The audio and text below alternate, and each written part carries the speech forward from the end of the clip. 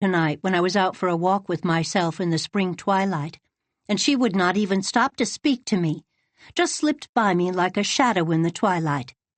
She looked at me for a second as she passed, and her eyes were pools of hatred. I think she grows more unhappy every year. In my walk, I went and said good night to the disappointed house. I am always so sorry for it. It is a house that has never lived, that has not fulfilled its destiny. Its blind windows seem peering wistfully from its face as if seeking vainly for what they cannot find. No home light has ever gleamed through them in summer dusk or winter darkness. And yet I feel somehow that the little house has kept its dream, and that sometime it will come true. I wish I owned it. I dandered around all my old haunts tonight: Lofty John's bush, Emily's bower, the old orchard, the pond graveyard, the Today road. I love that little road. It's like a personal friend to me. I think dandering is a lovely word of its kind, not in itself exactly, like some words, but because it is so perfectly expressive of its own meaning. Even if you'd never heard it before, you'd know exactly what it meant. Dandering could mean only dandering. The discovery of beautiful and interesting words always gives me joy. When I find a new charming word, I exult as a jewel seeker and am unhappy until I've set it in a sentence. May 29th. Tonight Aunt Ruth came home with a portentous face. "Emily, what does this story mean that is all over Shrewsbury? That you were standing on Queen Street last night with a man's arms around you, kissing him?" I knew in a minute what had happened. I wanted to stamp. I wanted to laugh. I wanted to tear my hair. The whole thing was so absurd and ludicrous, but I had to keep a grave face and explain to Aunt Ruth. This is the dark, unholy tale. Ilse and I were dandering along Queen Street last night at dusk. Just by the old Taylor house we met a man. I do not know the man. Not likely I shall ever know him. I do not know if he was tall or short, old or young, handsome or ugly, black or white, Jew or Gentile, bond or free. But I do know he hadn't shaved that day. He was walking at a brisk pace. Then something happened which passed in the wink of an eye, but takes several seconds to describe. I stepped aside to let him pass. He stepped in the same direction. I darted the other way, so did he. Then I thought I saw a chance of getting past, and I made a wild dash. He made a dash, with the result that I ran full tilt against him. He had thrown out his arms when he realized a collision was unavoidable. I went right between them, and in the shock of the encounter, they involuntarily closed around me for a moment, while my nose came into violent contact with his chin. I beg your pardon," the poor creature gasped, dropped me as if I were a hot coal, and tore off around the corner. Ilse was in fits. She said she had never seen anything so funny in her life. It had all passed so quickly that to a bystander it looked exactly as if that man and I had stopped, gazed at each other for a moment, and then rushed madly into each other's arms. My nose ached for blocks. Ilse said she saw Miss Taylor peering from the window just as it happened. Of course that old gossip has spread the story with her own interpretation of it. I explained all this to Aunt Ruth, who remained incredulous and seemed to consider it a very limping tale indeed. "It's a very strange thing that on a sidewalk 12 feet wide you couldn't get past a man without embracing him," she said. "Come now, Aunt Ruth," I said. "I know you think me sly and deep and foolish and ungrateful, but you know I am half Murray, and do you think anyone with any Murray in her would embrace a gentleman friend on the public street?" "Oh, I did think you could hardly be so brazen," admitted Aunt Ruth. "But Miss Taylor said she saw it. Everyone has heard it. I do not like to have one of my family talked about like that. It would not have occurred if you had not been out with Ilse Burnley in defiance of my advice. Don't let anything like this happen again. Things like that don't happen, I said. They are foreordained. June 3rd. The land of uprightness is a thing of beauty. I can go to the fern pool to write again. Aunt Ruth is very suspicious of this performance. She has never forgotten that I met Perry there one evening. The pool is very lovely now, under its new young ferns. I look into it and imagine it is the legendary pool in which one could see the future. I picture myself tiptoeing to it at midnight by full moon, casting something precious into it, then looking timidly at what I saw. What would it show me? The alpine path gloriously climbed? Or failure? No, never failure. June 9th. Last week Aunt Ruth had a birthday, and I gave her a centerpiece which I had embroidered. She thanked me rather stiffly and didn't seem to care anything about it.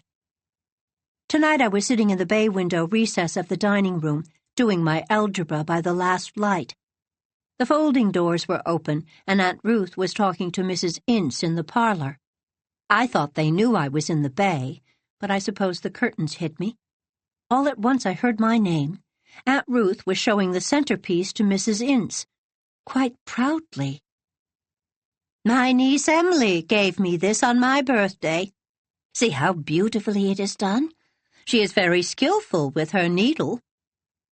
Could this be Aunt Ruth?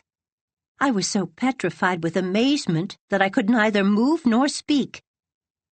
She is clever with more than her needle, said Mrs. Ince.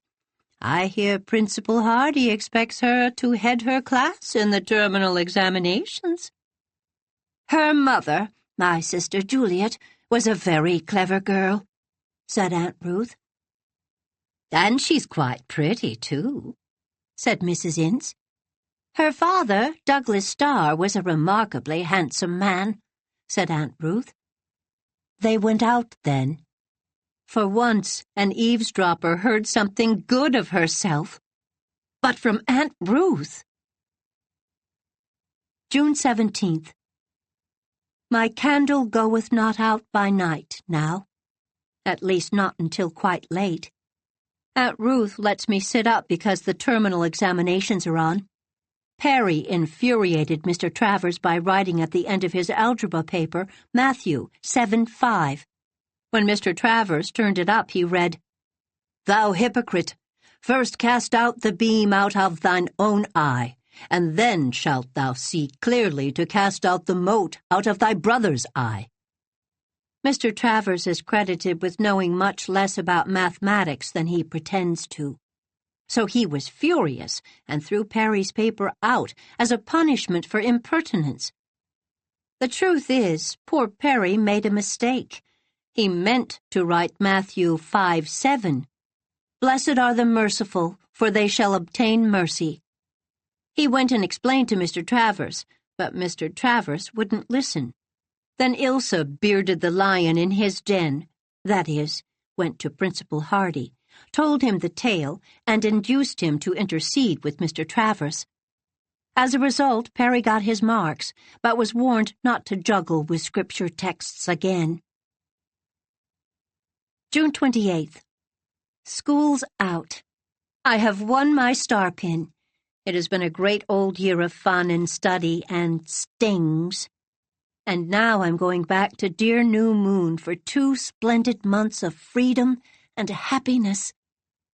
I'm going to write a garden book in vacation. The idea has been sizzling in my brain for some time, and since I can't write stories, I shall try my hand at a series of essays on Cousin Jimmy's garden, with a poem for a tale piece to each essay. It will be good practice, and will please Cousin Jimmy. Chapter 12. At the Sign of the Haystack. Why do you want to do a thing like that? Said Aunt Ruth, sniffing, of course. A sniff may always be taken for granted with each of Aunt Ruth's remarks, even when the present biographer omits mention of it. "To poke some dollars into my slim purse," said Emily. Holidays were over. The garden book had been written and read in installments to Cousin Jimmy in the dusks of July and August, to his great delight. And now it was September, with its return to school and studies, the land of uprightness, and Aunt Ruth. Emily, with skirts a fraction longer and her hair clubbed up so high in the Cadogan braid of those days that it really was almost up, was back in Shrewsbury for her junior year, and she had just told Aunt Ruth what she meant to do on her Shrewsbury Saturdays for the autumn.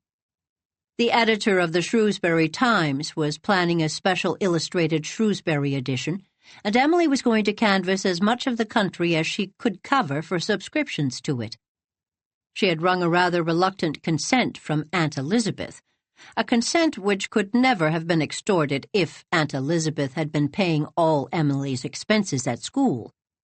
But there was Wallace paying for her books and tuition fees, and occasionally hinting to Elizabeth that he was a very fine, generous fellow to do so. Elizabeth, in her secret heart, was not over-fond of her brother Wallace, and resented his splendid airs over the little help he was extending to Emily. So, when Emily pointed out that she could easily earn, during the fall, at least half enough to pay for her books for the whole year, Elizabeth yielded. Wallace would have been offended if she, Elizabeth, had insisted on paying Emily's expenses when he took a notion to do it, but he could not reasonably resent Emily earning part for herself. He was always preaching that girls should be self-reliant and able to earn their own way in life. Aunt Ruth could not refuse when Elizabeth had assented, but she did not approve.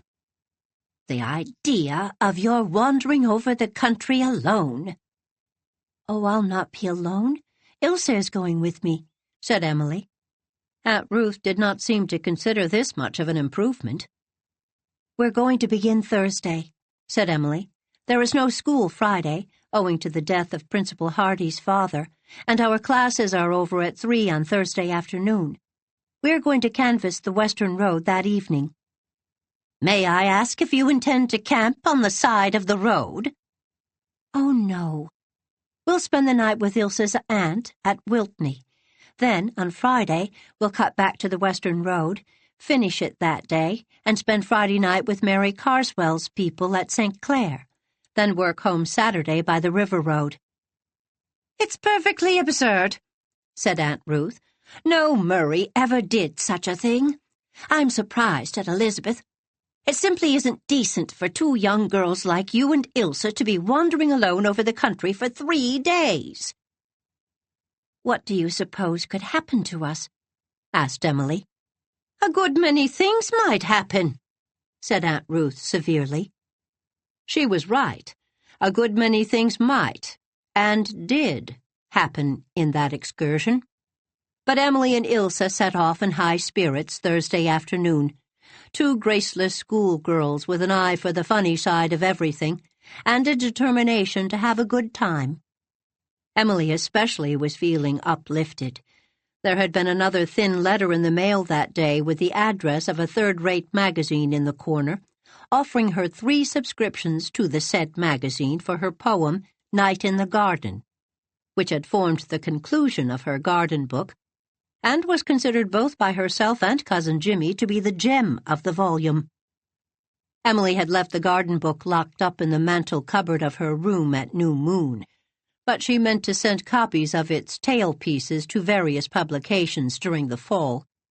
It augured well that the first one sent had been accepted so promptly. "Well, we're off," she said, "over the hills and far away. What an alluring old phrase.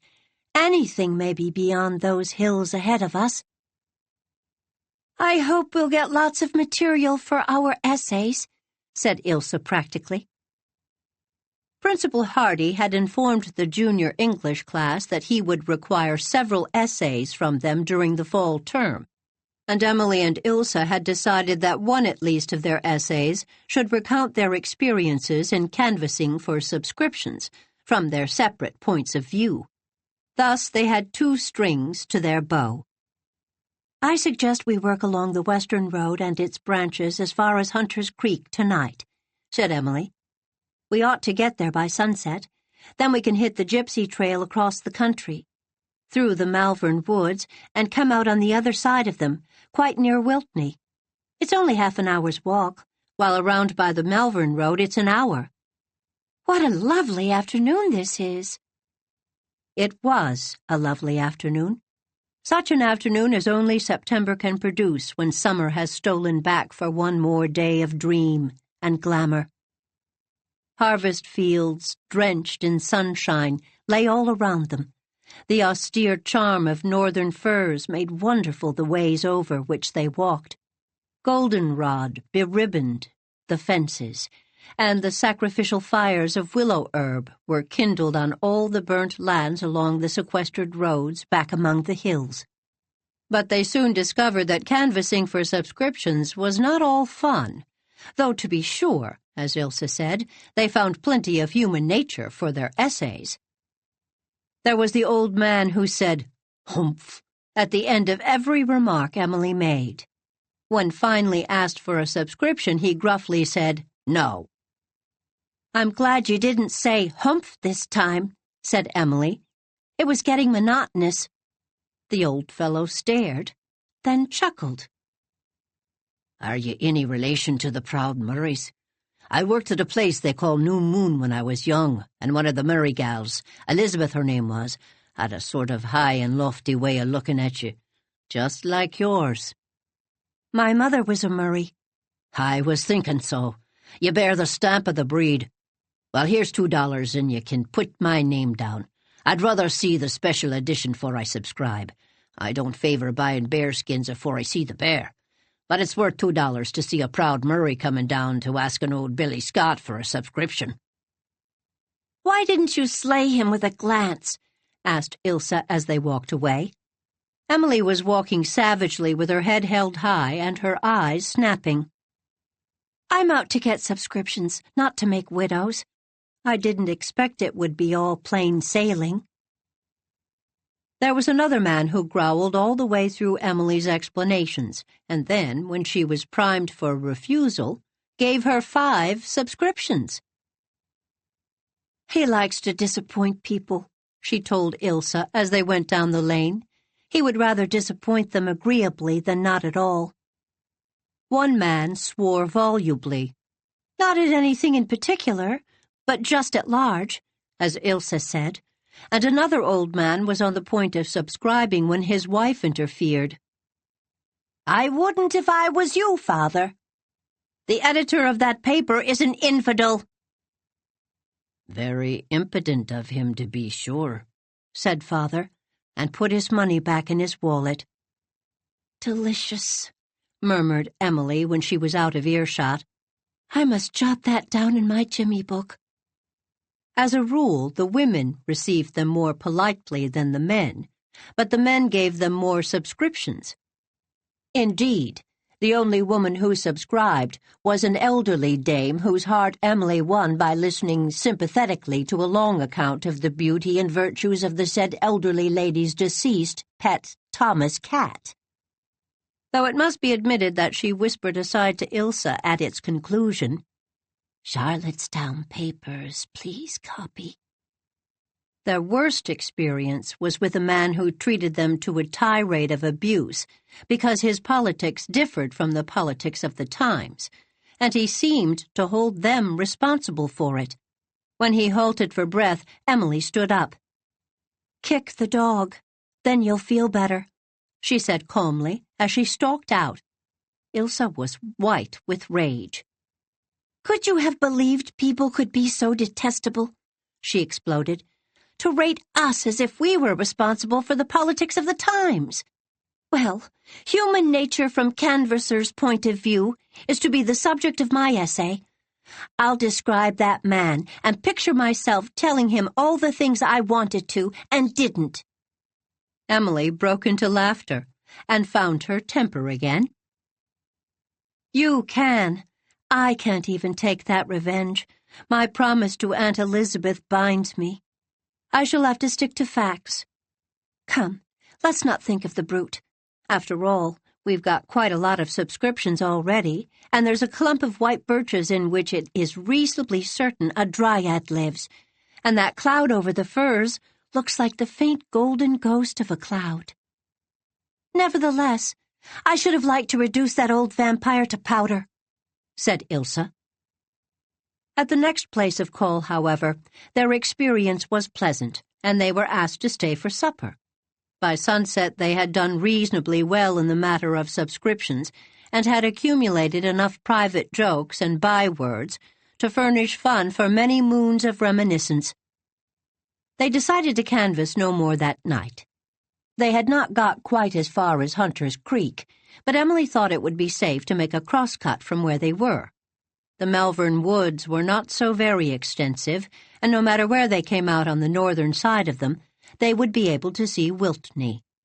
They climbed a fence, went up across a hill pasture field feathered with asters, and were swallowed up by the Malvern woods, crossed and recrossed by dozens of trails. The world disappeared behind them, and they were alone in a realm of wild beauty. Emily thought the walk through the woods all too short, though tired Ilse, whose foot had turned on a pebble earlier in the day, found it unpleasantly long. Emily liked everything about it. She liked to see that shining gold head of Ilse's slipping through the gray-green trunks under the long swaying boughs. She liked the faint, dreamlike notes of sleepy birds. She liked the little wandering, whispering, tricksy wind of dusk among the tree crests. She liked the incredibly delicate fragrance of wood flowers and growths. She liked the little ferns that brushed Ilse's silken ankles. She liked that slender, white, tantalizing thing which gleamed out for a moment adown the dim vista of a winding path. Was it a birch or a wood nymph? No matter. It had given her that stab of poignant rapture she called the flash, her priceless thing whose flitting, uncalculated moments were worth cycles of mere existence. Emily wandered on, thinking all of the loveliness of the road and nothing of the road itself, absently following limping Ilse, until at last the trees suddenly fell away before them, and they found themselves in the open, with a wild sort of little pasture before them, and beyond, in the clear afterlight, a long sloping valley, rather bare and desolate, where the farmsteads had no great appearance of thrift or comfort. "Why, where are we?" said Ilse blankly. "I don't see anything like Wiltney." Emily came abruptly out of her dreams and tried to get her bearings. The only landmark visible was a tall spire on a hill 10 miles away. "Why, there's the spire of the Catholic Church at Indian Head," she said flatly. "And that must be Hardscrabble Road down there. We must have taken a wrong turning somewhere, Ilse. We've come out on the east side of the woods instead of the north." "Then we're 5 miles from Wiltney," said Ilse despairingly. "I can never walk that far. And we can't go back through those woods. It will be pitch dark in a quarter of an hour. What on earth can we do?" "Admit we're lost and make a beautiful thing of it," said Emily coolly. "Oh, we're lost all right, to all intents and purposes," moaned Ilse, climbing feebly up on the tumble-down fence and sitting there. "But I don't see how we're going to make it beautiful. We can't stay here all night. The only thing to do is to go down and see if they'll put us up at any of those houses. I don't like the idea. If that's Hardscrabble Road, the people are all poor and dirty. I've heard Aunt Nett tell weird tales of Hardscrabble Road." "Why can't we stay here all night?" said Emily. Ilse looked at Emily to see if she meant it, saw that she did. "Where can we sleep? Hang ourselves over this fence?" "Over on that haystack," said Emily. "It's only half finished, hardscrabble fashion. The top is flat. There's a ladder leaning against it. The hay is dry and clean. The night is summer warm. There are no mosquitoes this time of year. We can put our raincoats over us to keep off the dew. Why not?" Ilse looked at the haystack in the corner of the little pasture and began to laugh, assentingly. "What will Aunt Ruth say?" Aunt Ruth need never know it. I'll be sly for once with a vengeance. Besides, I've always longed to sleep out in the open. It's been one of the secret wishes I believed were forever unattainable, hedged about as I am with ants. And now it has tumbled into my lap like a gift thrown down by the gods. It's really such good luck as to be uncanny. "Suppose it rains," said Ilse, who, nevertheless, found the idea very alluring. "It won't rain. There isn't a cloud in sight, except those great fluffy rose and white ones piling up over Indian Head. They're the kind of clouds that always make me feel that I'd love to soar up on wings as eagles and swoop right down into the middle of them." It was easy to ascend the little haystack. They sank down on its top with sighs of content, realizing that they were tireder than they had thought. The stack was built of the wild, fragrant grasses of the little pasture, and yielded an indescribably alluring aroma, such as no cultivated clover can give. They could see nothing but a great sky of faint rose above them, pricked with early stars, and the dim fringe of tree-tops around the field. Bats and swallows swooped darkly above them against the paling western gold. Delicate fragrances exhaled from the mosses and ferns just over the fence under the trees.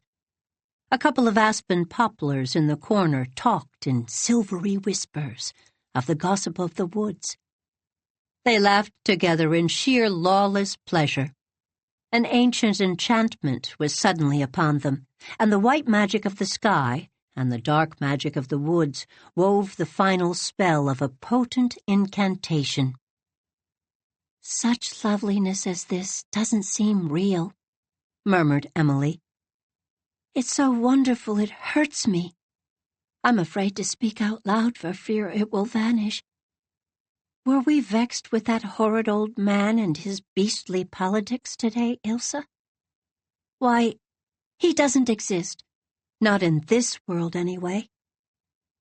I hear the wind woman running with soft, soft footsteps over the hill. I shall always think of the wind as a personality. She is a shrew when she blows from the north, a lonely seeker when she blows from the east, a laughing girl when she comes from the west, and tonight from the south, a little gray fairy." "How do you think of such things?" asked Ilse. This was a question which, for some mysterious reason, always annoyed Emily. "I don't think of them. They come," she answered rather shortly. Ilse resented the tone. "For heaven's sake, Emily, don't be such a crank," she exclaimed. For a second, the wonderful world in which Emily was at the moment living trembled and wavered like a disturbed reflection in water. Then, "Don't let's quarrel here," she implored. "One of us might push the other off the haystack." Ilse burst out laughing. Nobody can really laugh and keep angry. So their night under the stars was not spoiled by a fight. They talked for a while in whispers of schoolgirl secrets and dreams and fears. They even talked of getting married sometime in the future.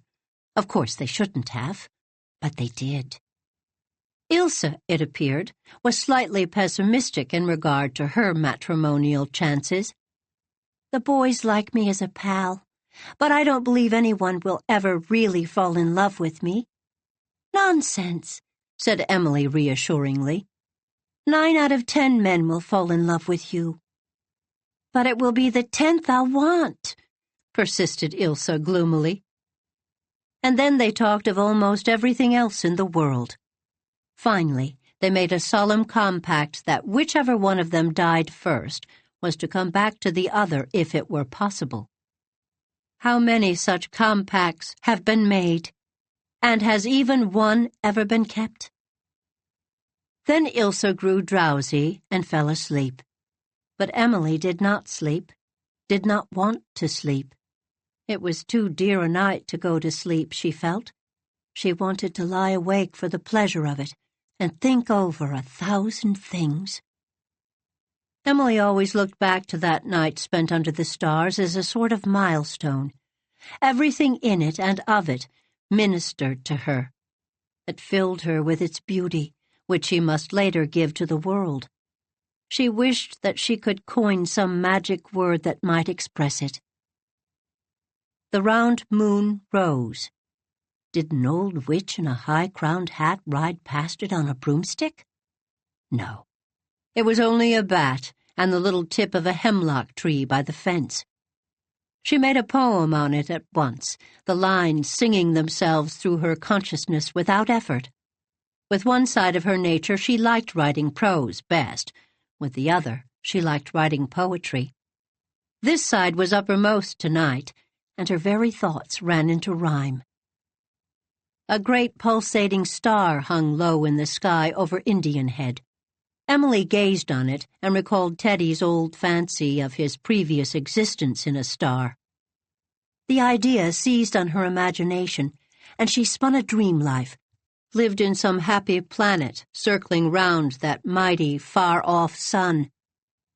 Then came the northern lights, drifts of pale fire over the sky, spears of light, as of Empyrean armies, pale, elusive hosts retreating and advancing. Emily lay and watched them in rapture. Her soul was washed pure in that great bath of splendor. She was a high priestess of loveliness, assisting at the divine rites of her worship. And she knew her goddess smiled. She was glad Ilse was asleep. Any human companionship, even the dearest and most perfect, would have been alien to her then. She was sufficient unto herself, needing not love nor comradeship, nor any human emotion to round out her felicity. Such moments come rarely in any life, but when they do come, they are inexpressibly wonderful, as if the finite were for a second infinity, as if humanity were for a space uplifted into divinity, as if all ugliness had vanished, leaving only flawless beauty. Oh, beauty! Emily shivered with the pure ecstasy of it. She loved it. It filled her being tonight as never before. She was afraid to move or breathe, lest she break the current of beauty that was flowing through her. Life seemed like a wonderful instrument on which to play supernal harmonies. Oh, God, make me worthy of it. Oh, make me worthy of it, she prayed. Could she ever be worthy of such a message? Could she dare try to carry some of the loveliness of that dialogue divine back to the everyday world of sordid marketplace and clamorous street? She must give it. She could not keep it to herself. Would the world listen, understand, feel? Only if she were faithful to the trust and gave out that which was committed to her, careless of blame or praise. High priestess of beauty, yes, she would serve at no other shrine. She fell asleep in this rapt mood, dreamed that she was Sappho springing from the Leucadian rock, woke to find herself at the bottom of the haystack with Ilse's startled face peering down at her. Fortunately, so much of the stack had slipped down with her that she was able to say cautiously, "I think I'm all in one piece still." Chapter 13. Haven. When you have fallen asleep listening to the hymns of the gods, it is something of an anticlimax to be wakened by an ignominious tumble from a haystack. But at least it had aroused them in time to see the sunrise over Indian Head, which was worth the sacrifice of several hours of inglorious ease. Besides, I might never have known what an exquisite thing a spider's web beaded with dew is, said Emily. Look at it, swung between those two tall plummy grasses. Write a poem on it, jeered Ilse, whose alarm made her fleetingly cross. "How's your foot?" "Oh, it's all right, but my hair is sopping wet with dew." "So is mine. We'll carry our hats for a while, and the sun will soon dry us. It's just as well to get an early start. We can get back to civilization by the time it's safe for us to be seen. Only we'll have to breakfast on the crackers in my bag. It won't do for us to be looking for breakfast, with no rational account to give of where we spent the night. Ilse, swear you'll never mention this escapade to a living soul. It's been beautiful, but it will remain beautiful just as long as only we two know of it. Remember the result of your telling about our moonlit bath." "People have such beastly minds," grumbled Ilse, sliding down the stack.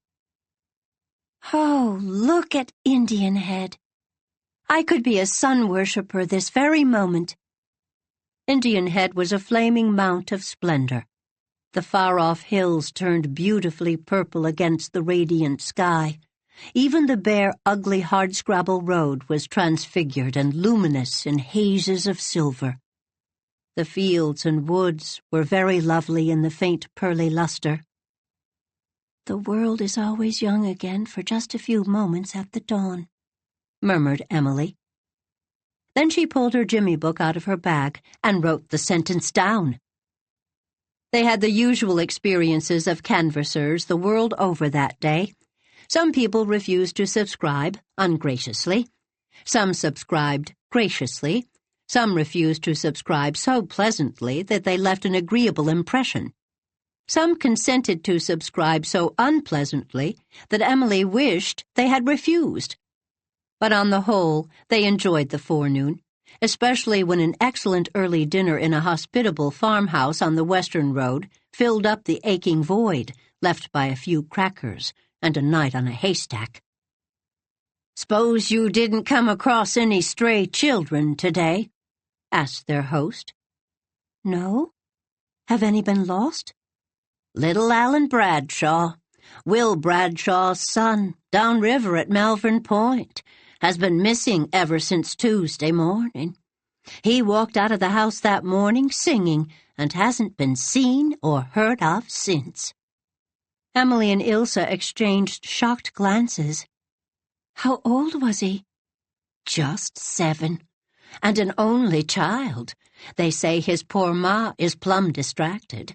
All the Malvern Point men have been searching for him for 2 days, and not a trace of him can they discover." "What can have happened to him?" said Emily, pale with horror. "It's a mystery. Some think he fell off the wharf at the point. It was only about a quarter of a mile from the house, and he used to like sitting there and watching the boats. But nobody saw anything of him round the wharf or the bridge that morning.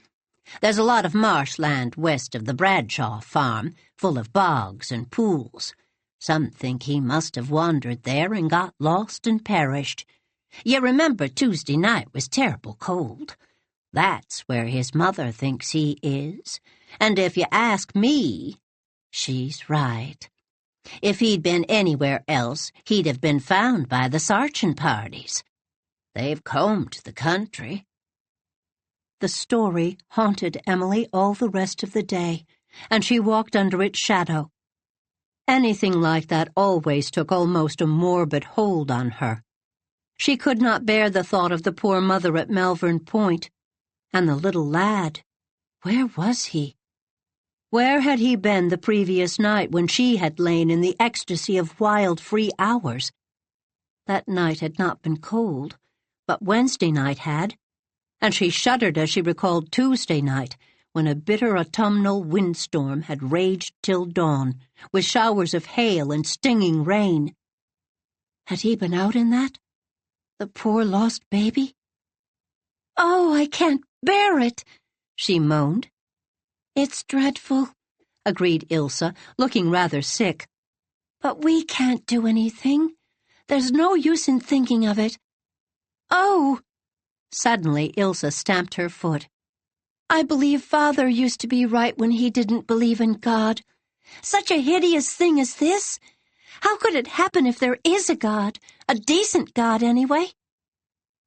God hadn't anything to do with this, said Emily. You know the power that made last night couldn't have brought about this monstrous thing. Well, he didn't prevent it, retorted Ilse, who was suffering so keenly that she wanted to arraign the universe at the bar of her pain. Little Alan Bradshaw may be found yet. He must be, exclaimed Emily. He won't be found alive, stormed Ilse. No, don't talk to me about God, and don't talk to me of this. I've got to forget it. I'll go crazy if I don't. Ilse put the matter out of her mind with another stamp of her foot, and Emily tried to. She could not quite succeed, but she forced herself to concentrate superficially on the business of the day, though she knew the horror lurked in the back of her consciousness. Only once did she really forget it, when they came around a point on the Melbourne River Road and saw a little house built in the cup of a tiny bay, with a steep grassy hill rising behind it. Scattered over the hill were solitary, beautifully shaped young fir trees, like little green, elongated pyramids. No other house was in sight. All about it was a lovely autumnal solitude of gray, swift-running, windy river and red, spruce-fringed points. That house belongs to me, said Emily. Ilse stared. To you? Yes. Of course I don't own it. But haven't you sometimes seen houses that you knew belonged to you, no matter who owned them? No, Ilse hadn't. She hadn't the least idea what Emily meant. I know who owns that house, she said. It's Mr. Scobie of Kingsport. He built it for a summer cottage. I heard Aunt Nett talking of it the last time I was in Wiltney. It was finished a few weeks ago.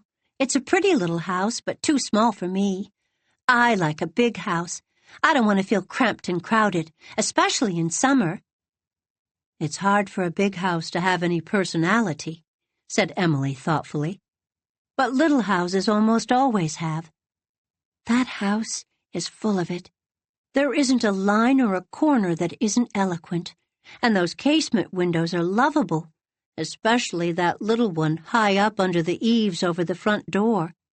It's absolutely smiling at me. Look at it glowing like a jewel in the sunshine out of the dark shingle setting. The little house is greeting us. You dear, friendly thing. I love you. I understand you. As old Kelly would say, may never a tear be shed under your roof. The people who are going to live in you must be nice people, or they would never have thought you. If I lived in you, beloved, I'd always stand at that western window at evening to wave to someone coming home. That is just exactly what that window was built for, a frame for love and welcome. When you get through with talking to your house, we'd better hurry on, warned Ilse. There's a storm coming up. See those clouds? And those seagulls. Gulls never come up this far except before a storm. It's going to rain any minute. We'll not sleep on a haystack tonight, friend Emily. Emily loitered past the little house and looked at it lovingly as long as she could. It was such a dear little place, with its dubbed-off gables and rich brown shingle tints, and its general intimate air of sharing mutual jokes and secrets. She turned around half a dozen times to look upon it as they climbed the steep hill, and when at last it dipped below sight, she sighed. I hate to leave it. I have the oddest feeling, Ilse, that it's calling to me, that I ought to go back to it. Don't be silly, said Ilse impatiently. There, it's sprinkling now. If you hadn't poked so long looking at your blessed little hut, we'd have been out on the main road now and near shelter. Wow, but it's cold. It's going to be a dreadful night, said Emily in a low voice. Oh, Ilse, where is that poor little lost boy tonight? I wish I knew if they had found him. Don't, said Ilse savagely. Don't say another word about him. It's awful. It's hideous. What can we do?" "Nothing. That's the dreadful thing about it. It seems wicked to go on about our own business, asking for subscriptions when that child is not found." By this time they had reached the main road. The rest of the afternoon was not pleasant. Stinging showers came at intervals. Between them the world was raw and damp and cold, with a moaning wind that came in ominous sighing gusts under a leaden sky. At every house where they called, they were reminded of the lost baby, for there were only women to give or refuse subscriptions. The men were all away searching for him. "Though it isn't any use now," said one woman gloomily. "Except that they may find his little body. He can't have lived this long. I just can't eat or cook for thinking of his poor mother. They say she's nigh crazy. I don't wonder." "They say old Margaret McIntyre is taking it quite calmly," said an older woman who was piecing a log cabin quilt by the window. "I'd have thought she'd be wild, too. She seemed real fond of little Alan. Oh, Margaret McIntyre has never got worked up about anything for the past 5 years, ever since her own son, Neil, was frozen to death in the Klondike. Seems as if her feelings were frozen then, too.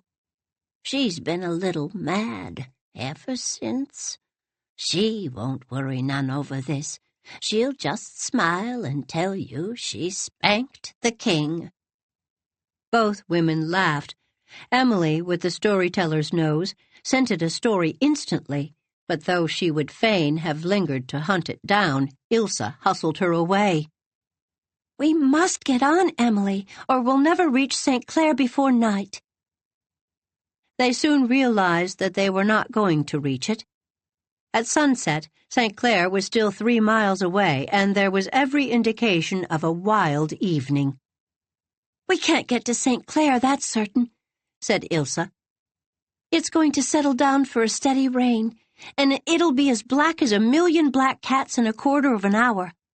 We'd better go to that house over there and ask if we can stay all night. It looks snug and respectable, though it certainly is the jumping-off place."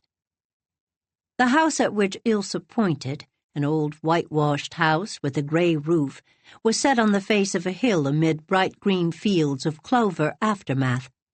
A wet red road wound up the hill to it.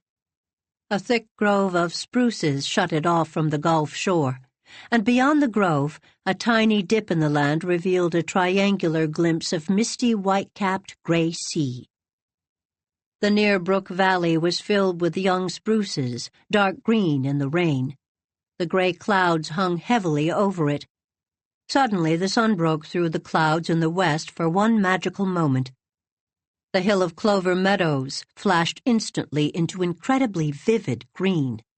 The triangle of sea shimmered into violet. The old house gleamed like white marble against the emerald of its hilly background, and the inky black sky over and around it. "Oh," gasped Emily. "I never saw anything so wonderful." She groped wildly in her bag and clutched her jimmy book. The post of a field gate served as a desk. Emily licked a stubborn pencil and wrote feverishly. Ilse squatted on a stone in a fence corner and waited with ostentatious patience. She knew that when a certain look appeared on Emily's face, she was not to be dragged away until she was ready to go. The sun had vanished, and the rain was beginning to fall again when Emily put her jimmy book back into her bag, with a sigh of satisfaction. "I had to get it, Ilse." "Couldn't you have waited till you got to dry land and wrote it down from memory?" grumbled Ilse, uncoiling herself from her stone. "No. I'd have missed some of the flavor then. I've got it all now, and in just exactly the right words. Come on, I'll race you to the house." "Oh, smell that wind. There's nothing in all the world like a salt sea wind, a savage salt sea wind. After all, there's something delightful in a storm. There's always something, deep down in me, that seems to rise and leap out to meet a storm, wrestle with it. I feel that way sometimes, but not tonight, said Ilse. I'm tired, and that poor baby. Oh! Emily's triumph and exultation went from her in a cry of pain. Oh, Ilse, I'd forgotten for a moment. How could I? Where can he be? Dead, said Ilse harshly. It's better to think so than to think of him alive still, out tonight. Come, we've got to get in somewhere. The storm is on for good now, no more showers. An angular woman, panoplied in a white apron so stiffly starched that it could easily have stood alone, opened the door of the house on the hill and bade them enter. Oh, yes, you can stay here, I reckon, she said, not inhospitably, if you'll excuse things being a bit upset. They're in sad trouble here. Oh, I'm sorry, stammered Emily. We won't intrude. We'll go somewhere else. Oh, we don't mind you, if you don't mind us. There's a spare room. You're welcome. You can't go on in a storm like this. There isn't another house for some ways. I advise you to stop here. I'll get you a bit of supper. I don't live here. I'm just a neighbor come to help 'em out a bit. Hollinger's my name, Mrs. Julia Hollinger. Mrs. Bradshaw ain't good for anything. You've heard of her little boy, maybe? Is this where...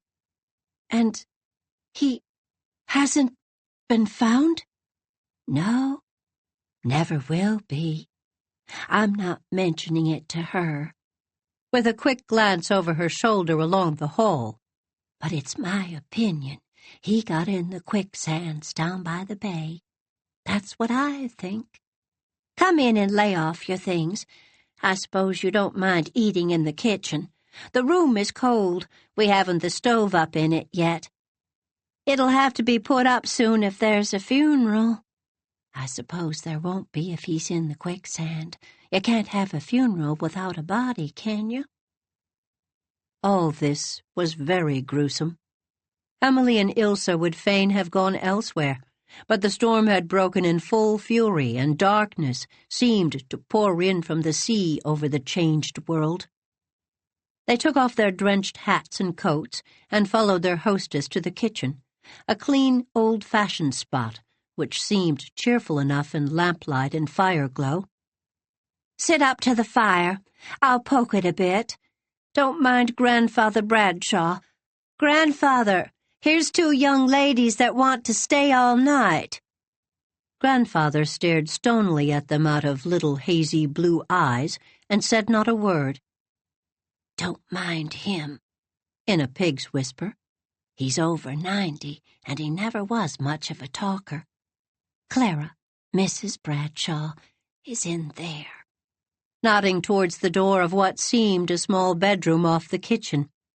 Her brother's with her, Dr. McIntyre from Charlottetown. We sent for him yesterday. He's the only one that can do anything with her.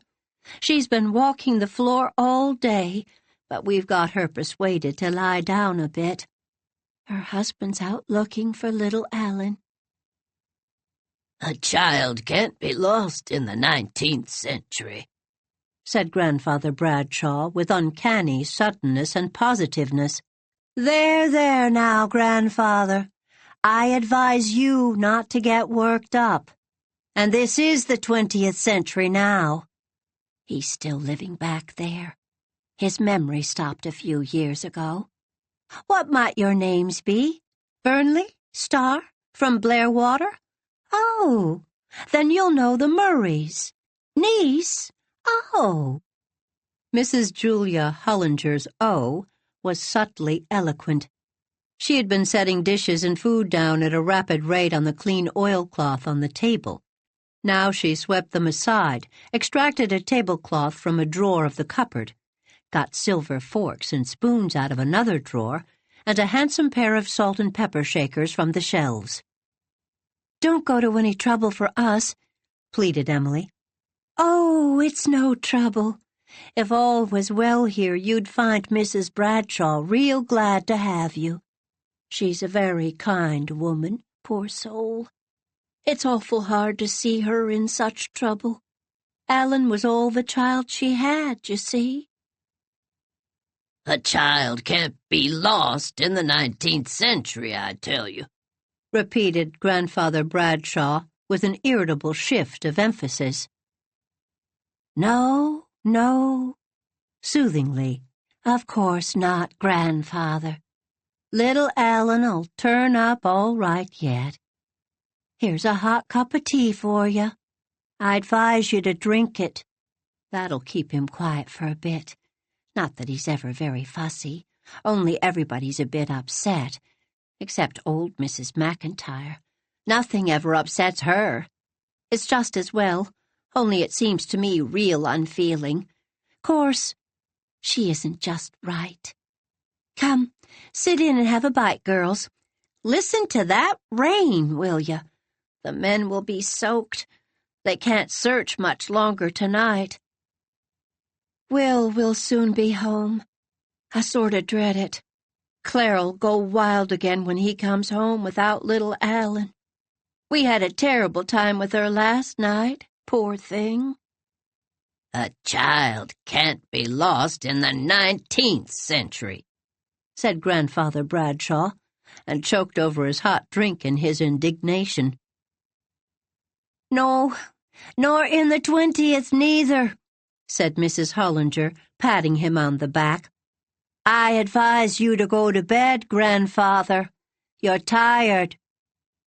"I am not tired, and I will go to bed when I choose, Julia Hollinger." "Oh, very well, Grandfather. I advise you not to get worked up. I think I'll take a cup of tea into Clara. Perhaps she'll take it now. She hasn't eaten or drunk since Tuesday night. How can a woman stand that, I put it to you?"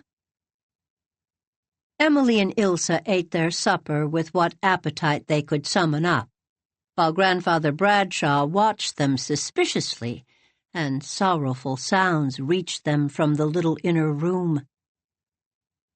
"It is wet and cold tonight. Where is he, my little son?" moaned a woman's voice, with an undertone of agony that made Emily writhe as if she felt it herself. "They'll find him soon, Clara," said Mrs. Hollinger in a sprightly tone of artificial comfort. "Just you be patient. Take a sleep, I advise you. They're bound to find him soon." "They'll never find him." The voice was almost a scream now. "He is dead. He is dead. He died that bitter cold Tuesday night so long ago. Oh, God, have mercy. He was such a little fellow, and I've told him so often not to speak until he was spoken to. He'll never speak to me again. I wouldn't let him have a light after he went to bed. And he died in the dark, alone and cold. I wouldn't let him have a dog. He wanted one so much. But he wants nothing now, only a grave and a shroud." "I can't endure this," muttered Emily. "I can't, Ilse. I feel as if I'd go mad with horror. I'd rather be out in the storm." Lank Mrs. Hollinger, looking at once sympathetic and important, came out of the bedroom and shut the door. "Awful, isn't it? She'll go on like that all night. Would you like to go to bed? It's quite early, but maybe you're tired and'd rather be where you can't hear her. Poor soul. She wouldn't take the tea. She's scared the doctor put a sleeping pill in it. She doesn't want to sleep till he's found, dead or alive. If he's in the quicksands, of course, he never will be found." "Julia Hollinger, you are a fool and the daughter of a fool, but surely even you must see that a child can't be lost in the 19th century," said Grandfather Bradshaw.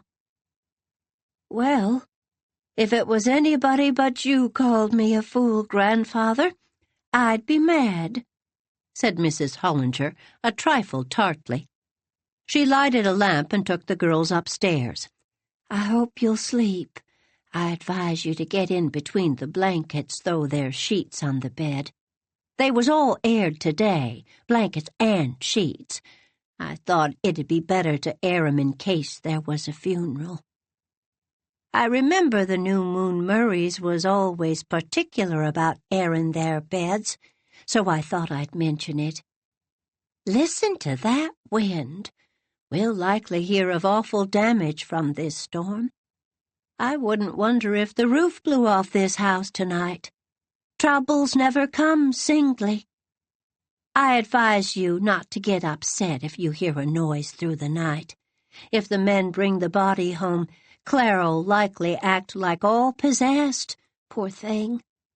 Maybe you'd better turn the key in the lock. Old Mrs. McIntyre wanders round a bit sometimes. She's quite harmless and mostly sane enough, but it gives folks a start." The girls felt relieved as the door closed behind Mrs. Hollinger. She was a good soul, doing her neighborly duty as she conceived it, faithfully, but she was not exactly cheerful company. They found themselves in a tiny, meticulously neat spare room under the sloping eaves. Most of the space in it was occupied by a big, comfortable bed that looked as if it were meant to be slept in, and not merely to decorate the room. A little four-paned window, with a spotless white muslin frill, shut them in from the cold, stormy night that was on the sea. "Oh!" shivered Ilse, and got into the bed as speedily as possible. Emily followed her more slowly, forgetting about the key. Ilse, tired out, fell asleep almost immediately, but Emily could not sleep. She lay and suffered, straining her ears for the sound of footsteps. The rain dashed against the window, not in drops, but sheets. The wind snarled and shrieked. Down below the hill, she heard the white waves ravening along the dark shore. Could it be only 24 hours since that moonlit, summery glamour of the haystack and the ferny pasture? Why, that must have been in another world. Where was that poor lost child? In one of the pauses of the storm, she fancied she heard a little whimper overhead in the dark, as if some lonely little soul, lately freed from the body, were trying to find its way to kin. She could discover no way of escape from her pain. Her gates of dream were shut against her. She could not detach her mind from her feelings and dramatize them. Her nerves grew strained and tense. Painfully, she sent her thoughts out into the storm, seeking, striving to pierce the mystery of the child's whereabouts. He must be found. She clenched her hands. He must. That poor mother. Oh, God, let him be found, safe. Let him be found, safe. Emily prayed desperately and insistently over and over again, all the more desperately and insistently because it seemed a prayer so impossible of fulfillment. But she reiterated it to bar out of her mind terrible pictures of swamp and quicksand and river, until at last she was so weary that mental torture could no longer keep her awake, and she fell into a troubled slumber, while the storm roared on, and the baffled searchers finally gave up their vain quest. Chapter 14. The Woman Who Spanked the King.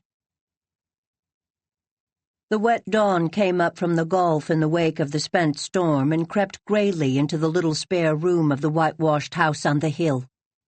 Emily woke with a start from a troubled dream of seeking and finding the lost boy. But where she had found him she could not now remember. Ilse was still asleep at the back of the bed, her pale gold curls lying in a silken heap on the pillow. Emily, her thoughts still tangled in the cobweb meshes of her dream, looked around the room and thought she must be dreaming still. By the tiny table, covered with its white lace-trimmed cloth, a woman was sitting, a tall, stout old woman wearing over her thick gray hair a spotless white widow's cap, such as the old Highland Scotswomen still wore in the early years of the century. She had on a dress of plum-colored drugget, with a large, snowy apron, and she wore it with the air of a queen. A neat blue shawl was folded over her breast. Her face was curiously white and deeply wrinkled, but Emily, with her gift for seeing essentials, saw instantly the strength and vivacity which still characterized every feature. She saw, too, that the beautiful clear blue eyes looked as if their owner had been dreadfully hurt sometime. This must be the old Mrs. McIntyre of whom Mrs. Hollinger had spoken. And if so, then old Mrs. McIntyre was a very dignified personage indeed. Mrs. McIntyre sat with her hands folded on her lap, looking steadily at Emily with a gaze in which there was something hard to define, something just a little strange. Emily recalled the fact that Mrs. McIntyre was supposed to be not quite right. She wondered a little uneasily what she should do. Ought she to speak? Mrs. McIntyre saved her the trouble of deciding. "You will be having Highlandmen for your forefathers," she said in an unexpectedly rich, powerful voice, full of the delightful Highland accent. "Yes," said Emily. "And you will be Presbyterian?" "Yes." "They will be the only decent things to be," remarked Mrs. McIntyre in a tone of satisfaction. "And will you please be telling me what your name is? Emily Starr. That will be a very pretty name. I will be telling you mine. It is Mistress Margaret McIntyre. I am no common person. I am the woman who spanked the king." Again Emily, now thoroughly awake, thrilled with the storyteller's instinct. But Ilse, awakening at the moment, gave a low exclamation of surprise. Mistress McIntyre lifted her head with a quite regal gesture.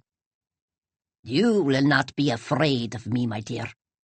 I will not be hurting you, although I will be the woman who spanked the king. That is what the people say of me. Oh, yes. As I walk into the church, she is the woman who spanked the king." "I suppose," said Emily hesitatingly, "that we'd better be getting up." "You will not be rising until I have told you my tale," said Mistress McIntyre firmly. "I will be knowing as soon as I saw you that you will be the one to hear it. You will not be having very much colour, and I will not be saying that you are very pretty. Oh, no. But you will be having the little hands and the little ears. They will be the ears of the fairies, I am thinking. The girl with you there, she is a very nice girl, and will make a very fine wife for a handsome man. She is clever, oh yes. But you have the way, and it is to you I will be telling my story." "Let her tell it," whispered Ilse.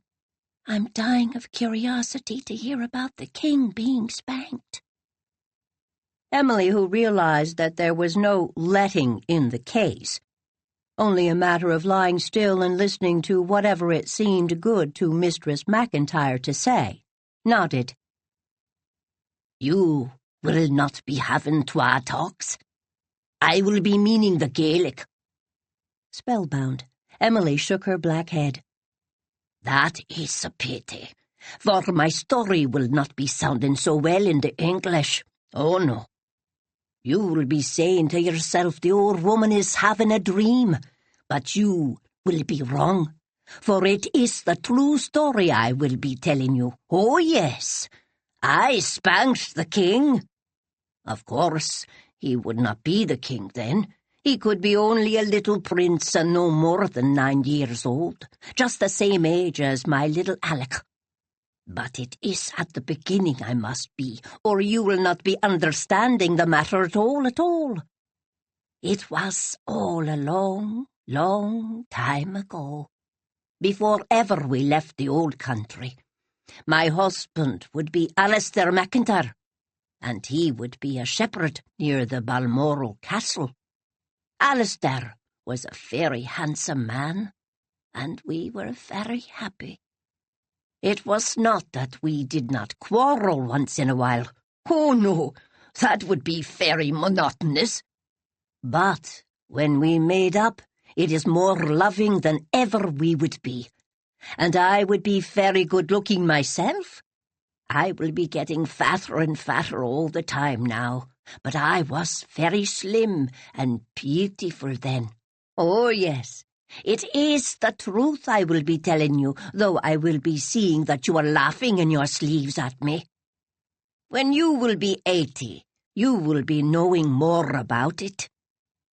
You will be remembering maybe that Queen Victoria and Prince Albert would be coming up to Balmoral every summer and bringing their children with them, and they would not be bringing any more servants than they could help, for they would not be wanting fuss and pother, but just a quiet, nice time, like common folks.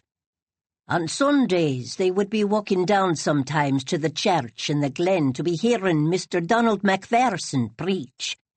Mr. Donald Macpherson was very gifted in prayer, and he would not be liking it when people would come in when he was praying.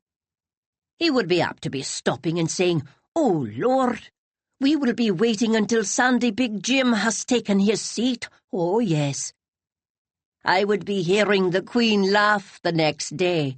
At Sandy Big Jim, you will be knowing, not at the minister. When they will be needing some more help at the castle, they just sent for me and Janet's Jardine. Janet's husband was a gillie on the estate.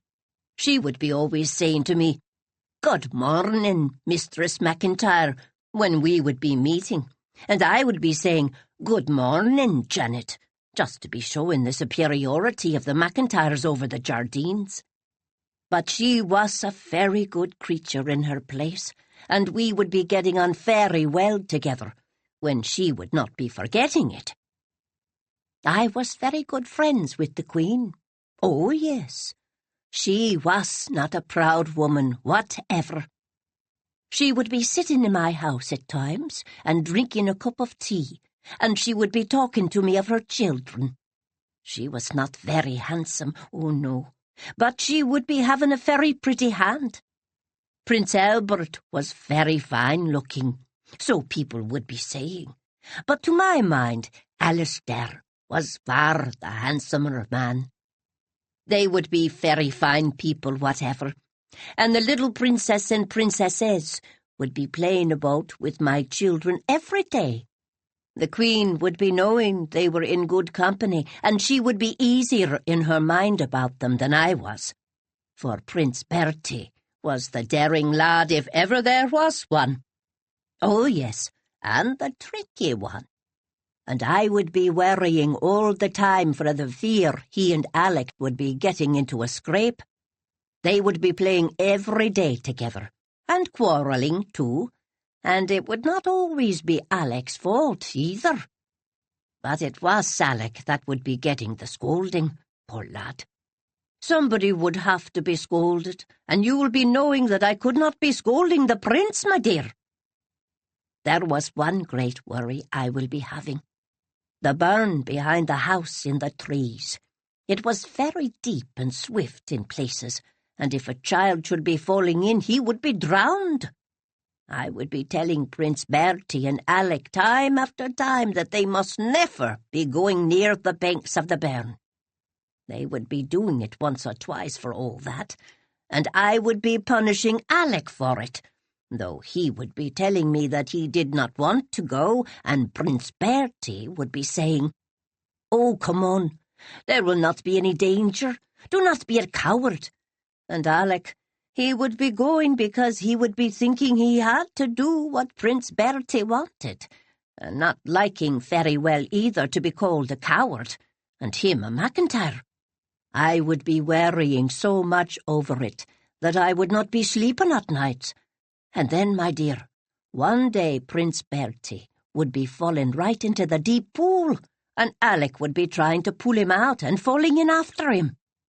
And they would have been drowned together if I had not been hearing the skirls of them when I would be coming home from the castle after taking some buttermilk up for the Queen. Oh, yes, it is quick. I will be taking in what had happened and running to the barn, and it will not be long before I was fishing them out, very frightened and dripping. I will be knowing something had to be done, and I was tired of blaming poor Alec. And besides, it will be truth, my dear, that I was very, very mad, and I was not thinking of princes and kings, but just of two very bad little boys. Oh, it is the quick temper I will be always having. Oh, yes.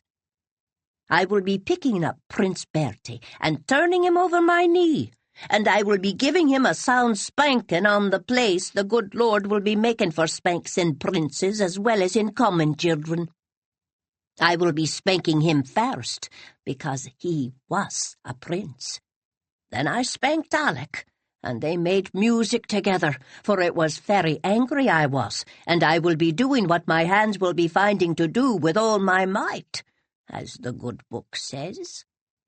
Then when Prince Bertie had gone home, very mad, I will be cooling off and feeling a bit frightened, for I will not be knowing just how the Queen will be taking it, and I will not be liking the thought of Janet Jardine triumphing over me.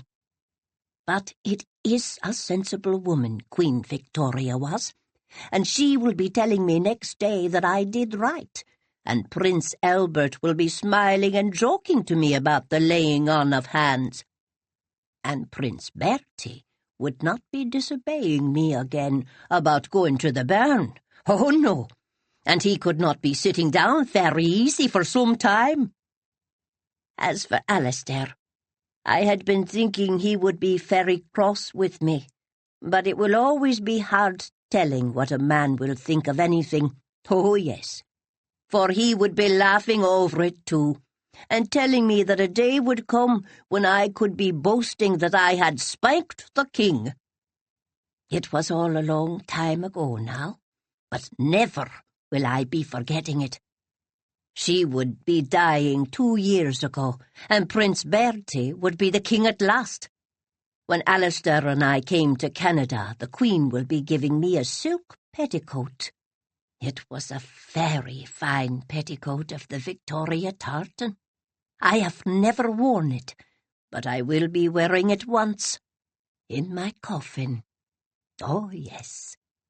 I will be keeping it in the chest in my room, and they will be knowing what it is for. I will be wishing Janet Jardine could have known that I was to be buried in a petticoat of the Victorian tartan, but she has been dead for a long while. She was a very good sort of creature, although she was not a McIntyre. Mistress McIntyre folded her hands and held her peace. Having told her story, she was content. Emily had listened avidly. Now she said, "Mrs. McIntyre, will you let me write that story down and publish it?" Mistress McIntyre leaned forward. Her white shriveled face warmed a little. Her deep-set eyes shone. "Will you be meaning that it will be printed in a paper?" "Yes." Mistress McIntyre rearranged her shawl over her breast with hands that trembled a little. "It is strange how our wishes will be coming true at times. It is a pity that the foolish people who will be saying there is no God could not be hearing of this. You will be writing it out, and you will be putting it into proud words." "No, no," said Emily quickly. "I will not do that. I may have to make a few changes and write a framework, but most of it I shall write exactly as you told it. I could not better it by a syllable." Mistress McIntyre looked doubtful for a moment, then gratified. "It is only a poor, ignorant body I am, and I will not be choosing my words very well, but maybe you will be knowing best. You have listened to me very nicely, and it is sorry I am to have kept you so long with my old tales. I will be going now and letting you get up." "Have they found the lost child?" asked Ilse eagerly. Mistress McIntyre shook her head composedly. "Oh, no. It is not finding him in a hurry they will be. I will be hearing Clara skirling in the night. She is the daughter of my son Angus. He will be marrying a Wilson, and the Wilsons will always be making a stramash over everything. The poor thing will be worrying that she was not good enough to the little lad. But it would always be spoiling him she was, and him that full of mischief. I will not be of much use to her. I have not the second sight. You will be having a bit of that yourself, I am thinking. Oh, yes." "No, no," said Emily hurriedly.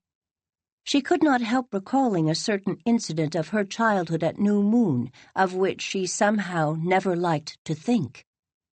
Old Mistress McIntyre nodded sagely and smoothed her white apron.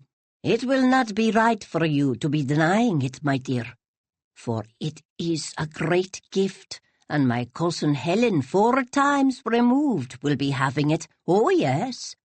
But they will not be finding little Alan. Oh, no. Clara will be loving him too much.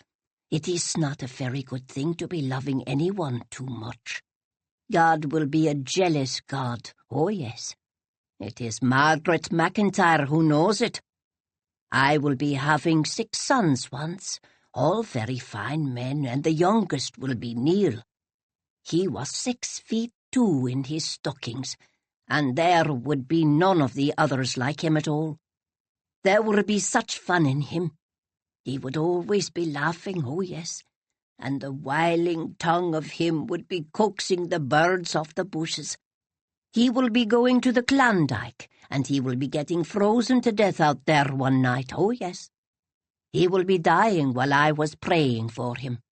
I have not been praying since. Clara will be feeling like that now. She will be saying God does not hear. It is a very strange thing to be a woman, my dears, and to be loving so much for nothing. Little Alan was a very pretty baby. He will be having a fat little brown face and very big blue eyes, and it is a pity he will not be turning up, though they will not be finding my Neil in time. Oh, no. I will be leaving Clara alone and not vexing her with comforting. I was always the great hand to leave people alone. Without it would be when I spanked the king. It is Julia Hollinger who will be darkening counsel by words without knowledge. It is the foolish woman she is. She would be leaving her husband because he will not be giving up a dog he liked. I am thinking he was wise and sticking to the dog. But I will always be getting on well with Julia because I will have learned to suffer fools gladly. She will enjoy giving advice so much, and it will not be hurting me whatever because I will never be taking it. I will be saying goodbye to you now, my dears. And it is very glad I am to have seen you, and I will be wishing that trouble may never sit on your hearthstones. And I will not be forgetting either that you listen to me very polite. Oh, yes. I will not be of much importance to anybody, no. But once I spanked the king. Chapter 15. The Thing That Couldn't. When the door had closed behind Mistress McIntyre, the girls got up and dressed rather laggingly. Emily thought of the day before her with some distaste. The fine flavor of adventure and romance with which they had started out had vanished, and canvassing a country road for subscriptions had suddenly become irksome. Physically, they were both tireder than they thought. "It seems like an age since we left Shrewsbury," grumbled Ilse as she pulled on her stockings. Emily had an even stronger feeling of a long passage of time. Her wakeful, enraptured night under the moon had seemed in itself like a year of some strange soul growth. And this past night had been wakeful also, in a very different way, and she had roused from her brief sleep at its close with an odd, rather unpleasant sensation of some confused and troubled journey. A sensation which old Mistress McIntyre's story had banished for a time, but which now returned as she brushed her hair. "I feel as if I've been wandering, somewhere, for hours," she said, "and I dreamed I found little Alan, but I don't know where. It was horrible to wake up feeling that I had known just immediately before I woke, and had forgotten." "I slept like a log," said Ilse, yawning. "I didn't even dream. Emily, I want to get away from this house and this place as soon as I can. I feel as if I were in a nightmare, as if something horrible were pressing me down and I couldn't escape from it. It would be different if I could do anything, help in any way. But since I can't, I just want to escape from it. I forgot it for a few minutes while the old lady was telling her story, heartless old thing. She wasn't worrying one bit about poor little lost Alan." "I think she stopped worrying long ago," said Emily dreamily.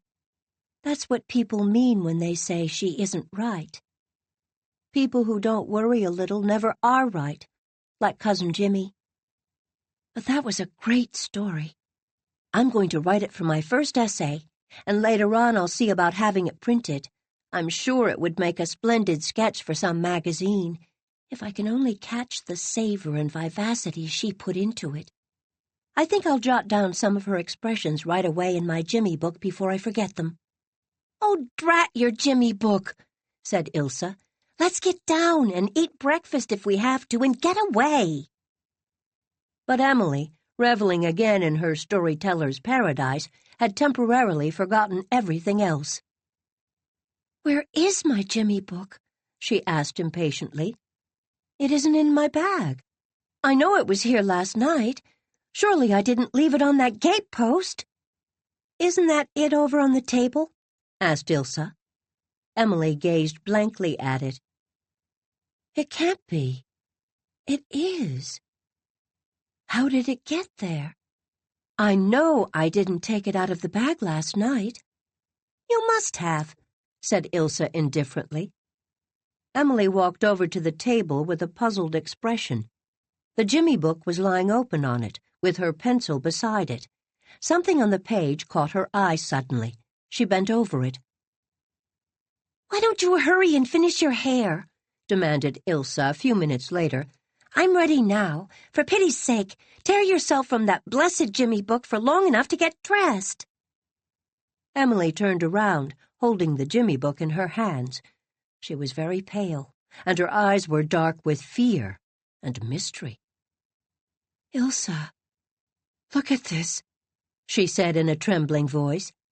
Ilse went over and looked at the page of the Jimmy book which Emily held out to her. On it was a pencil sketch, exceedingly well done, of the little house on the river shore to which Emily had been so attracted on the preceding day. A black cross was marked on a small window over the front door, and opposite it, on the margin of the Jimmy book, beside another cross, was written, "Alan Bradshaw is here."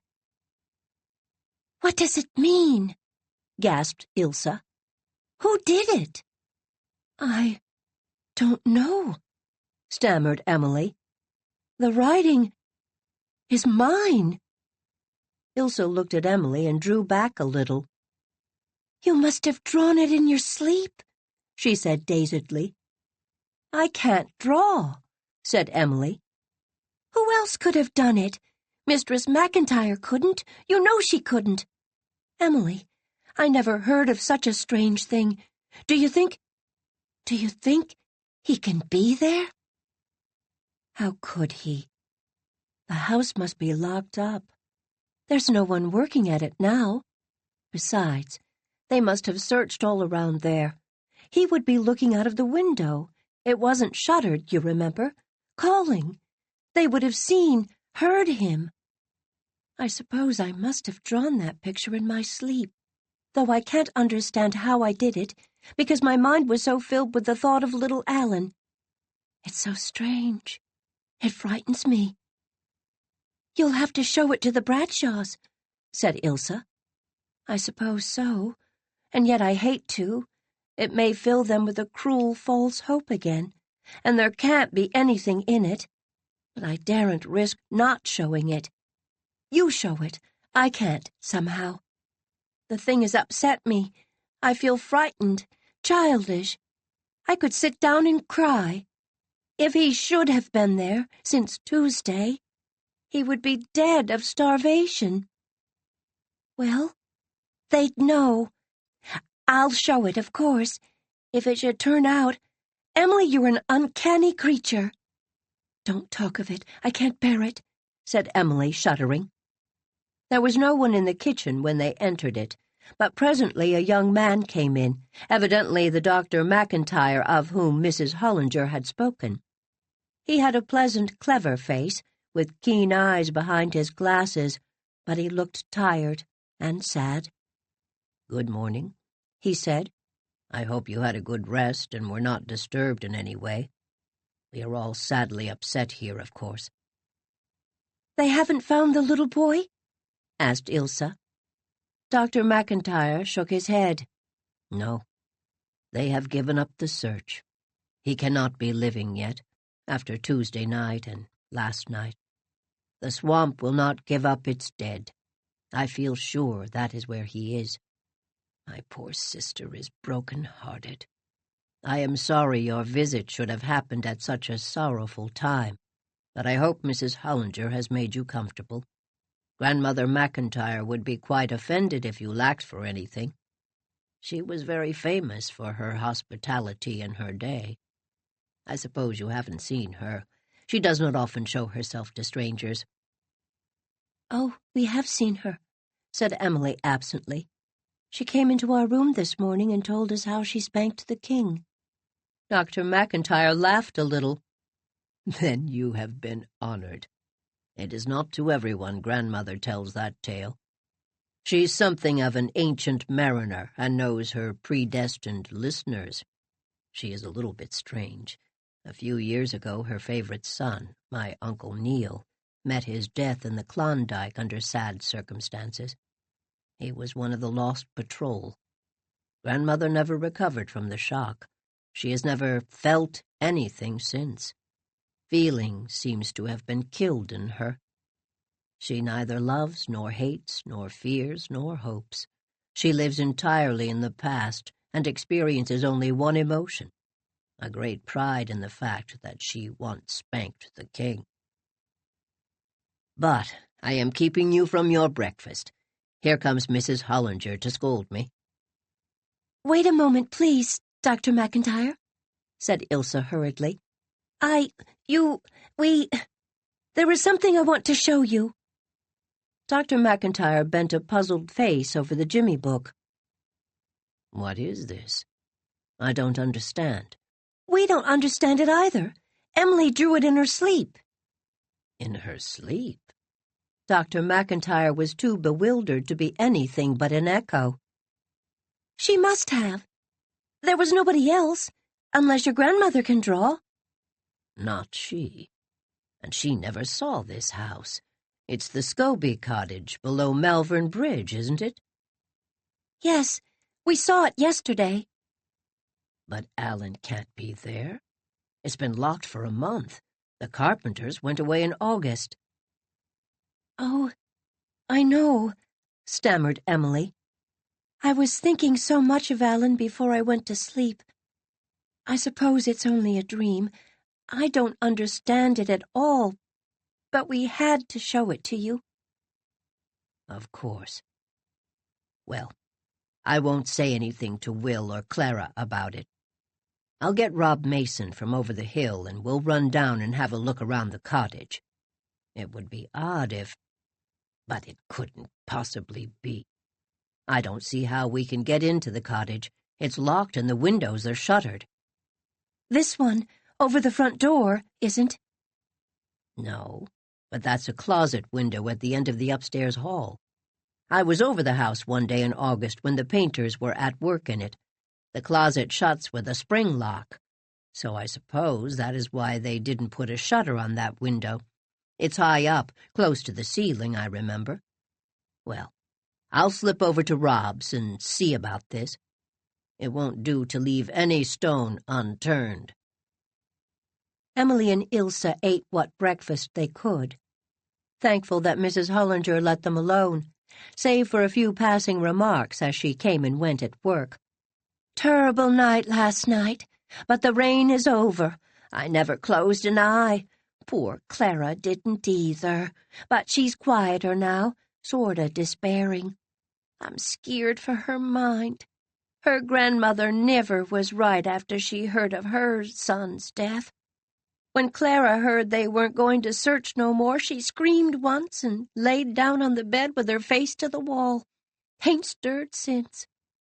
Well, the world has to go on for other folks. Help yourselves to the toast. I'd advise you not to be in too much of a hurry starting out till the wind dries the mud a bit." "I'm not going to go until we find out if—" whispered Ilse inconclusively. Emily nodded.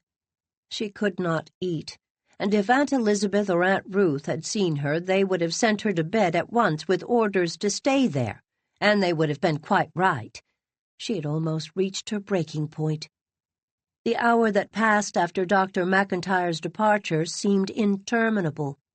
Suddenly they heard Mrs. Hollinger, who was washing milk pails at the bench outside the kitchen door, give a sharp exclamation. A minute later she rushed into the kitchen, followed by Dr. McIntyre, breathless from his mad run from Melbourne Bridge. "Clara must be told first," he said. "It is her right." He disappeared into the inner room. Mrs. Hollinger dropped into a chair, laughing and crying. "They found him! They found little Alan on the floor of the hall closet in the Scobie cottage." "Is he living?" gasped Emily. "Yes, but no more. He couldn't even speak. But he'll come round with care, the doctor says. They carried him to the nearest house. That's all the doctor had time to tell me."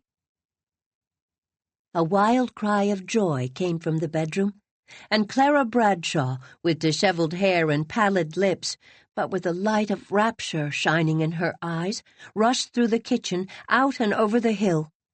Mrs. Hollinger caught up a coat and ran after her. Dr. McIntyre sank into a chair. "I couldn't stop her. And I'm not fit for another run yet. But joy doesn't kill.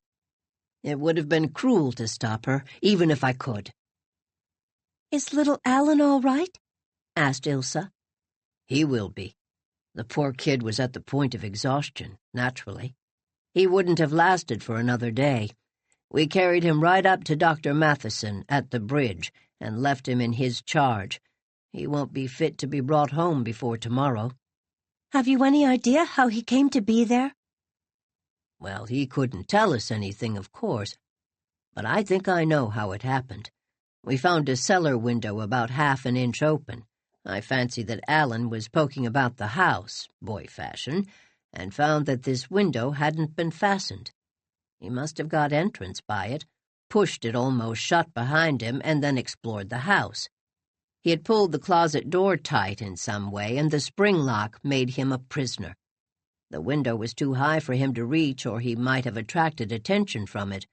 The white plaster of the closet wall is all marked and scarred with his vain attempts to get up to the window. Of course he must have shouted, but nobody has ever been near enough the house to hear him. You know, it stands in that bare little cove with nothing near it where a child could be hidden. So I suppose the searchers did not pay much attention to it. They didn't search the riverbanks until yesterday, anyhow, because it was never thought he would have gone away down there alone, and by yesterday he was past calling for help." "I'm so happy since he's found," said Ilse, winking back tears of relief. Grandfather Bradshaw suddenly poked his head out of the sitting-room doorway. I told ye a child couldn't be lost in the 19th century, he chuckled. He was lost, though, said Dr. McIntyre, and he wouldn't have been found, in time, if it were not for this young lady. It's a very extraordinary thing. Emily is psychic, said Ilse, quoting Mr. Carpenter. Psychic? Huh. Well, it's curious. Very. I don't pretend to understand it. Grandmother would say it was second sight, of course. Naturally, she's a firm believer in that, like all the Highland folk. Oh, I'm sure I haven't second sight, protested Emily. I must just have dreamed it and got up in my sleep. But then I can't draw.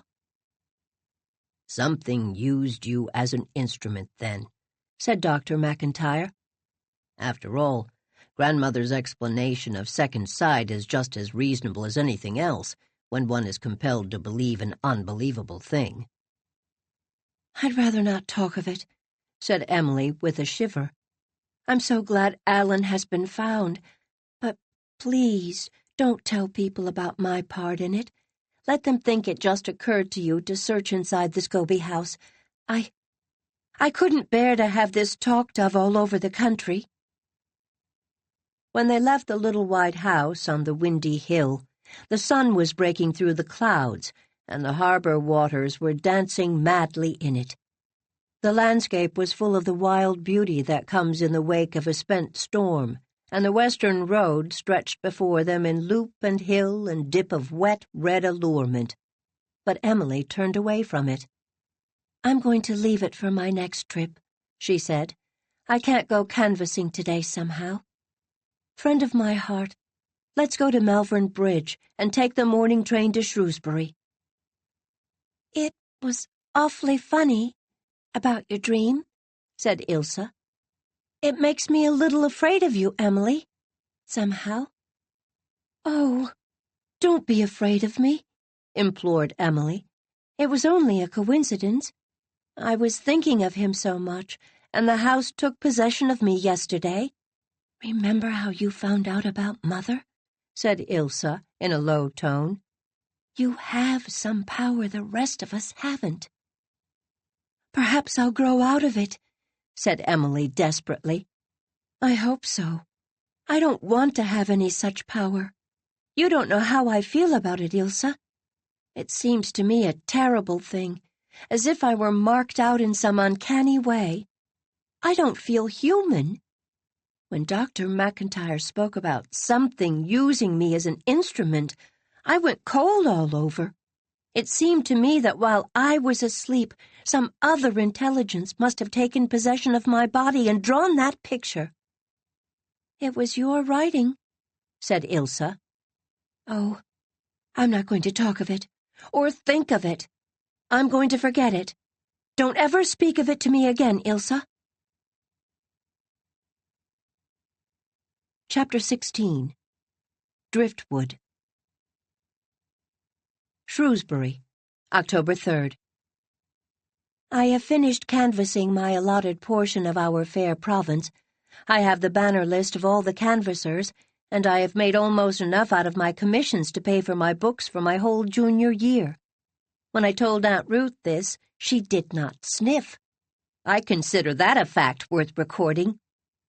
Today my story, The Sands of Time, came back from Merton's magazine, but the rejection slip was typewritten, not printed. Typewriting doesn't seem quite as insulting as print, some way. We have read your story with interest and regret to say that we cannot accept it for publication at the present time. If they meant that with interest, it is a little encouragement. But were they only trying to soften the blow? Ilse and I were notified recently that there were 9 vacancies in the Skull and Owl, and that we had been put on the list of those who might apply for membership. So we did. It is considered a great thing in school to be a Skull and Owl. The junior year is in full swing now, and I find the work very interesting. Mr. Hardy has several of our classes, and I like him as a teacher better than anyone since Mr. Carpenter. He was very much interested in my essay, The Woman Who Spanked the King. He gave it first place and commented on it specially in his class criticisms. Evelyn Blake is sure, naturally, that I copied it out of something, and feels certain she has read it somewhere before. Evelyn is wearing her hair in the new pompadour style this year, and I think it is very unbecoming to her. But then, of course, the only part of Evelyn's anatomy I like is her back. I understand that the Martin clan are furious with me. Sally Martin was married last week in the Anglican church here, and the Times editor asked me to report it. Of course I went, though I hate reporting weddings. There are so many things I'd like to say sometimes that can't be said. But Sally's wedding was pretty, and so was she, and I sent in quite a nice report of it, I thought, especially mentioning the bride's beautiful bouquet of roses and orchids, the first bridal bouquet of orchids ever seen in Shrewsbury. I wrote as plain as print, and there was no excuse whatever for that wretched typesetter on the Times turning orchids into sardines. Of course, anybody with any sense would have known that it was only a printer's error. But the Martin clan have taken into their heads the absurd notion that I wrote sardines on purpose for a silly joke, because, it seems, it has been reported to them that I said once I was tired of the conventional reports of weddings, and would like to write just one along different lines. I did say it, but my craving for originality would hardly lead me to report the bride as carrying a bouquet of sardines. Nevertheless, the Martins do think it, and Stella Martin didn't invite me to her thimble party, and Aunt Ruth says she doesn't wonder at it, and Aunt Elizabeth says I shouldn't have been so careless. Heaven grant me patience. October 5th. Mrs. Will Bradshaw came to see me this evening. Luckily, Aunt Ruth was out. I say luckily, for I don't want Aunt Ruth to find out about my dream and its part in finding little Alan Bradshaw. This may be sly, as Aunt Ruth would say, but the truth is that, sly or not, I could not bear to have Aunt Ruth sniffing and wondering and pawing over the incident. Mrs. Bradshaw came to thank me. It embarrassed me, because, after all, what had I to do with it? I don't want to think of or talk of it at all. Mrs. Bradshaw says little Alan is all right again now, though it was a week after they found him before he could sit up. She was very pale and earnest.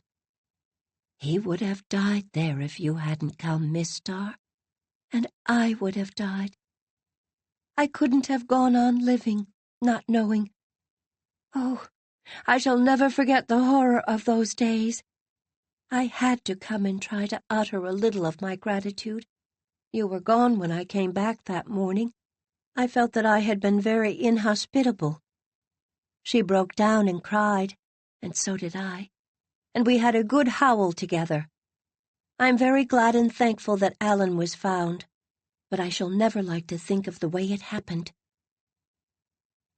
New Moon, October 7th. I had a lovely walk and prowl this evening in the pond graveyard. Not exactly a cheerful place for an evening's ramble, one might suppose, but I always like to wander over that little westward slope of graves in the gentle melancholy of a fine autumn evening. I like to read the names on the stones and note the ages and think of all the loves and hates and hopes and fears that lie buried there. It was beautiful and not sad, and all around were the red-ploughed fields and the frosted ferny woodsides and all the old familiar things I have loved, and love more and more, it seems to me, the older I grow. Every weekend I come home to New Moon, these things seem dearer to me, more a part of me. I love things just as much as people. I think Aunt Elizabeth is like this, too. That is why she will not have anything changed at New Moon. I am beginning to understand her better. I believe she likes me now, too. I was only a duty at first, but now I am something more. I stayed in the graveyard until a dull gold twilight came down and made a glimmering spectral place of it. Then Teddy came for me, and we walked together up the field and through the Tomorrow Road. It is really a Today Road now, for the trees along it are above our heads, but we still call it the Tomorrow Road, partly out of habit, and partly because we talk so much on it of our tomorrows and what we hope to do in them. Somehow, Teddy is the only person I like to talk to about my tomorrows and my ambitions. There is no one else. Perry scoffs at my literary aspirations. He says, when I say anything about writing books, "What is the good of that sort of thing?" And of course, if a person can't see the good for himself, you can't explain it to him. I can't even talk to Dean about them, not since he said so bitterly one evening, "I hate to hear of your tomorrows. They cannot be my tomorrows." I think in a way Dean doesn't like to think of my growing up. I think he has a little of the priest jealousy of sharing anything, especially friendship, with anyone else, or with the world. I feel thrown back on myself. Somehow, it has seemed to me lately that Dean isn't interested any longer in my writing ambitions. He even, it seems to me, ridicules them slightly. For instance, Mr. Carpenter was delighted with my Woman Who Spanked the King and told me it was excellent, but when Dean read it, he smiled and said, "It will do very well for a school essay, but—" And then he smiled again. It was not the smile I liked, either. It had too much priest in it, as Aunt Elizabeth would say. I felt, and feel, horribly cast down about it. It seemed to say, "You can scribble amusingly, my dear, and have a pretty knack of phrase-turning, but I should be doing you an unkindness if I let you think that such a knack meant a very great deal." If this is true, and it very likely is, for Dean is so clever and knows so much, then I can never accomplish anything worthwhile. I won't try to accomplish anything. I won't be just a pretty scribbler. But it's different with Teddy. Teddy was wildly elated tonight, and so was I when I heard his news. He showed 2 of his pictures at the Charlottetown exhibition in September, and Mr. Lewis, of Montreal, has offered him $50 apiece for them. That will pay his board in Shrewsbury for the winter and make it easier for Mrs. Kent, although she wasn't glad when he told her. She said, "Oh, yes, you think you are independent of me now," and cried. Teddy was hurt, because he had never thought of such a thing. Poor Mrs. Kent. She must be very lonely. There is some strange barrier between her and her kind. I haven't been to the tansy patch for a long, long time. Once in the summer I went with Aunt Laura, who had heard Mrs. Kent was ill. Mrs. Kent was able to be up, and she talked to Aunt Laura, but she never spoke to me, only looked at me now and then with a queer smoldering fire in her eyes. But when we rose to come away, she spoke once and said, "You are very tall. You will soon be a woman, and stealing some other woman's son from her." Aunt Laura said, as we walked home, that Mrs. Kent had always been strange, but was growing stranger. "Some people think her mind is affected," she said. "I don't think the trouble is in her mind. She has a sick soul," I said. "Emily, dear, that is a dreadful thing to say," said Aunt Laura. "I don't see why. If bodies and minds can be sick, can't souls be too? There are times when I feel as certain as if I had been told it that Mrs. Kent got some kind of terrible soul wound sometime, and it had never healed. I wish she didn't hate me. It hurts me to have Teddy's mother hate me. I don't know why this is. Dean is just as dear a friend as Teddy, yet I wouldn't care if all the rest of the Priest clan hated me. October 19th. Ilsa and the other 7 applicants were elected skulls and owls. I was black-beaned. We were notified to that effect Monday. Of course, I know it was Evelyn Blake who did it. There was nobody else who would do it. Ilsa was furious. She tore into pieces the notification of her election and sent the scraps back to the secretary with a scathing repudiation of the Skull and Owl and all its works. Evelyn met me in the cloakroom today and assured me that she had voted for both Ilse and me. "Has anyone been saying you did not?" I asked in my best Aunt Elizabethan manner. "Yes, Ilse has," said Evelyn peevishly. "She was very insolent to me about it." "Do you want to know who I think put the black bean in?" I looked Evelyn straight in the eyes. "No, it is not necessary. I know who put it in." And I turned and left her. Most of the Skulls and Owls are very angry about it, especially the Skulls. One or two Owls, I have heard, hoot that it is a good pill for the Murray pride. And, of course, several seniors and juniors who were not among the favored 9 are either gloatingly rejoiced or odiously sympathetic. Aunt Ruth heard of it today and wanted to know why I was black-beaned. New Moon, November 5th. Aunt Laura and I spent this afternoon, the one teaching, the other learning, a certain new moon tradition, to wit, how to put pickles into glass jars in patterns. We stowed away the whole big crockful of new pickles, and when Aunt Elizabeth came to look them over, she admitted she could not tell those which Aunt Laura had done from mine. This evening was very delightful. I had a good time with myself, out in the garden. It was lovely there tonight with the eerie loveliness of a fine November evening. At sunset there had been a wild little shower of snow, but it had cleared off, leaving the world just lightly covered, and the air clear and tingling. Almost all the flowers, including my wonderful asters, which were a vision all through the fall, were frozen black 2 weeks ago, but the beds still have white drifts of alyssum all around them. A big, smoky-red hunter's moon was just rising above the treetops. There was a yellow-red glow in the west behind the white hills on which a few dark trees grew. The snow had banished all the strange deep sadness of a dead landscape on a late fall evening, and the slopes and meadows of Old New Moon Farm were transformed into a wonderland in the faint, early moonlight. The old house had a coating of sparkling snow on its roof.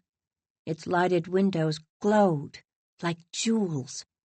It looked exactly like a picture on a Christmas card. There was just a suggestion of gray-blue chimney smoke over the kitchen. A nice reek of burning autumn leaves came from Cousin Jimmy's smoldering bonfires in the lane. My cats were there, too, stealthy, goblin-eyed, harmonizing with the hour and the place. The twilight, appropriately called the cat's light, is the only time when a cat really reveals himself. Saucy Sal was thin and gleaming, like the silvery ghost of a pussy. Daff was like a dark gray skulking tiger. He certainly gives the world assurance of a cat. He doesn't condescend to everyone, and he never talks too much. They pounced at my feet and tore off and frisked back and rolled each other over, and were all so a part of the night and the haunted place that they didn't disturb my thoughts at all.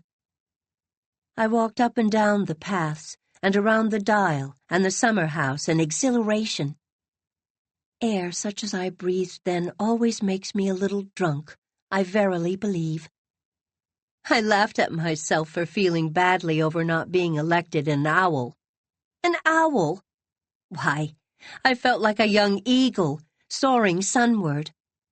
All the world was before me to see and learn, and I exulted in it. The future was mine, and the past, too.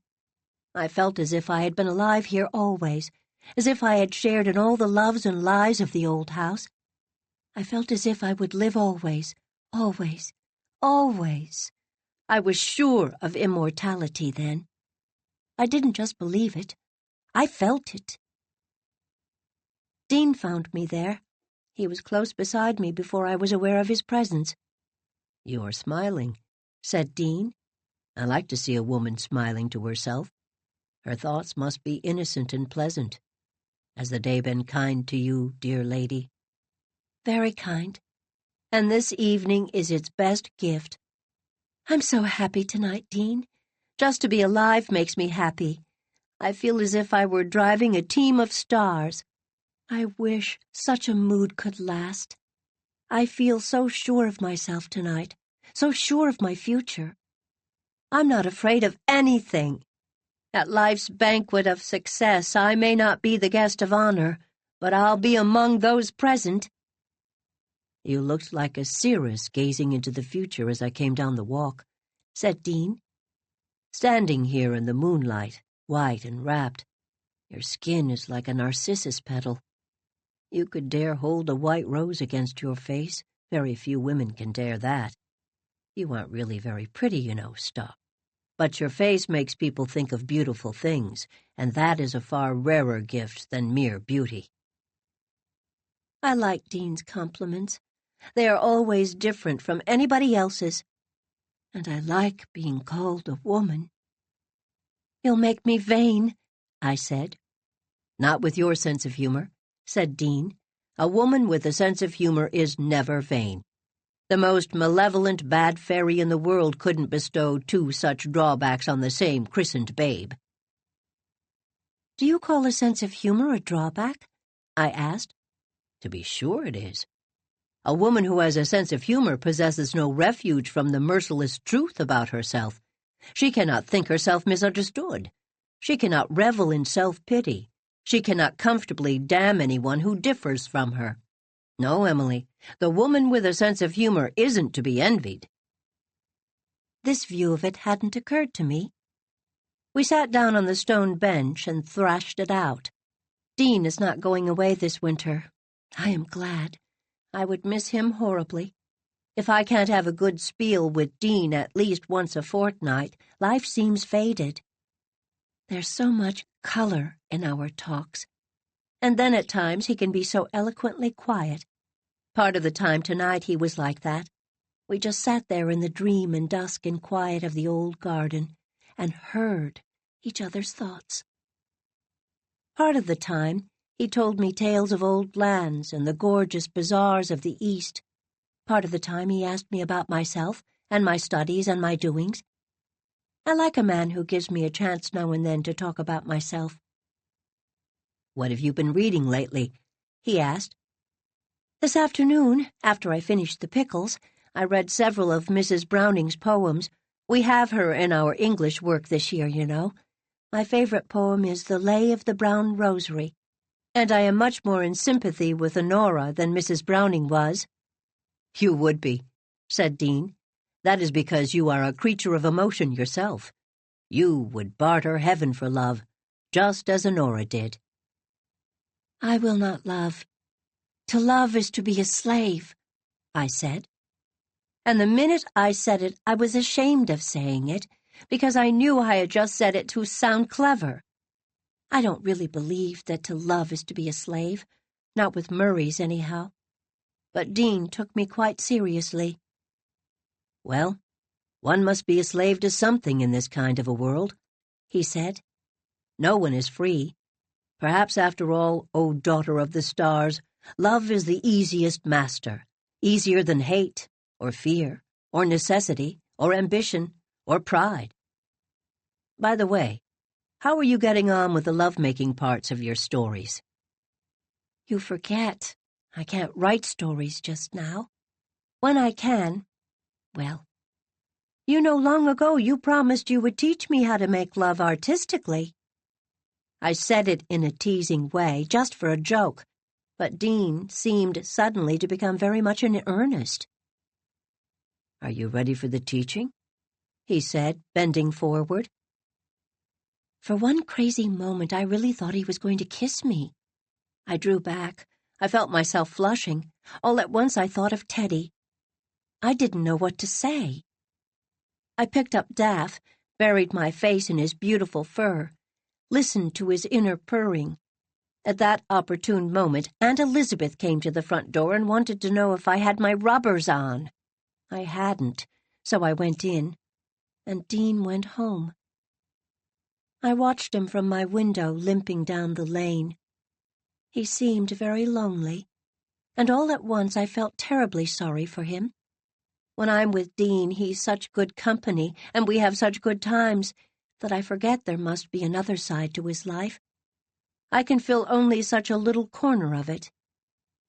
The rest must be very empty. November 14th. There is a fresh scandal about Emily of New Moon plus Ilsa of Blairwater. I have just had an unpleasant interview with Aunt Ruth, and must write it all out to rid my soul of bitterness. Such a tempest in a teapot over nothing. But Ilsa and I do have the worst luck. I spent last Thursday evening with Ilsa studying our English literature together. We did an evening of honest work, and I left for home at 9. Ilsa came out to the gate with me. It was a soft, dark, gentle, starry night. Ilsa's new boarding house is the last house on Cardigan Street, and beyond it the road veers over the little creek bridge into the park. We could see the park, dim and luring in the starlight. "Let's go for a walk around it before you go home," proposed Ilsa. We went. Of course I shouldn't have. I should have come right home to bed, like any good consumptive. But I had just completed my autumnal course of cod liver emulsion. Ugh! And thought I might defy the night air for once. So, we went. And it was delightful. Away over the harbor we heard the windy music of the November hills, but among the trees of the park it was calm and still. We left the road and wandered up a little side trail through the spicy, fragrant evergreens on the hill. The firs and pines are always friendly, but they tell you no secrets as maples and poplars do. They never reveal their mysteries, never betray their long-guarded lore. And so, of course, they are more interesting than any other trees. The whole hillside was full of nice, elfish sounds and cool, elusive night smells, balsam and frosted fern. We seemed to be in the very heart of a peaceful hush. The night put her arms around us like a mother and drew us close together. We told each other everything. Of course, next day I repented me of this. Though Ilsa is a very satisfactory confidant and never betrays anything, even in her rages. But then it is not a Murray tradition to turn your soul inside out, even to your dearest friend. But darkness and fir balsam make people do such things. And we had lots of fun, too. Ilsa is such an exhilarating companion. You've never a dull moment in her company. Although we had a lovely walk and came out of the park feeling dearer to each other than ever, with another beautiful memory to share. Just at the bridge, we met Teddy and Perry coming off the western road. They'd been out for a constitutional hike. It happens to be one of the times Ilsa and Perry are on speaking terms, so we all walked across the bridge together, and then they went their way and we went ours. I was in bed and asleep by 10 o'clock. But somebody saw us walking across the bridge. Next day, it was all through the school. Day after that, all through the town, that Ilsa and I had been prowling in the park with Teddy Kent and Perry Miller till 12 o'clock at night. Aunt Ruth heard it and summoned me to the bar of judgment tonight. I told her the whole story, but of course she didn't believe it. "You know I was home at 9:45 last Thursday night, Aunt Ruth," I said. "I suppose the time was exaggerated," admitted Aunt Ruth, "but there must have been something to start such a story. There's no smoke without some fire. Emily, you are treading in your mother's footsteps." "Suppose we leave my mother out of the question. She's dead," I said. "The point is, Aunt Ruth, do you believe me or do you not?" "I don't believe it was as bad as the report," Aunt Ruth said reluctantly. "But you have got yourself talked about. Of course you must expect that, as long as you run with Ilsa Burnley and off-scourings of the gutter like Perry Miller. Andrew wanted you to go for a walk in the park last Friday evening, and you refused. I heard you. That would have been too respectable, of course." "Exactly," I said. "That was the very reason. There's no fun in anything that's too respectable." "Impertinence, miss, is not wit," said Aunt Ruth. I didn't mean to be impertinent, but it does annoy me to have Andrew flung in my teeth like that. Andrew was going to be one of my problems. Dean thinks it's great fun. He knows what is in the wind as well as I do. He's always teasing me about my red-headed young man, my RHYM for short. "He's almost a rhyme," said Dean. "But never a poem," said I. Certainly poor good dear Andrew is the stodgiest of prose. Yet I'd like him well enough if the whole Murray clan weren't literally throwing him at my head. They want to get me safely engaged before I'm old enough to elope. And who so safe as Andrew Murray? Oh, as Dean says, nobody is free. Never, except just for a few brief moments now and then, when the flash comes, or when, as on my haystack night, the soul slips over into eternity for a little space. All of the rest of our years we are slaves to something, traditions, conventions, ambitions, relations.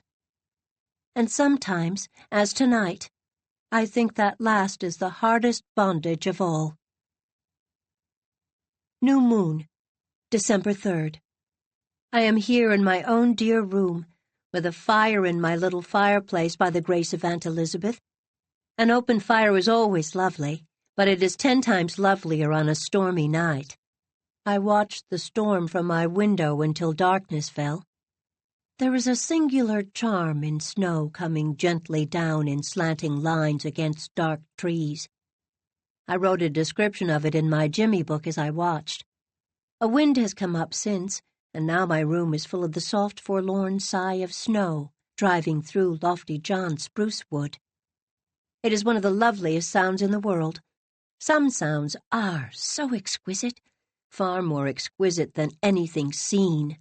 Daff's purr, there on my rug, for instance, and the snap and crackle of the fire, and the squeaks and scrambles of mice that are having a jamboree behind the wainscot. I love to be alone in my room like this. I like to think even the mice are having a good time. And I get so much pleasure out of all my little belongings. They have a meaning for me they have for no one else. I have never for one moment felt at home in my room at Aunt Ruth's, but as soon as I come here, I enter into my kingdom. I love to read here, dream here, sit by the window and shape some airy fancy into verse. I've been reading one of Father's books tonight. I always feel so beautifully near to Father when I read his books, as if I might suddenly look over my shoulder and see him. And so often I come across his penciled notes on the margin, and they seem like a message from him. The book I'm reading tonight is a wonderful one, wonderful in plot and conception, wonderful in its grasp of motives and passions. As I read it, I feel humbled and insignificant, which is good for me. I say to myself, you poor pitiful little creature, did you ever imagine you could write? If so, your delusion is now stripped away from you forever, and you behold yourself in your naked paltriness. But I shall recover from this state of mind, and believe again that I can write a little, and go on cheerfully producing sketches and poems until I can do better. In another year and a half, my promise to Aunt Elizabeth will be over and I can write stories again. Meanwhile, patience. To be sure, I get a bit weary at times of saying patience and perseverance. It is hard not to see all at once the results of those estimable virtues. Sometimes I feel that I want to tear around and be as impatient as I like. But not tonight. Tonight I feel as contented as a cat on a rug. I would purr if I knew how. December 9th. This was Andrew night. He came, all beautifully groomed up, as usual. Of course, I like a boy who gets himself up well, but Andrew really carries it too far. He always seems as if he had just been starched and ironed, and was afraid to move or laugh, for fear he'd crack. When I come to think of it, I've never heard Andrew give a hearty laugh yet. And I know he never hunted pirate gold when he was a boy. But he's good and sensible and tidy, and his nails are always clean, and the bank manager thinks a great deal of him, and he likes cats, in their place. Oh, I don't deserve such a cousin. January 5th. Holidays are over. I had a beautiful 2 weeks at Old White-Hooded New Moon. The day before Christmas, I had 5 acceptances. I wonder I didn't go crazy. 3 of them were from magazines who don't pay anything but subscriptions for contributions. But the others were accompanied by checks.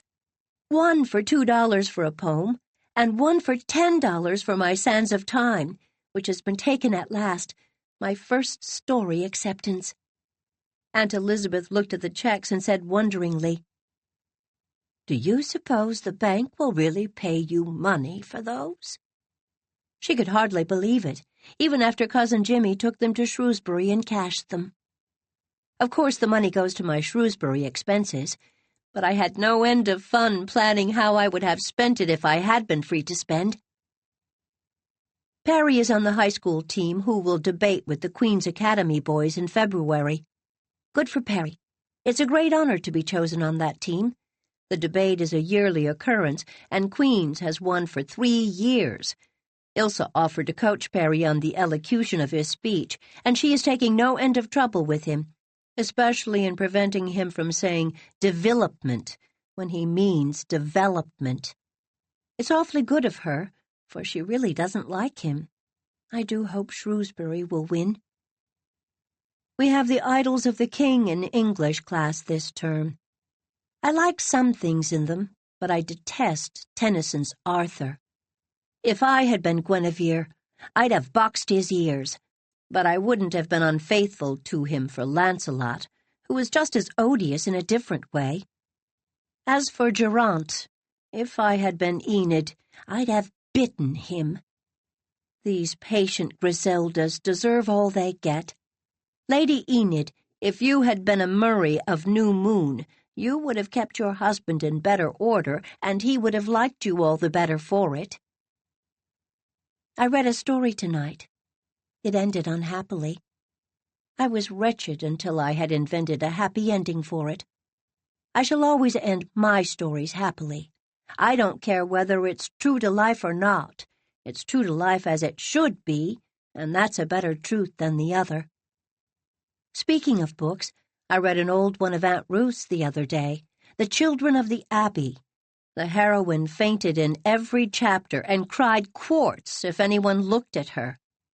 But as for the trials and persecutions she underwent, in spite of her delicate frame, their name was Legion, and no fair maiden of these degenerate days could survive half of them, not even the newest of new women.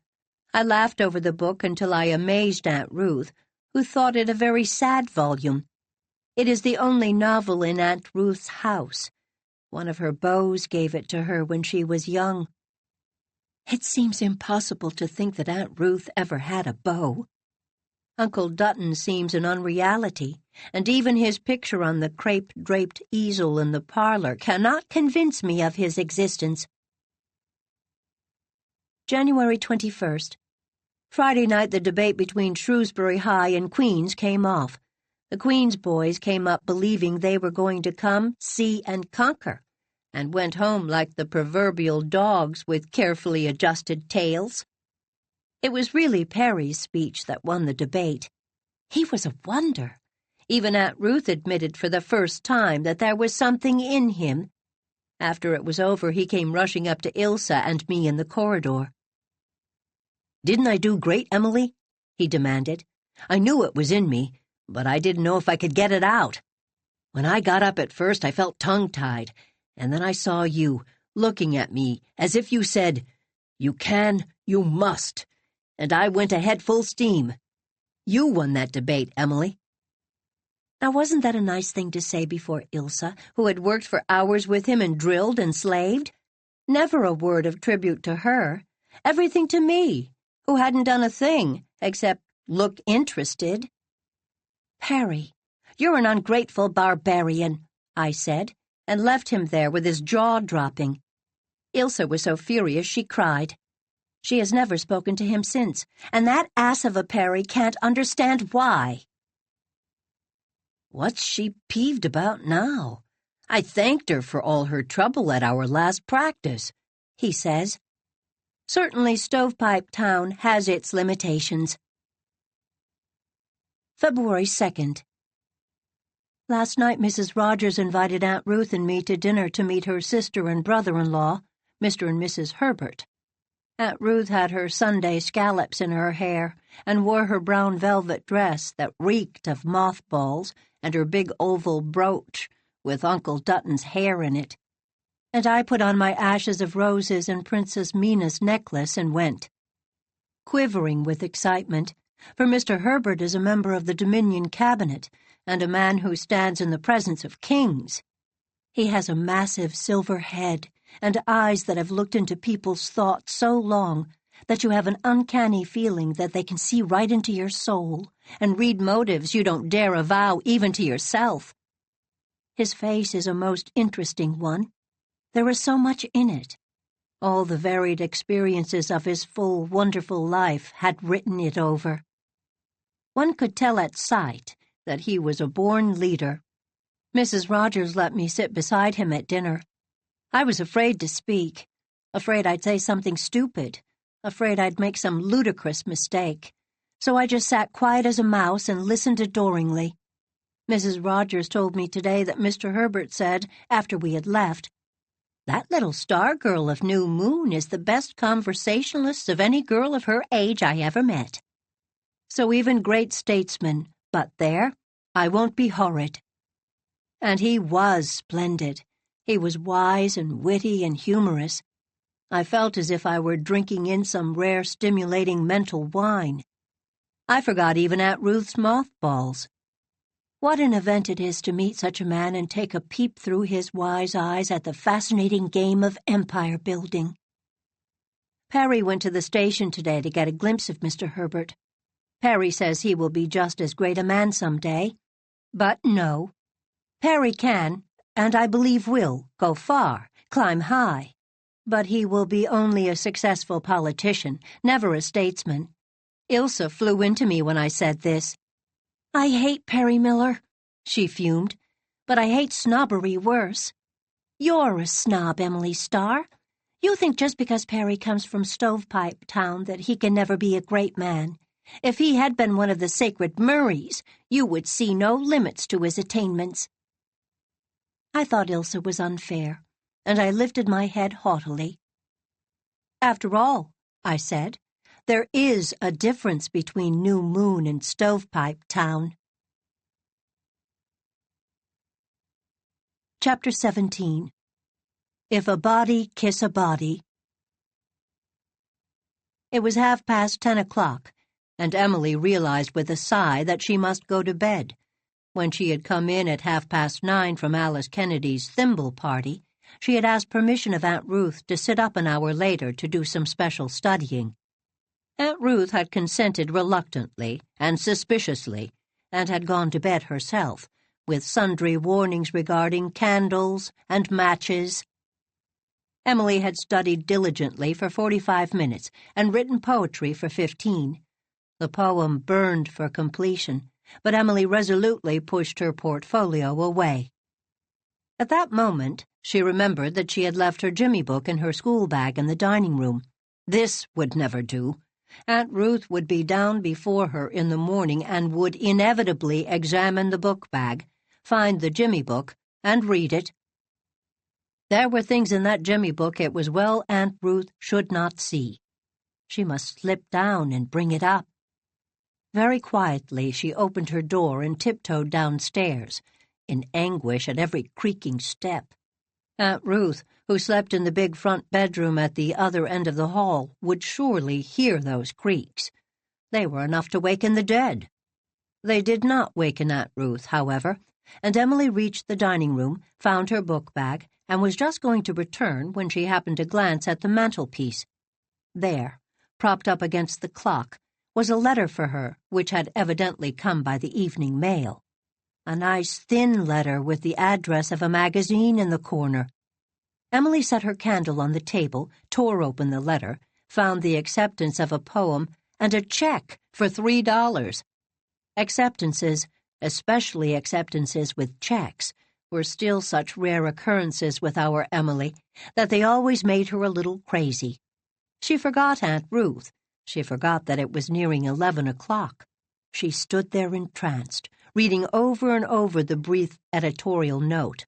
Brief, but oh, how sweet. Your charming poem. We would like to see more of your work. Oh, yes, indeed. They should see more of it. Emily turned with a start. Was that a tap at the door? No, at the window. Who? What? The next moment she was aware that Perry was standing on the side veranda, grinning at her through the window. She was at it in a flash, and without pausing to think, still in the exhilaration of her acceptance, she slipped the catch and pushed the window up. She knew where Perry had been and was dying to know how he had got along. He had been invited to dinner with Dr. Hardy in the fine Queen Street house. This was considered a great honor, and very few students ever received it. Perry owed the invitation to his brilliant speech at the interschool debate. Dr. Hardy had heard it and decided that here was a coming man. Perry had been enormously proud of the invitation and had bragged of it to Teddy and Emily, not to Ilsa, who had not yet forgiven him for his tactlessness on the night of the debate. Emily had been pleased, but had warned Perry that he would need to watch his step at Dr. Hardy's. She felt some qualms in regard to his etiquette, but Perry had felt none. He would be all right, he loftily declared. Perry perched himself on the window-sill, and Emily sat down on the corner of the sofa, reminding herself that it could be only for a minute. "Saw the light in the window as it went past," said Perry, "so I thought I'd just take a sneak round to the side and see if it was you. Wanted to tell you the tale while it was fresh. Say, Emily, you were right. R-I-G-H-T. I should smile. I wouldn't go through this evening again for $100. "How did you get along?" asked Emily anxiously. In a sense, she felt responsible for Perry's manners. Such as he had acquired at New Moon. Perry grinned. "It's a heart-rending tale. I've had a lot of conceit taken out of me. I suppose you'll say that's a good thing." "You could spare some," said Emily coolly. Perry shrugged his shoulders. "Well, I'll tell you all about it if you won't tell Ilsa or Teddy. I'm not going to have them laughing at me. I went to Queen Street at the proper time. I remembered all you'd said about boots and tie and nails and handkerchief, and I was all right outside. When I got to the house, my troubles began. It was so big and splendid I felt queer, not afraid. I wasn't afraid then, but just a bit as if I was ready to jump, like a strange cat when you try to pat it. I rang the bell. Of course, it stuck and kept on ringing like mad. I could hear it away down the hall, and thinks I, they'll think I don't know any better than to keep on ringing it till somebody comes, and that rattled me. The maid rattled me still more. I didn't know whether I ought to shake hands with her or not. "Oh, Perry." "Well, I didn't. I never was to a house where there was a maid like that before, all dolled up with a cap and finicky little apron. She made me feel like 30 cents. "Did you shake hands with her?" "No." Emily gave a sigh of relief. She held the door open, and I went in. I didn't know what to do then. Guess I'd have stood there till I took root, only Dr. Hardy himself came through the hall. He shook hands and showed me where to put my hat and coat, and then he took me into the parlor to meet his wife.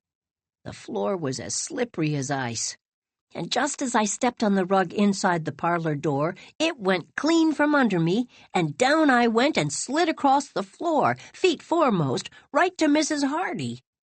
I was on my back, not on my stomach, or it would have been quite the proper oriental caper, wouldn't it? Emily couldn't laugh. "Oh, Perry." "Great snakes, Emily, it wasn't my fault. All the etiquette in the world couldn't have prevented it. Of course, I felt like a fool, but I got up and laughed. Nobody else laughed. They were all decent. Mrs. Hardy was smooth as wax, hoped I hadn't hurt myself, and Dr. Hardy said he had slipped the same way more than once after they had given up their good old carpets and taken to rugs and hardwood. I was scared to move, so I sat down in the nearest chair, and there was a dog on it, Mrs. Hardy's Peak. Oh, I didn't kill it. I got the worst scare of the two. By the time I had made port in another chair, the perspiration, was just pouring down my face. Some more folks arrived just then, so that kind of took the edge off me, and I had time to get my bearings. I found I had about 10 pairs of hands and feet, and my boots were too big and coarse. Then I found myself with my hands in my pockets, whistling. Emily began to say, "Oh, Perry," but bit it off and swallowed it. What was the use of saying anything? I knew that wasn't proper, so I stopped and took my hands out and began to bite my nails. Finally, I put my hands underneath me and sat on 'em. I doubled my feet back under my chair, and I sat like that till we went out to dinner. Sat like that when a fat old lady waddled in and all the other fellows stood up. I didn't see any reason for it. There was plenty of chairs. But later on it occurred to me that it was some etiquette stunt, and I ought to have stood up too. Should I? "Of course," said Emily wearily. "Don't you remember how Ilse used to rag you about that very thing?" Oh, I'd forgotten. Ilse was always jawing about something. But live and learn. I won't forget again, you bet. There were 3 or 4 other boys there, the new French teacher and a couple of bankers and some ladies. I got out to dinner without falling over the floor and got into a chair between Miss Hardy and the aforesaid old lady. I gave one look over that table, and then, Emily, I knew what it was to be afraid at last, all right. I never knew it before, honest. It's an awful feeling. I was in a regular funk. I used to think you carried fierce style at New Moon when you had company, but I never saw anything like that table, and everything so dazzling and glittering, and enough forks and spoons and things at one place to fit everybody out. There was a piece of bread folded in my napkin, and it fell out and went skating over the floor. I could feel myself turning red all over my face and neck. I suppose you call it blushing. I never blushed before, that I remember. I didn't know whether I ought to get up and go and pick it up or not. Then the maid brought me another one. I used the wrong spoon to eat my soup with, but I tried to remember what your Aunt Laura said about the proper way to eat soup. I'd get on all right for a few spoonfuls. Then I'd get interested in something somebody was saying and go gulp. "Did you tilt your plate to get the last spoonful?" asked Emily despairingly. No, I was just going to when I remembered it wasn't proper. I hate to have lost it, too. It was awful good soup, and I was hungry. The good old dowager next to me did. I got on pretty well with the meat and vegetables, except once.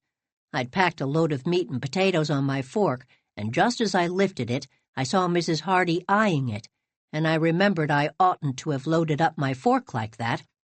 And I jumped, and it all fell off in my napkin.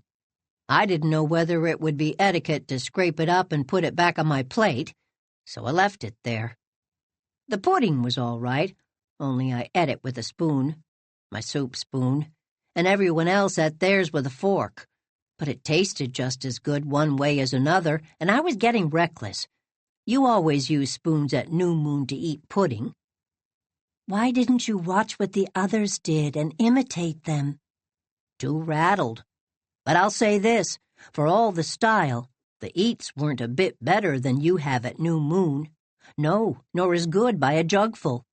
Your Aunt Elizabeth's cooking would knock the spots off the Hardys every time, and they didn't give you too much of anything. After the dinner was over, we went back to the parlor. They called it living room. And things weren't so bad. I didn't do anything out of the way, except knock over a bookcase. Perry! Well, it was wobbly. I was leaning against it, talking to Mr. Hardy, and I suppose I leaned too hard, for the bloomin' thing went over. But writing it and getting the books back seemed to loosen me up, and I wasn't so tongue-tied after that. I got on not too bad, only every once in a while I'd let slip a bit of slang before I could catch it.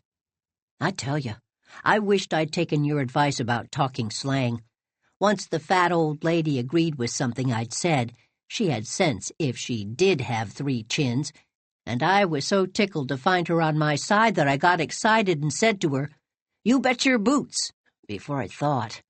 And I guess I bragged a bit. Do I brag too much, Emily? This question had never presented itself to Perry before. "You do," said Emily candidly, "and it's very bad form." Well, I felt kind of cheap after I'd done it. I guess I've got an awful lot to learn yet, Emily. I'm going to buy a book on etiquette and learn it off by heart. No more evenings like this for me. But it was better at the last. Jim Hardy took me off to the den and we played checkers, and I licked him dizzy. Nothing wrong with my checker etiquette, I tell you. And Mrs. Hardy said my speech at the debate was the best she had ever heard for a boy of my age, and she wanted to know what I meant to go in for. She's a great little dame and has the social end of things down fine. That is one reason I want you to marry me when the time comes, Emily. I've got to have a wife with brains. "Don't talk nonsense, Perry," said Emily haughtily. "'Tisn't nonsense," said Perry stubbornly. "And it's time we settled something. You needn't turn up your nose at me because you're a Murray. I'll be worth marrying some day, even for a Murray. Come, put me out of my misery." Emily rose disdainfully. She had her dreams, as all girls have, the rose-red one of love among them, but Perry Miller had no share in those dreams. "I'm not a Murray, and I'm going upstairs. Good night." "Wait half a second," said Perry with a grin. "When the clock strikes 11, I'm going to kiss you." Emily did not for a moment believe that Perry had the slightest notion of doing anything of the kind, which was foolish of her, for Perry had a habit of always doing what he said he was going to do. But then, he had never been sentimental. She ignored his remark, but lingered a moment to ask another question about the Hardy dinner. Perry did not answer the question. The clock began to strike 11 as she asked it. He flung his legs over the window-sill and stepped into the room. Emily realized too late that he meant what he said. She had only time to duck her head in Perry's hearty, energetic smack. There was nothing subtle about Perry's kisses. Fell on her ear instead of her cheek. At the very moment Perry kissed her, and before her indignant protest could rush to her lips, 2 things happened. A gust of wind swept in from the veranda and blew the little candle out, and the dining-room door opened, and Aunt Ruth appeared in the doorway, robed in a pink flannel nightgown and carrying another candle, the light of which struck upward with gruesome effect on her set face, with its halo of crimping pins. This is one of the places where a conscientious biographer feels that, in the good old phrase, her pen cannot do justice to the scene. Emily and Perry stood as if turned to stone. So, for a moment, did Aunt Ruth. Aunt Ruth had expected to find Emily there, writing, as she had done one night a month previously when Emily had had an inspiration at bedtime and had slipped down to the warm dining room to jot it in a Jimmy book. But this... I must admit it did look bad. Really, I think we can hardly blame Aunt Ruth for righteous indignation. Aunt Ruth looked at the unlucky pair. "What are you doing here?" she asked Perry. "Stovepipe Town made a mistake." "Oh, looking for a round square. said Perry offhandedly, his eyes suddenly becoming limpid with mischief and lawless roguery. Perry's impudence, Aunt Ruth called it that, and really, I think he was impudent, naturally made a bad matter worse. Aunt Ruth turned to Emily. "Perhaps you can explain how you came to be here at this hour, kissing this fellow in the dark." Emily flinched from the crude vulgarity of the question, as if Aunt Ruth had struck her. She forgot how much appearances justified Aunt Ruth, and let a perverse spirit enter into and possess her. She lifted her head haughtily. "I have no explanation to give to such a question, Aunt Ruth." "I didn't think you would have." Aunt Ruth gave a very disagreeable laugh, through which a thin, discordant note of triumph sounded. One might have thought that, under all her anger, something pleased Aunt Ruth. It is pleasant to be justified in the opinion we have always entertained of anybody. "Well, perhaps you will be so good as to answer some questions. How did this fellow get here?" "Window," said Perry laconically, seeing that Emily was not going to answer. "I was not asking you, sir. Go," said Aunt Ruth, pointing dramatically to the window.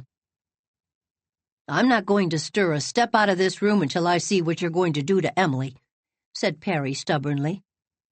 "I," said Aunt Ruth with an air of terrible detachment, "am not going to do anything to Emily." "Mrs. Dutton, be a good sport," implored Perry coaxingly. "It's all my fault, honest. Emily wasn't one bit to blame. You see, it was this way." But Perry was too late. "I have asked my niece for an explanation, and she has refused to give it. I do not choose to listen to yours." "But," persisted Perry. "You had better go, Perry," said Emily, whose face was flying danger signals. She spoke quietly, but the Murrayest of all Murrays could not have expressed a more definite command. There was a quality in it Perry dared not disregard. He meekly scrambled out of the window into the night. Aunt Ruth stepped forward and shut the window, then, ignoring Emily utterly, she marched her pink-flannelled little figure back upstairs. Emily did not sleep much that night, nor, I admit, did she deserve to. After her sudden anger died away, shame cut her like a whip. She realized that she had behaved very foolishly in refusing an explanation to Aunt Ruth. Aunt Ruth had a right to it, when such a situation developed in her own house, no matter how hateful and disagreeable she made her method of demanding it. Of course, she would not have believed a word of it, but Emily, if she had given it, would not have further complicated her false position. Emily fully expected she would be sent home to New Moon in disgrace. Aunt Ruth would stonily decline to keep such a girl any longer in her house. Aunt Elizabeth would agree with her. Aunt Laura would be heartbroken. Would even Cousin Jimmy's loyalty stand the strain? It was a very bitter prospect. No wonder Emily spent a white night. She was so unhappy that every beat of her heart seemed to hurt her. And again, I say, most unequivocally, she deserved it. I haven't one word of pity or excuse for her. Chapter 18. Circumstantial Evidence. At the Saturday morning breakfast table, Aunt Ruth preserved a stony silence, but she smiled cruelly to herself as she buttered and ate her toast. Anyone might have seen clearly that Aunt Ruth was enjoying herself, and with equal clearness that Emily was not. Aunt Ruth passed Emily the toast and marmalade with killing politeness, as if to say, "I will not abate one jot or tittle of the proper thing. I may turn you out of my house, but it will be your own fault if you go without your breakfast." After breakfast, Aunt Ruth went uptown. Emily suspected that she had gone to telephone to Dr. Burnley a message for New Moon. She expected when Aunt Ruth returned to be told to pack her trunk. But still Aunt Ruth spoke not. In the middle of the afternoon, Cousin Jimmy arrived with the double-seated box sleigh. Aunt Ruth went out and conferred with him. Then she came in and at last broke her silence. "Put on your wraps," she said. "We are going to New Moon." Emily obeyed mutely. She got into the back seat of the sleigh, and Aunt Ruth sat beside Cousin Jimmy in front. Cousin Jimmy looked back at Emily over the collar of his fur coat and said, "Hello, Pussy," with just a shade too much of cheerful encouragement. Evidently, Cousin Jimmy believed something very serious had happened, though he didn't know what. It was not a pleasant drive through the beautiful grays and smokes and pearls of the winter afternoon. The arrival at New Moon was not pleasant. Aunt Elizabeth looked stern. Aunt Laura looked apprehensive. "I have brought Emily here," said Aunt Ruth, "because I do not feel that I can deal with her alone. You and Laura, Elizabeth, must pass judgment on her behavior yourselves." So it was to be a domestic court, with her, Emily, at the bar of justice. Justice. Would she get justice? Well, she would make a fight for it. She flung up her head, and the color rushed back into her face. They were all in the sitting room when she came down from her room. Aunt Elizabeth sat by the table. Aunt Laura was on the sofa, ready to cry. Aunt Ruth was standing on the rug before the fire, looking peevishly at Cousin Jimmy, who, instead of going to the barn as he should have done, had tied the horse to the orchard fence and had seated himself back in the corner, determined, like Perry, to see what was going to be done to Emily. Ruth was annoyed. She wished Elizabeth would not always insist on admitting Jimmy to family conclaves when he desired to be present. It was absurd to suppose that a grown-up child like Jimmy had any right there. Emily did not sit down. She went and stood by the window, where her black head came out against the crimson curtain as softly and darkly clear as a pine tree against a sunset of spring. Outside, a white, dead world lay in the chilly twilight of early March. Past the garden and the Lombardy poplars, the fields of New Moon looked very lonely and drear, with the intense red streak of lingering sunset beyond them. Emily shivered. "Well," said Cousin Jimmy, "let's begin and get it over. Emily must want her supper." "When you know what I know about her, you will think she needs something besides supper," said Mrs. Dutton tartly. "I know all anyone need know about Emily," retorted Cousin Jimmy. "Jimmy Murray, you are an ass," said Aunt Ruth angrily. "Well, we're cousins," agreed Cousin Jimmy pleasantly. "Jimmy, be silent," said Elizabeth majestically. "Ruth, let us hear what you have to say." Aunt Ruth told the whole story. She stuck to facts, but her manner of telling them made them seem even blacker than they were. She really contrived to make a very ugly story of it, and Emily shivered again as she listened. As the telling proceeded, Aunt Elizabeth's face became harder and colder. Aunt Laura began to cry, and Cousin Jimmy began to whistle.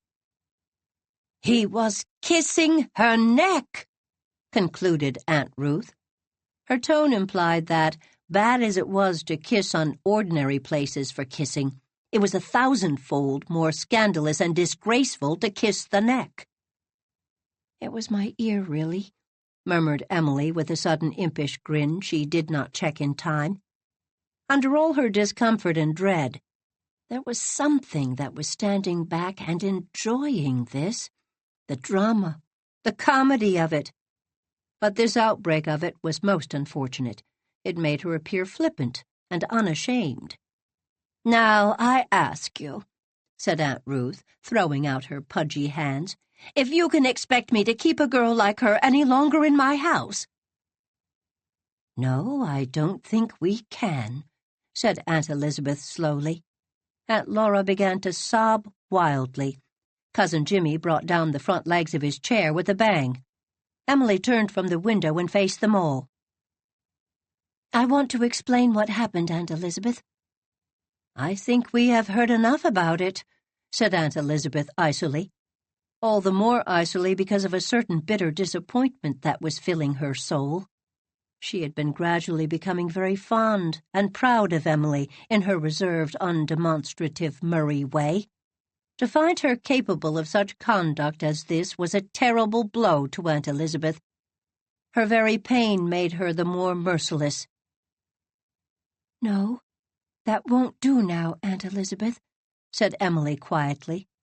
"I'm too old to be treated like that. You must hear my side of the story."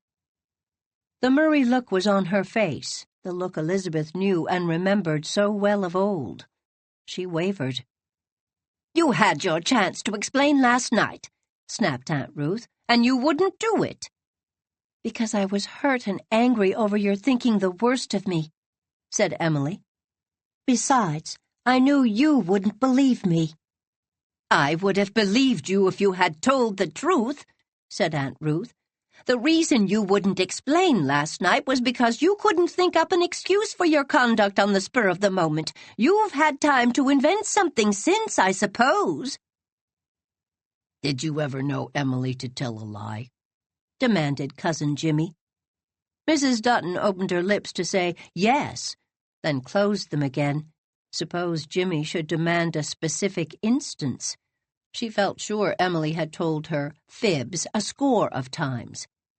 But what proof had she of it? "Did you?" persisted that abominable Jimmy. "I am not going to be catechized by you." Aunt Ruth turned her back on him. "Elizabeth, I've always told you that girl was deep and sly, haven't I?" "Yes," admitted poor Elizabeth, rather thankful that there need be no indecision on that point. Ruth had certainly told her so times out of number. "And doesn't this show I was right?" "I'm afraid so." Elizabeth Murray felt that it was a very bitter moment for her. "Then it is for you to decide what is to be done about the matter," said Ruth triumphantly. "Not yet," interposed Cousin Jimmy resolutely. "You haven't given Emily the ghost of a chance to explain. That's no fair trial. Now let her talk for 10 minutes without interrupting her once." "That is only fair," said Elizabeth with sudden resolution. She had a mad, irrational hope that, after all, Emily might be able to clear herself. "Oh, well," Mrs. Dutton yielded ungraciously and sat herself down with a thud on old Archibald Murray's chair. "Now, Emily, tell us what really happened," said Cousin Jimmy. "Well, upon my word," exploded Aunt Ruth. "Do you mean to say I didn't tell what really happened?" Cousin Jimmy lifted his hand. Now, you had your say. Come, Pussy." Emily told her story from beginning to end. Something in it carried conviction. 3 of her listeners at least believed her and felt an enormous load lifted from their minds. Even Aunt Ruth, deep down in her heart, knew Emily was telling the truth, but she would not admit it. "A very ingenious tale, upon my word," she said derisively. Cousin Jimmy got up and walked across the floor. He bent down before Mrs. Dutton and thrust his rosy face, with its forked beard and childlike brown eyes under his shock of gray curls, very close to hers. "Ruth Murray," he said, "do you remember the story that got around 40 years ago about you and Fred Blair? Do you?" Aunt Ruth pushed back her chair. Cousin Jimmy followed her. "Do you remember that you were caught in a scrape that looked far worse than this? Didn't it?" Again poor Aunt Ruth pushed back her chair. Again Cousin Jimmy followed. "Do you remember how mad you were because people wouldn't believe you? But your father believed you. He had confidence in his own flesh and blood, hadn't he?" Aunt Ruth had reached the wall by this time and had to surrender at discretion. I remember well enough, she said shortly. Her cheeks were a curdled red. Emily looked at her interestedly. Was Aunt Ruth trying to blush? Ruth Dutton was, in fact, living over some very miserable months in her long-past youth. When she was a girl of 18, she had been trapped in a very ugly situation, and she had been innocent, absolutely innocent. She had been the helpless victim of a most impish combination of circumstances. Her father had believed her story, and her own family had backed her up. But her contemporaries had believed the evidence of known facts for years, perhaps believed it yet, if they ever thought about the matter. Ruth Dutton shivered over the remembrance of her suffering under the lash of scandal. She no longer dared to refuse credence to Emily's story, but she could not yield gracefully. "Jimmy," she said sharply, "will you be good enough to go away and sit down? I suppose Emily is telling the truth. It's a pity she took so long deciding to tell it. And I'm sure that creature was making love to her." "No, he was only asking me to marry him," said Emily coolly. You heard 3 gasps in the room. Aunt Ruth alone was able to speak. "Do you intend to? May I ask?" "No. I've told him so half a dozen times." "Well, I'm glad you had that much sense. Stovepipe Town, indeed." Stovepipe Town had nothing to do with it. 10 years from now, Perry Miller will be a man whom even a Murray would delight to honor. But he doesn't happen to be the type I fancy, that's all. Could this be Emily? This tall young woman coolly giving her reasons for refusing an offer of marriage and talking about the types she fancied? Elizabeth, Laura, even Ruth, looked at her as if they had never seen her before, and there was a new respect in their eyes. Of course they knew that Andrew was, well, in short, that Andrew was. But years must doubtless pass before Andrew would. And now the thing had happened already with another suitor. Happened half a dozen times, mark you.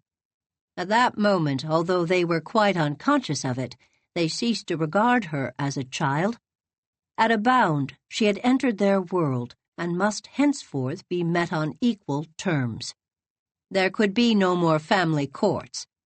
They felt this, though they did not perceive it. Aunt Ruth's next remark showed it. She spoke almost as she might have spoken to Laura or Elizabeth, if she had deemed it her duty to admonish them. "Just suppose, Emily, if anyone passing had seen Perry Miller sitting in that window at that hour of the night." "Yes, of course. I see your angle of it perfectly, Aunt Ruth. All I want is to get you to see mine. I was foolish to open the window and talk to Perry. I see that now. I simply didn't think. And then I got so interested in the story of his mishaps at Dr. Hardy's dinner that I forgot how time was going." "Was Perry Miller to dinner at Dr. Hardy's?" asked Aunt Elizabeth. This was another staggerer for her. The world, the Murray world, must be literally turned upside down if Stovepipe Town was invited to dinner on Queen Street. At the same moment, Aunt Ruth remembered with a pang of horror that Perry Miller had seen her in her pink flannel nightgown. It hadn't mattered before. He had been only the help boy at New Moon. Now, he was Dr. Hardy's guest. "Yes, Dr. Hardy thinks he is a very brilliant debater and says he has a future," said Emily. "Well," snapped Aunt Ruth, "I wish you would stop prowling about my house at all hours writing novels. If you had been in your bed, as you should have been, this would never have happened." "I wasn't writing novels," cried Emily. "I've never written a word of fiction since I promised Aunt Elizabeth. I wasn't writing anything. I told you I just went down to get my Jimmy book." Why couldn't you have left that where it was till morning? Persisted Aunt Ruth. Come, said Cousin Jimmy. Don't start up another argument. I want my supper. You girls go and get it. Elizabeth and Laura left the room as meekly as if old Archibald Murray himself had commanded it. After a moment, Ruth followed them. Things had not turned out just as she anticipated, but, after all, she was resigned. It would not have been a nice thing for a scandal like this concerning a Murray to be blown abroad, as must have happened if a verdict of guilty had been found against Emily. So, that's settled, said Cousin Jimmy to Emily as the door closed. Emily drew a long breath.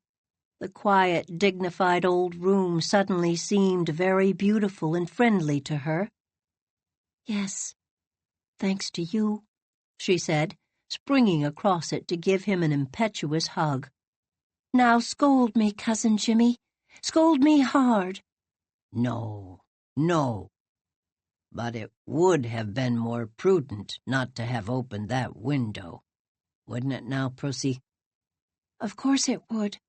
But prudence is such a shoddy virtue at times, Cousin Jimmy. One is ashamed of it. One likes to just go ahead and hang consequences, supplied Cousin Jimmy. Something like that, Emily laughed. I hate to go mincing through life, afraid to take a single long step for fear somebody is watching. I want to wave my wild tail and walk by my wild lone. There wasn't a bit of real harm in my opening that window and talking to Perry. There wasn't even any harm in his trying to kiss me. He just did it to tease me. Oh, I hate conventions. As you say, hang consequences. But we can't hang 'em, Pussy. That's just the trouble. They're more likely to hang us. I put it to you, Pussy.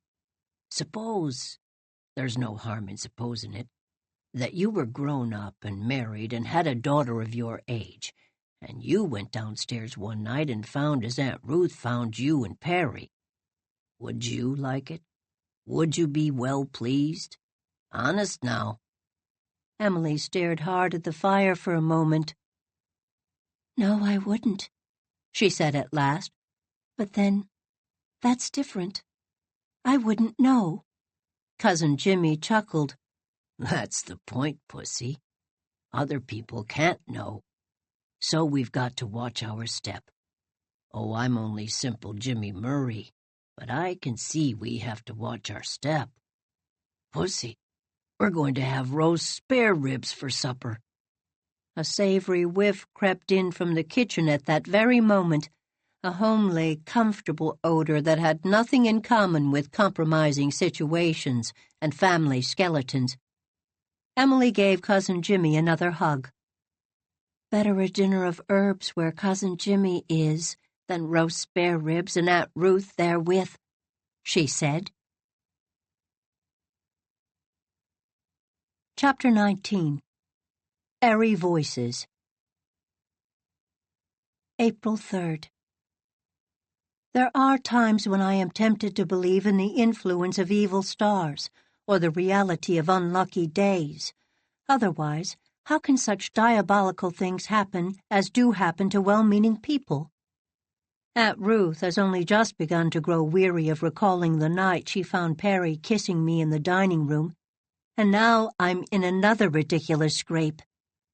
I will be honest. It was not dropping my umbrella which was responsible for it.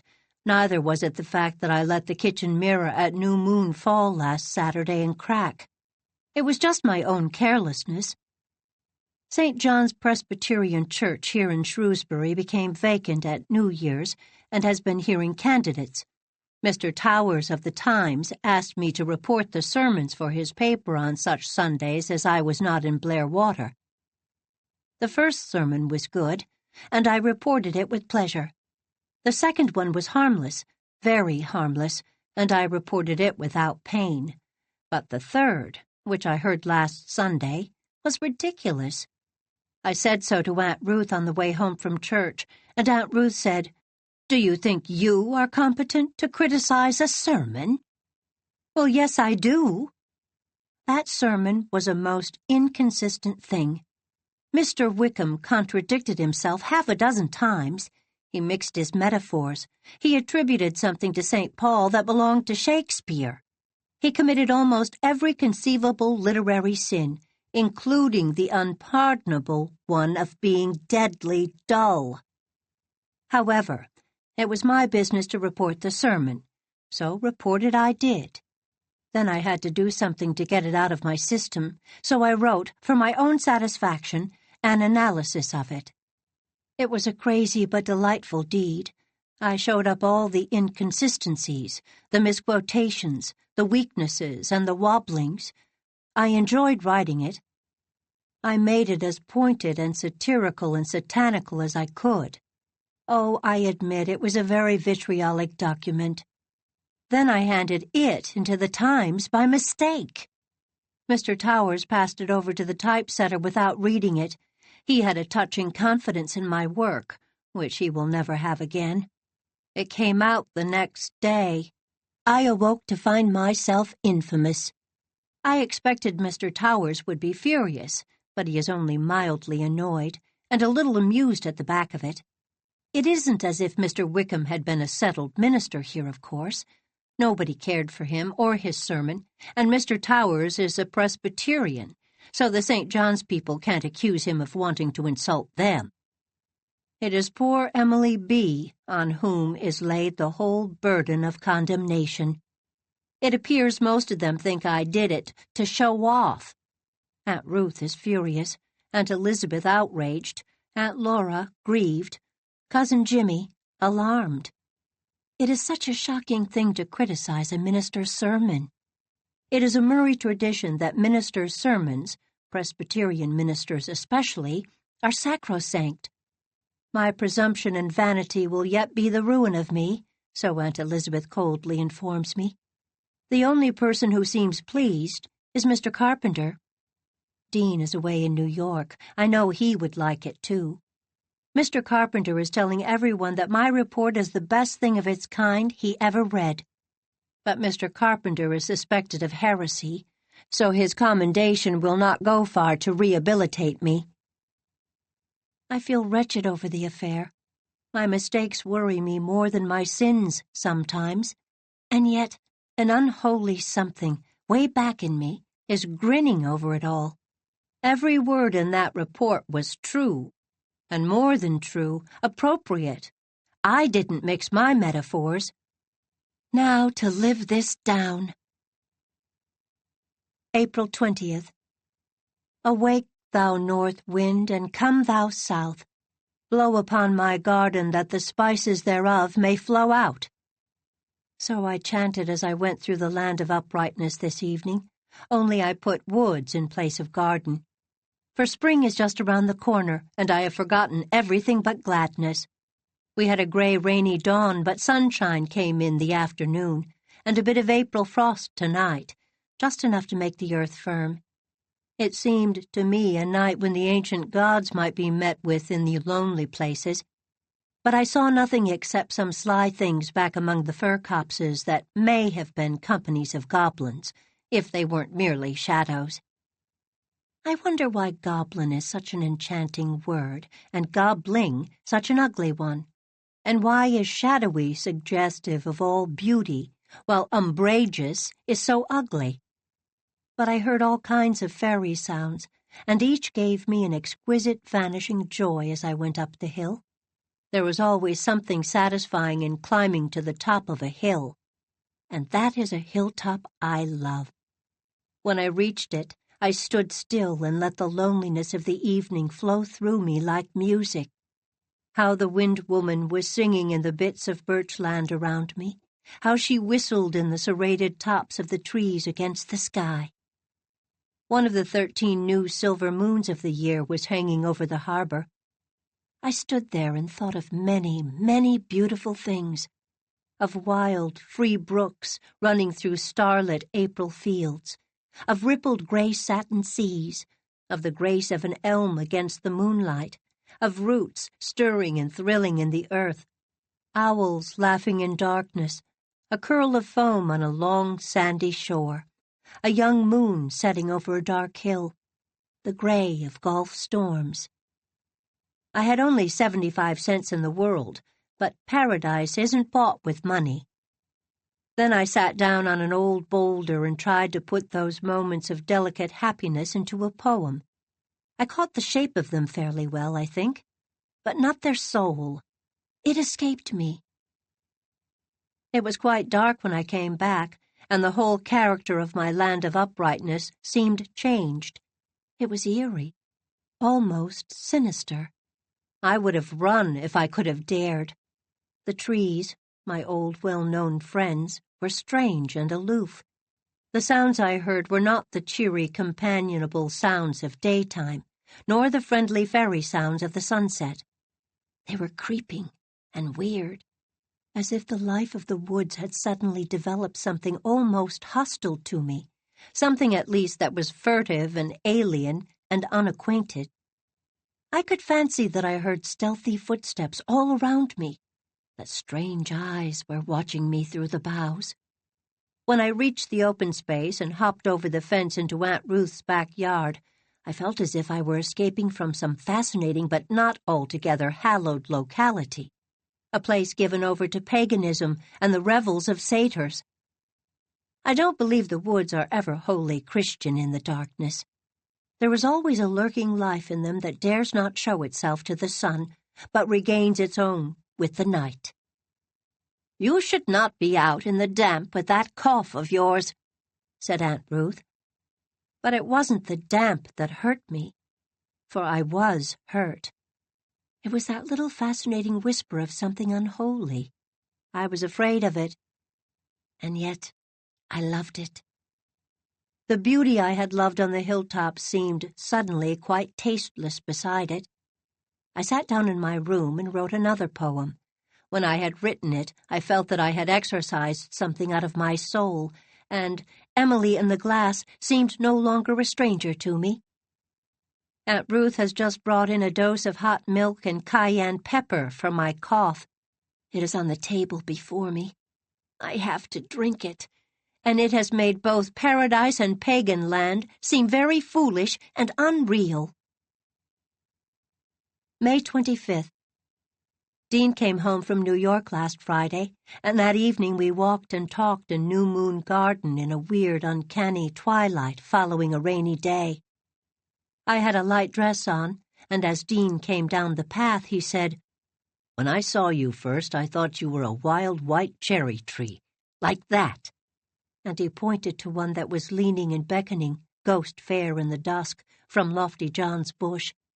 It was such a beautiful thing that just to be distantly compared to it made me feel very well pleased with myself, and it was lovely to hear dear old Dean back again.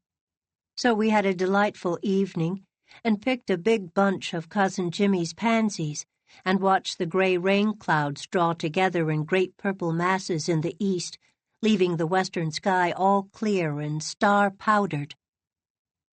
"There is something in your company," said Dean, "that makes stars seem starrier and pansies purpler." Wasn't that nice of him? How is it that his opinion of me and Aunt Ruth's opinion of me are so very different? He had a little flat parcel under his arm, and when he went away, he handed it to me. "I brought you that to counteract Lord Byron," he said. It was a framed copy of the portrait of Giovanna degli Albizzi, wife of Lorenzo Tornabuoni Gilancio, a lady of the Quattrocento. I brought it to Shrewsbury and have it hanging in my room. I love to look at Lady Giovanna, that slim, beautiful young thing with her sleek coils of pale gold and her prim little curls and her fine, high-bred profile. Did the painter flatter her? And her white neck and open, unshadowed brow, with the indefinable air over it of all saintliness and remoteness and fate, for the Lady Giovanna died young. And her embroidered velvet sleeves, slashed and puffed, very beautifully made and fitting the arm perfectly. The Lady Giovanna must have had a good dressmaker, and, in spite of her saintliness, one thinks She was quite aware of the fact. I am always wishing that she would turn her head and let me see her full face. Aunt Ruth thinks she is queer-looking and evidently doubts the propriety of having her in the same room with the jeweled chromo of Queen Alexandra.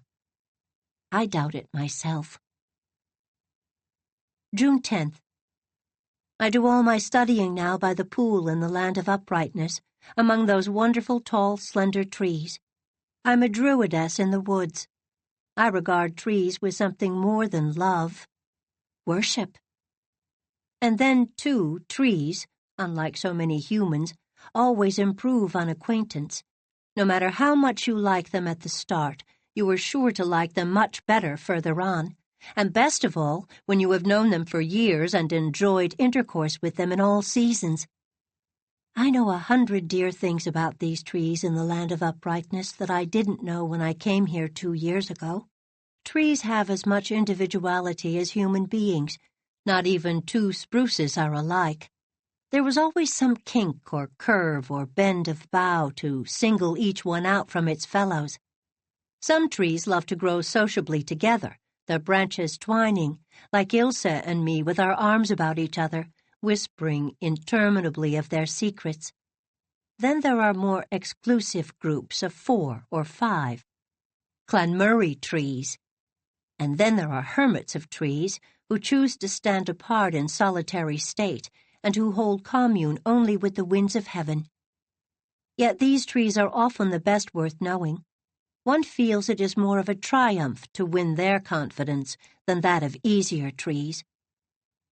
Tonight I suddenly saw a great pulsating star resting on the very crest of the big fir that stands alone in the eastern corner, and I had a sense of 2 majesties meeting that will abide with me for days and enchant everything. Even classroom routine and dishwashing and Aunt Ruth's Saturday cleaning. June 25th. We had our history examination today, the Tudor period.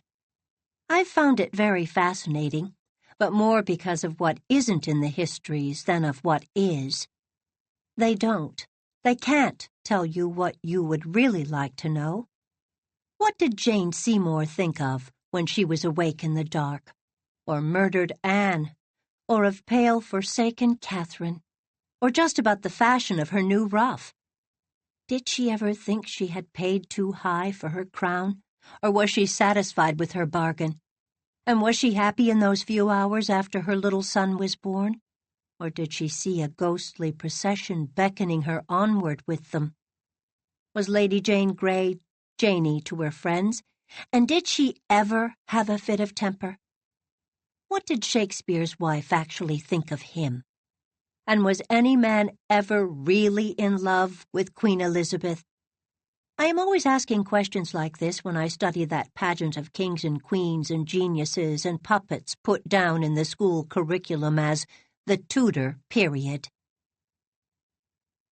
July 7th. 2 years of high school are over. The result of my exams was such as to please even Aunt Ruth, who condescended to say that she always knew I could study if I put my mind to it. In brief, I led my class. And I'm pleased, but I begin to understand what Dean meant when he said real education was what you dug out of life for yourself. After all, the things that have taught me the most, these past 2 years, have been my wanderings in the land of uprightness, and my night on the haystack, and the Lady Giovanna, and the old woman who spanked the king, and trying to write nothing but facts, and things like that. Even rejection slips and hating Evelyn Blake have taught me something. Speaking of Evelyn, she failed in her exams and will have to take her senior year over again. I am truly sorry. That sounds as if I were a most amiable, forgiving creature. Let me be perfectly frank. I am sorry she didn't pass, because if she had, she wouldn't be in school next year. July 20th. Ilse and I go bathing every day now. Aunt Laura is always very particular about seeing that we have our bathing suits with us. I wonder if she ever heard any faint, far-off echoes of our moonlit petticoatedness. But so far, our dips have been in the afternoon, and afterwards we have a glorious wallow on sun-warm golden sands, with the gauzy dunes behind us stretching to the harbor, and the lazy blue sea before us, dotted over with sails that arc silver in the magic of the sunlight. Oh, life is good, good, good. In spite of 3 rejection slips that came today, those very editors will be asking for my work someday. Meanwhile, Aunt Laura is teaching me how to make a certain rich and complicated kind of chocolate cake, after a recipe which a friend of hers in Virginia sent her 30 years ago. Nobody in Blairwater has ever been able to get it, and Aunt Laura made me solemnly promise I would never reveal it. The real name of the cake is Devil's Food, but Aunt Elizabeth will not have it called that. August 2nd. I was down seeing Mr. Carpenter this evening. He has been laid up with rheumatism, and one can see he is getting old. He was very cranky with the scholars last year, and there was some protest against keeping him on, but it was done. Most of the Blairwater people have sense enough to realize that with all his crankiness, Mr. Carpenter is a teacher in 1,000. One can't teach fools amiably, he growled when the trustees told him there were complaints about his harshness. Perhaps it was his rheumatism that made Mr. Carpenter rather crusty over the poems I took to him for criticism. When he read the one I had composed that April night on a hilltop, he tossed it back to me. "A pretty little gossamer thing," he said, and I had really thought the poem expressed in some measure the enchantment of that evening. How I must have failed. Then I gave him the poem I had written after I'd come in that night. He read it over twice, then he deliberately tore it into strips. "Now, why?" I said, rather annoyed. "There was nothing wrong about that poem, Mr. Carpenter." "Not about its body," he said. "Every line of it, taken by itself, might be read in Sunday school. But its soul. What mood were you in when you wrote that, in heaven's name?" "The mood of the Golden Age," I said. "No, of an age far before that. That poem was sheer paganism, girl, though I don't think you realize it. To be sure, from the point of view of literature, it's worth 1,000 of your pretty songs. All the same, that way danger lies. Better stick to your own age. You're part of it and can possess it without its possessing you. Emily, there was a streak of diabolism in that poem. It's enough to make me believe that poets are inspired by some spirits outside themselves. Didn't you feel possessed when you wrote it?" "Yes," I said, remembering. I felt rather glad Mr. Carpenter had torn the poem up. I could never have done it myself. I have destroyed a great many of my poems that seemed trash on successive readings, but this one never seemed so, and it always brought back the strange charm and terror of that walk. But Mr. Carpenter was right. I feel it. He also berated me because I happened to mention I had been reading Mrs. Herman's poems. Aunt Laura has a cherished volume, bound in faded blue and gold, with an inscription from an admirer. In Aunt Laura's youth, it was the thing to give your adored, a volume of poetry on her birthday. The things Mr. Carpenter said about Mrs. Herman's were not fit to write in a young lady's diary. I suppose he is right in the main, yet I do like some of her poems. Just here and there comes a line or verse that haunts me for days, delightfully. "The March of the Hosts as Alaric passed" is one. Though I can't give any reason for my liking it, one never can give reasons for enchantment. And another is, "The sounds of the sea and the sounds of the night were around Clotilda as she knelt to pray, in a chapel where the mighty lay on the old Provençal shore." That isn't great poetry, but there's a bit of magic in it for all that, concentrated in the last line, I think. I never read it without feeling that I am Clotilde, kneeling there, on the old Provençal shore, with the banners of forgotten wars waving over me.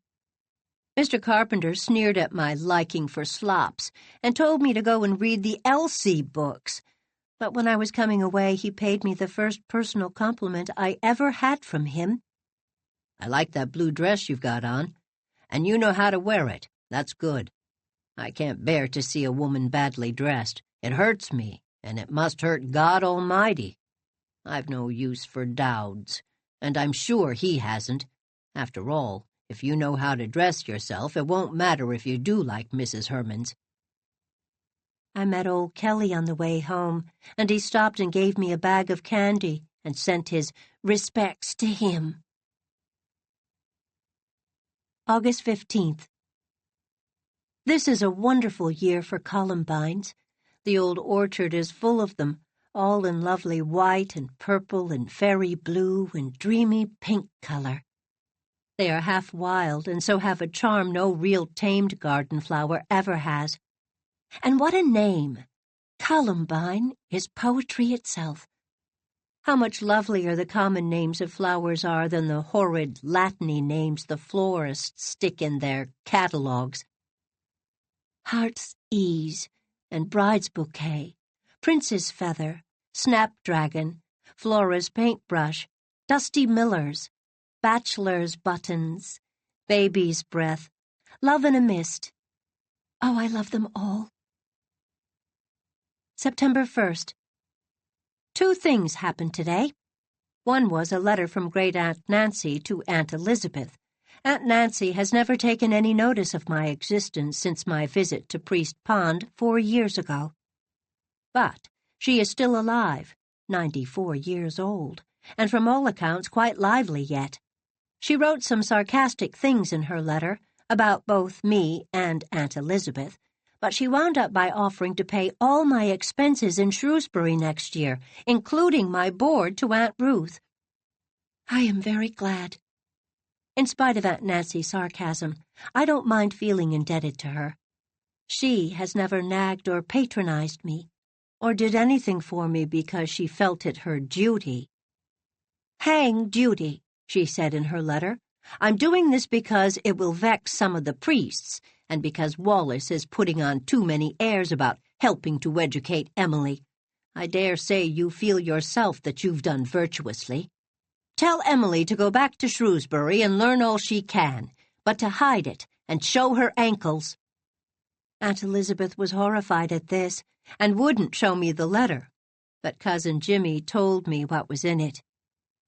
The second thing was that Aunt Elizabeth informed me that, since Aunt Nancy was paying my expenses, she, Aunt Elizabeth, felt that she ought not to hold me any longer to my promise about writing fiction. I was, she told me, free to do as I chose about that matter. Though I shall never approve of your writing fiction, she said gravely, at least I hope you will not neglect your studies. Oh, no, dear Aunt Elizabeth, I won't neglect them. But I feel like a released prisoner. My fingers tingle to grasp a pen. My brain teems with plots. I've a score of fascinating dream characters I want to write about.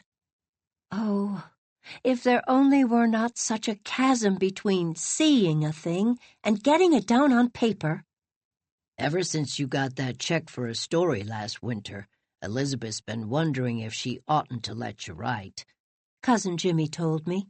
But she couldn't bring herself to back down till Aunt Nancy's letter gave her the excuse. Money makes the Murray mare go, Emily. Want some more Yankee stamps? Mrs. Kent has told Teddy he can go for another year. After that, he doesn't know what will happen. So we are going back, and I am so happy that I want to write it in italics. September 10th. I have been elected president of the senior class for this year, and the Skulls and Owls sent me a notice that I had been elected a member of their august fraternity without the formality of an application. Evelyn Blake, by the way, is at present laid up with tonsillitis. I accepted the presidency, but I wrote a note to the Skull and Owl declining membership with awful politeness. After black-beaning me last year, indeed. October 7th. There was great excitement today in class when Dr. Hardy made a certain announcement. Kathleen Darcy's uncle, who is a professor of McGill, is visiting here, and he has taken it into his head to offer a prize for the best poem, written by a pupil of Shrewsbury High School, said prize being a complete set of Parkman. The poems must be handed in by the 1st of November and are to be not less than 20 lines and no more than 60. Sounds as if a tape measure was the first requisite. I have been wildly hunting through my Jimmy books tonight and have decided to send in Wild Grapes. It is my second best poem. A Song of Sixpence is my best, but it has only 15 lines, and to add any more would spoil it. I think I can improve Wild Grapes a bit. There are 2 or 3 words in it I've always been dubious about. They don't exactly express fully what I want to say, but I can't find any others that do either. I wish one could coin words, as I used to do long ago when I wrote letters to Father and just invented a word whenever I wanted one. But then, Father would have understood the words if he had ever seen the letters, while I am afraid the judges in the contest wouldn't. Wild Grapes should certainly win the prize. This isn't conceit or vanity or presumption. It's just knowing. If the prize were for mathematics, Kath Darcy should win it. If it were for beauty, Hazel Ellis would win it. If it were for all-round proficiency, Perry Miller. For elocution, Ilsa. For drawing, Teddy. But since it is for poetry, E.B. Starr is the one. We are studying Tennyson and Keats in senior literature this year. I like Tennyson, but sometimes he enrages me. He is beautiful, not too beautiful as Keats is, the perfect artist. But he never lets us forget the artist. We are always conscious of it. He is never swept away by some splendid mountain torrent of feeling. Not he. He flows on serenely between well-ordered banks and carefully laid-out gardens. And no matter how much one loves a garden, one doesn't want to be cooped up in it all the time. One likes an excursion now and then into the wilderness. At least Emily Bird Starr does, to the sorrow of her relations. Keats is too full of beauty. When I read his poetry, I feel stifled in roses and long for a breath of frosty air or the austerity of a chill mountain peak. But oh, he has some lines. Magic casements opening on the foam of perilous seas in fairylands forlorn. When I read them, I always feel a sort of despair. What is the use of trying to do what has been done, once and for all? But I found some other lines that inspire me. I have written them on the index page of my new Jimmy book. He ne'er is crowned with immortality who fears to follow where airy voices lead. Oh, it's true.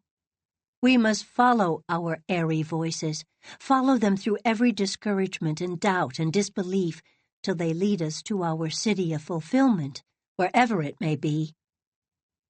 I had 4 rejections in the mail today, raucously shrieking failure at me. Airy voices grow faint in such a clamor. But I'll hear them again, and I will follow. I will not be discouraged. Years ago I wrote a vow. I found it the other day in an old packet in my cupboard, that I would climb the Alpine path and write my name on the scroll of fame. I'll keep on climbing. October 20th. I read my chronicles of an old garden over the other night. I think I can improve it considerably, now that Aunt Elizabeth has lifted the ban. I wanted Mr. Carpenter to read it, but he said, "Lord, girl, I can't wade through all that stuff. My eyes are bad. What is it, a book? Jade, it will be time 10 years from now for you to be writing books." "I've got to practice," I said indignantly. "Oh, practice, practice. But don't try out the results on me. I'm too old. I really am, Jade. I don't mind a very short story, now and then, but let a poor old devil off the books. I might ask Dean what he thinks of it. But Dean does laugh now at my ambitions, very cautiously and kindly, but he does laugh. And Teddy thinks everything I write perfect, so he's no use as a critic. I wonder if any publisher would accept the Chronicles. I'm sure I've seen books of the kind that weren't much better. November 11th. This evening I spent expurgating a novel for Mr. Towers's use and behoof. When Mr. Towers was away in August on his vacation, the sub-editor, Mr. Grady, began to run a serial in the Times called A Bleeding Heart. Instead of getting APA stuff, as Mr. Towers always does, Mr. Grady simply bought the reprint of a sensational and sentimental English novel at the shop and began publishing it. It was very long, and only about half of it has appeared. Mr. Towers saw that it would run all winter in its present form, so he bade me take it and cut out all unnecessary stuff. I have followed instructions mercilessly, cutting out most of the kisses and embraces, 2/3 of the love-making and all the descriptions, with the happy result that I have reduced it to about 1/4 of its normal length. And all I can say is, may heaven have mercy on the soul of the compositor who has to set it in its present mutilated condition. Summer and autumn have gone. It seems to me they go more quickly than they used to. The goldenrod has turned white in the corners of the land of uprightness, and the frost lies like a silver scarf on the ground o' mornings. The evening winds that go piping down the valleys wild are heartbroken searchers, seeking for things loved and lost, calling in vain on elf and fay. For the fairy folk, if they be not all fled afar to the southlands, must be curled up asleep in the hearts of the firs or among the roots of the ferns. And every night we have murky red sunsets flaming in smoky crimson across the harbor, with a star above them like a saved soul, gazing with compassionate eyes into pits of torment where sinful spirits are being purged from the stains of earthly pilgrimage. Would I dare show the above sentence to Mr. Carpenter? I would not. Therefore there is something fearfully wrong with it. I know what's wrong with it, now that I've written it in cold blood. It's fine writing, and yet it's just what I felt when I stood on the hill beyond the land of uprightness tonight and looked across the harbor. And who cares what this old journal thinks? December 2nd. The results of the prize poem competition were announced today. Evelyn Blake is the winner with a poem entitled A Legend of Abegweit. There isn't anything to say, so I say it. Besides, Aunt Ruth has said everything. December 15th. Evelyn's prize poem was printed in the Times this week, with her photograph and a biographical sketch. The set of Parkman is on exhibition in the windows of the bookshop. A Legend of Abegweit is a fairly good poem. It is in ballad style, and rhythm and rhyme are correct, which could not be said of any other poem of Evelyn's I've ever seen. Evelyn Blake has said of everything of mine she ever saw in print that she was sure I copied it from somewhere. I hate to imitate her, but I know that she never wrote that poem. It isn't any expression of her at all. She might as well have imitated Dr. Hardy's handwriting and claimed it as her own. Her mincing copperplate script is as much like Dr. Hardy's black forcible scrawl as that poem is like her. Besides, though A Legend of Abegweit is fairly good, it is not as good as Wild Grapes. I am not going to say so to anyone, but down it goes in this journal. Because it's true. December 20th.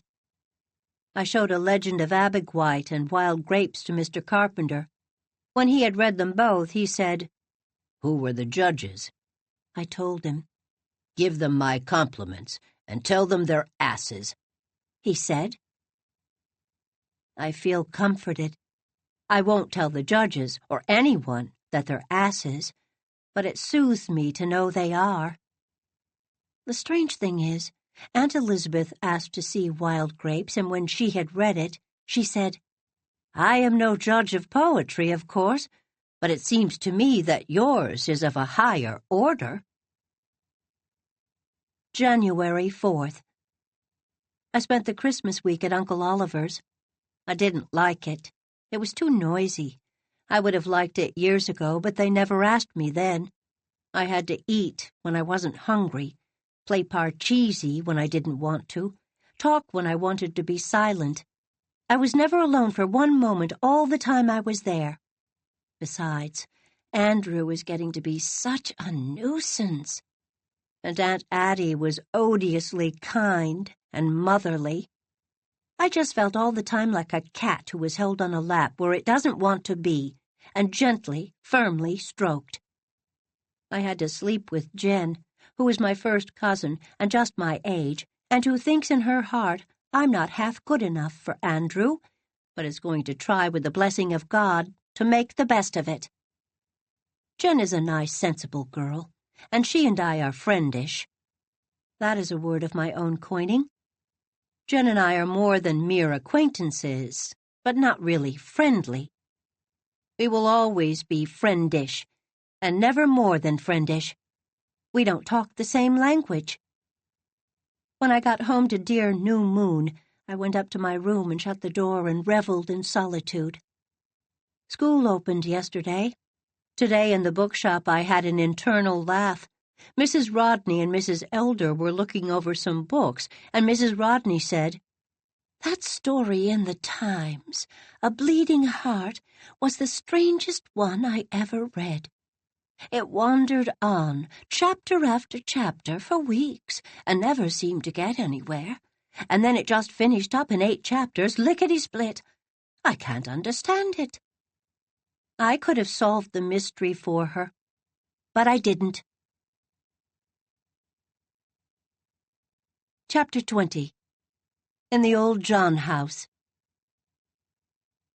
When The Woman Who Spanked the King was accepted and published by a New York magazine of some standing, quite a sensation was produced in Blairwater and Shrewsbury, especially when the incredible news was whispered from lip to lip that Emily had actually been paid $40 for it. For the first time, her clan began to take her writing mania with some degree of seriousness, and Aunt Ruth gave up, finally and forever, all slurs over wasted time. The acceptance came at the psychological moment when the sands of Emily's faith were running rather low. All the fall and winter her stuff had been coming back to her, except from 2 magazines, whose editors evidently thought that literature was its own reward and quite independent of degrading monetary considerations. At first, she had always felt dreadfully when a poem or story over which she had agonized came back with one of those icy little rejection slips or a few words of faint praise. The butt rejections, Emily called these, and hated them worse than the printed ones. Tears of disappointment would come, but after a time she got hardened to it and didn't mind so much. She only gave the editorial slip the Murray look and said, "I will succeed," and never at any time had she any real doubt that she would. Down, deep down, something told her that her time would come. So, though she flinched momentarily at each rejection, as from the flick of a whip, she sat down and wrote another story. Still, her inner voice had grown rather faint under so many discouragements. The acceptance of The Woman Who Spanked the King suddenly raised it into a joyous paean of certainty again. The check meant much, but the storming of that magazine much more. She felt that she was surely winning a foothold. Mr. Carpenter chuckled over it and told her it really was absolutely good. "The best in this story belongs to Mistress McIntyre," said Emily ruefully. "I can't call it mine." "The setting is yours, and what you've added harmonizes perfectly with your foundation. And you didn't polish hers up too much. That shows the artist. Weren't you tempted to? Yes, there were so many places I thought I could improve it a good deal. But you didn't try to. That makes it yours," said Mr. Carpenter, and left her to puzzle his meaning out for herself. Emily spent 35 of her dollars so sensibly that even Aunt Ruth herself couldn't find fault with her budget. But with the remaining 5, she bought a set of Parkman. It was a much nicer set than the prize one, which the donor had really picked out of a mail-order list, and Emily felt much prouder of it than if it had been the prize. After all, it was better to earn things for yourself. Emily has those Parkmans yet, somewhat faded and frayed now, but dearer to her than all the other volumes in her library. For a few weeks she was very happy and uplifted. The Murrays were proud of her. Principal Hardy had congratulated her.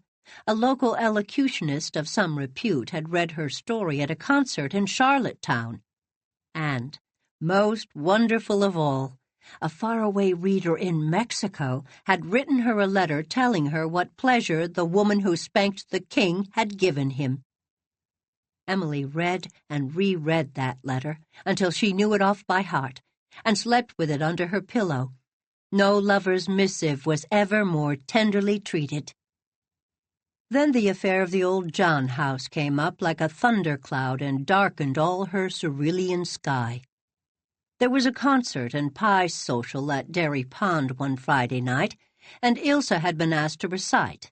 Dr. Burnley took Ilse and Emily and Perry and Teddy over in his big double-seated sleigh, and they had a gay and merry 8-mile drive through the soft snow that was beginning to fall. When the concert was half over, Dr. Burnley was summoned out. There was sudden and serious illness in a Dairy Pond household. The doctor went, telling Teddy that he must drive the party home. Dr. Burnley made no bones about it.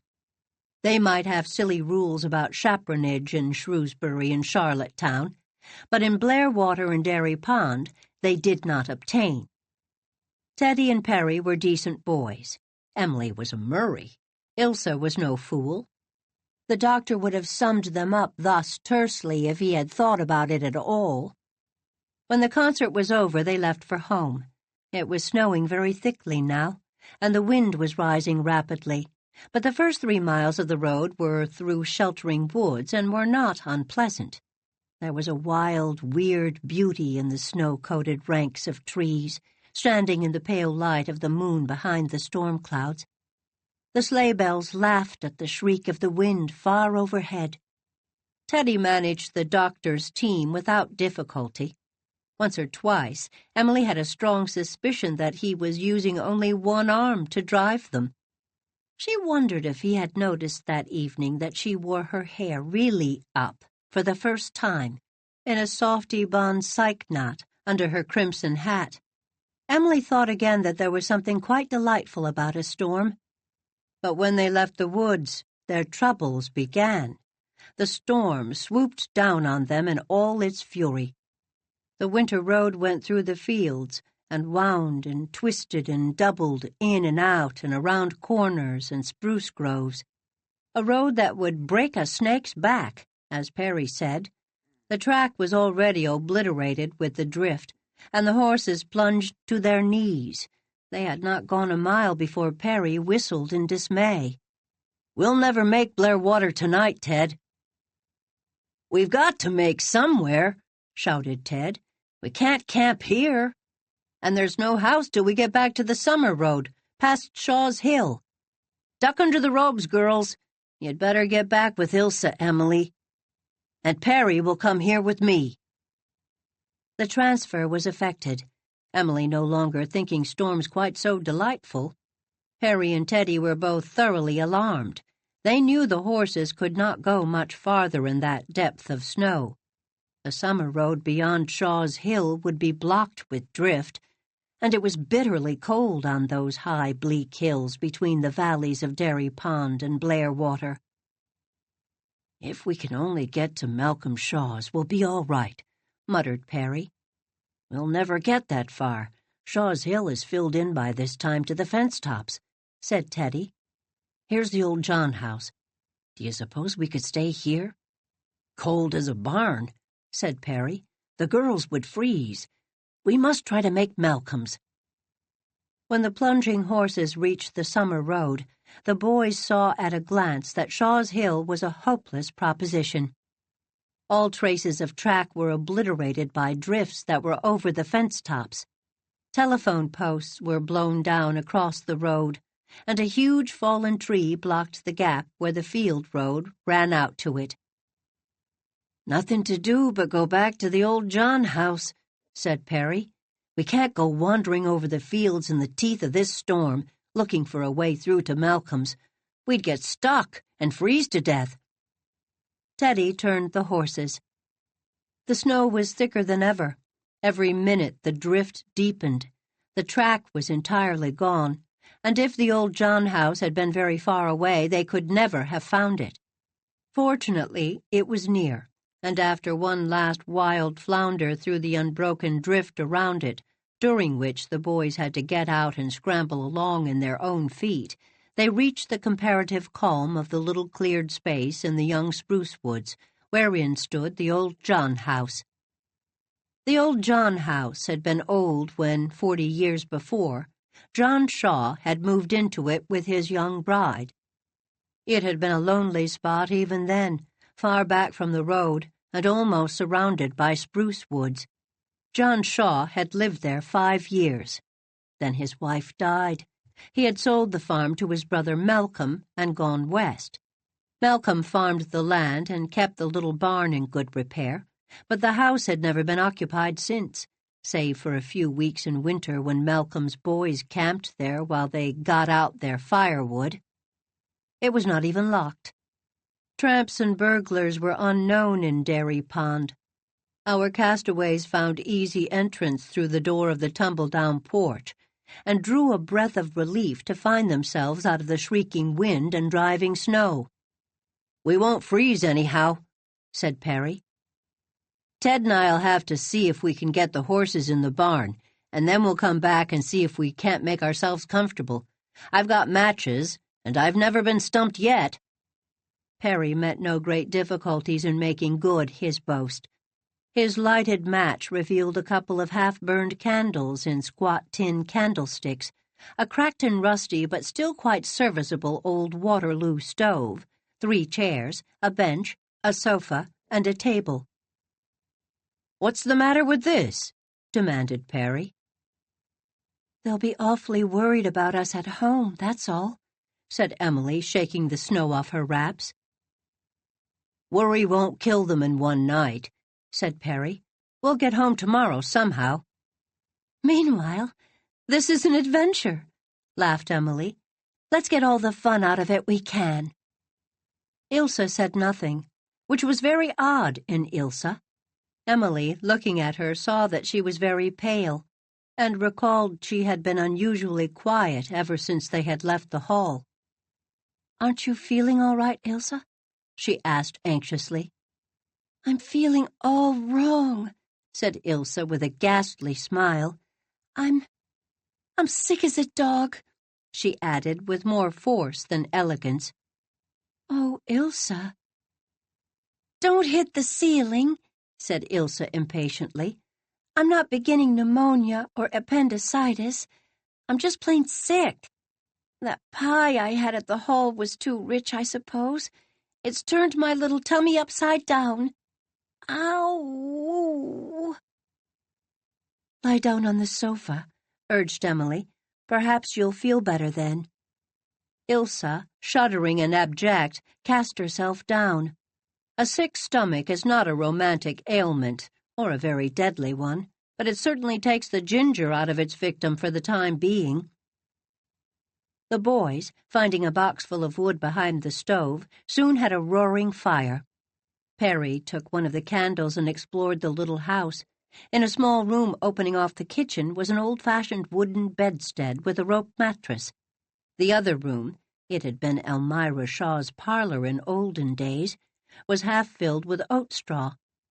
Upstairs there was nothing but emptiness and dust, but in the little pantry Perry made some finds. "There's a can of pork and beans here," he announced, "and a tin box half full of crackers. I see our breakfast. I suppose the Shaw boys left them here. And what's this?" Perry brought out a small bottle, uncorked, and sniffed it solemnly. "Whiskey as I'm a living sinner. Not much, but enough. Here's your medicine, Ilsa. You take it in some hot water, and it'll settle your stomach in a jiffy." "I hate the taste of whiskey," moaned Ilsa. "Father never uses it. He doesn't believe in it." "Aunt Tom does," said Perry, as if that settled the matter. "It's a sure cure. Try it and see." "But there isn't any water," said Ilsa. "You'll have to take it straight then. There's only about 2 tablespoons in the bottle. Try it. It won't kill you if it doesn't cure you." Poor Ilsa was really feeling so abjectly wretched that she would have taken anything short of poison if she thought there was any chance of its helping her. She crawled off the sofa, sat down on a chair before the fire, and swallowed the dose. It was good, strong whiskey. Malcolm Shaw could have told you that. And I think there was really more than 2 tablespoonfuls in the bottle, though Perry always insisted that there wasn't. Ilsa sat huddled in her chair for a few minutes longer. Then she got up and put her hand uncertainly on Emily's shoulder. "Do you feel worse?" asked Emily anxiously. I'm drunk," said Ilsa. "Help me back to the sofa, for mercy's sake. My legs are going to double up under me. Who was the Scotchman up at Melbourne who said he never got drunk but the whiskey always settled in his knees? But mine's in the head, too. It's spinning round." Harry and Teddy both sprang to help her, and between them a very wobbly Ilsa made safe port on the sofa again. "Is there anything we can do?" implored Emily. "Too much has already been done," said Ilsa with preternatural solemnity. She shut her eyes, and not another word would she say in response to any entreaty. Finally, it was deemed best to let her alone. "She'll sleep it off, and anyway, I guess it'll settle her stomach," said Perry. Emily could not take it so philosophically. Not until Ilsa's quiet breathing half an hour later proved that she was really asleep could Emily begin to taste the flavor of their adventure. The wind threshed about the old house and rattled the windows as if in a fury over their escape from it. It was very pleasant to sit before the stove and listen to the wild melody of defeated storm, very pleasant to think about the vanished life of this old dead house, in the years when it had been full of love and laughter. Very pleasant to talk of cabbages and kings with Perry and Teddy in the faint glow of candlelight. Very pleasant to sit in occasional silences, staring into the firelight, which flickered alluringly over Emily's milk-white brow and haunting, shadowy eyes. Once Emily, glancing up suddenly, found Teddy looking at her strangely. For just a moment their eyes met and locked. Only a moment. Yet Emily was never really to belong to herself again. She wondered dazedly what had happened. Whence came that wave of unimaginable sweetness that seemed to engulf her, body and spirit? She trembled. She was afraid. It seemed to open such dizzying possibilities of change. The only clear idea that emerged from her confusion of thought was that she wanted to sit with Teddy before a fire like this every night of their lives, and then a fig for the storms. She dared not look at Teddy again, but she thrilled with a delicious sense of his nearness. She was acutely conscious of his tall, boyish straightness, his glossy black hair, his luminous dark blue eyes. She had always known she liked Teddy better than any other male creature in her ken. But this was something apart from liking altogether. This sense of belonging to him that had come in that significant exchange of glances. All at once, she seemed to know why she had always snubbed any of the high school boys who wanted to be her beau. The delight of the spell that had been suddenly laid on her was so intolerable that she must break it. She sprang up and went over to the window. A little hissing whisper of snow against the blue-white frost crystals on the pane seemed softly to scorn her bewilderment. The 3 big haystacks, thatched with snow, dimly visible at the corner of the barn, seemed to be shaking their shoulders with laughter over her predicament. The fire in the stove reflected out in the clearing seemed like a mocking goblin bonfire under the firs. Beyond it, through the woods, were unfathomable spaces of white storm. For a moment Emily wished she were out in them. There would be freedom there from this fetter of terrible delight that had so suddenly and inexplicably made her a prisoner. Her, who hated bonds. "Am I falling in love with Teddy?" she thought. I won't. Perry, quite unconscious of all that had happened in the wink of an eye to Teddy and Emily, yawned and stretched. "Guess we better hit the hay. The candles are about done. I guess that straw will make a real good bed for us, Ted. Let's carry enough out and pile it on the bedstead in there to make a comfortable roost for the girls. With one of the fur rugs over it, it won't be so bad. We ought to have some high old dreams tonight. Ilsa especially. Wonder if she's sober yet." "I've a pocket full of dreams to sell," said Ted whimsically, with a new, unaccountable gaiety of voice and manner. "What do you lack? What do you lack? A dream of success, a dream of adventure, a dream of the sea, a dream of the woodland, any kind of dream you want at reasonable prices, including 1 or 2 unique little nightmares. What will you give me for a dream?" Emily turned around, stared at him for a moment, then forgot thrills and spells and everything else in a wild longing for a Jimmy book. As if his question, "What will you give me for a dream?" had been a magic formula opening some sealed chamber in her brain, she saw unrolling before her a dazzling idea for a story, complete even to the title, A Seller of Dreams. For the rest of that night, Emily thought of nothing else. The boys went off to their straw couch, and Emily, after deciding to leave Ilsa, who seemed comfortable, on the sofa as long as she slept, lay down on the bed in the small room. But not to sleep. She had never felt less like sleeping. She did not want to sleep. She had forgotten that she had been falling in love with Teddy. She had forgotten everything but her wonderful idea.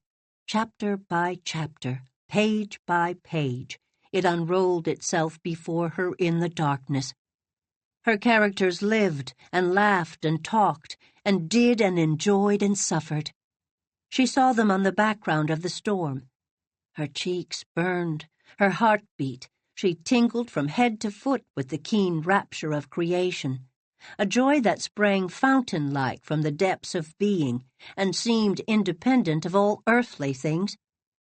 Ilsa had got drunk on Malcolm Shaw's forgotten Scotch whiskey, but Emily was intoxicated with immortal wine.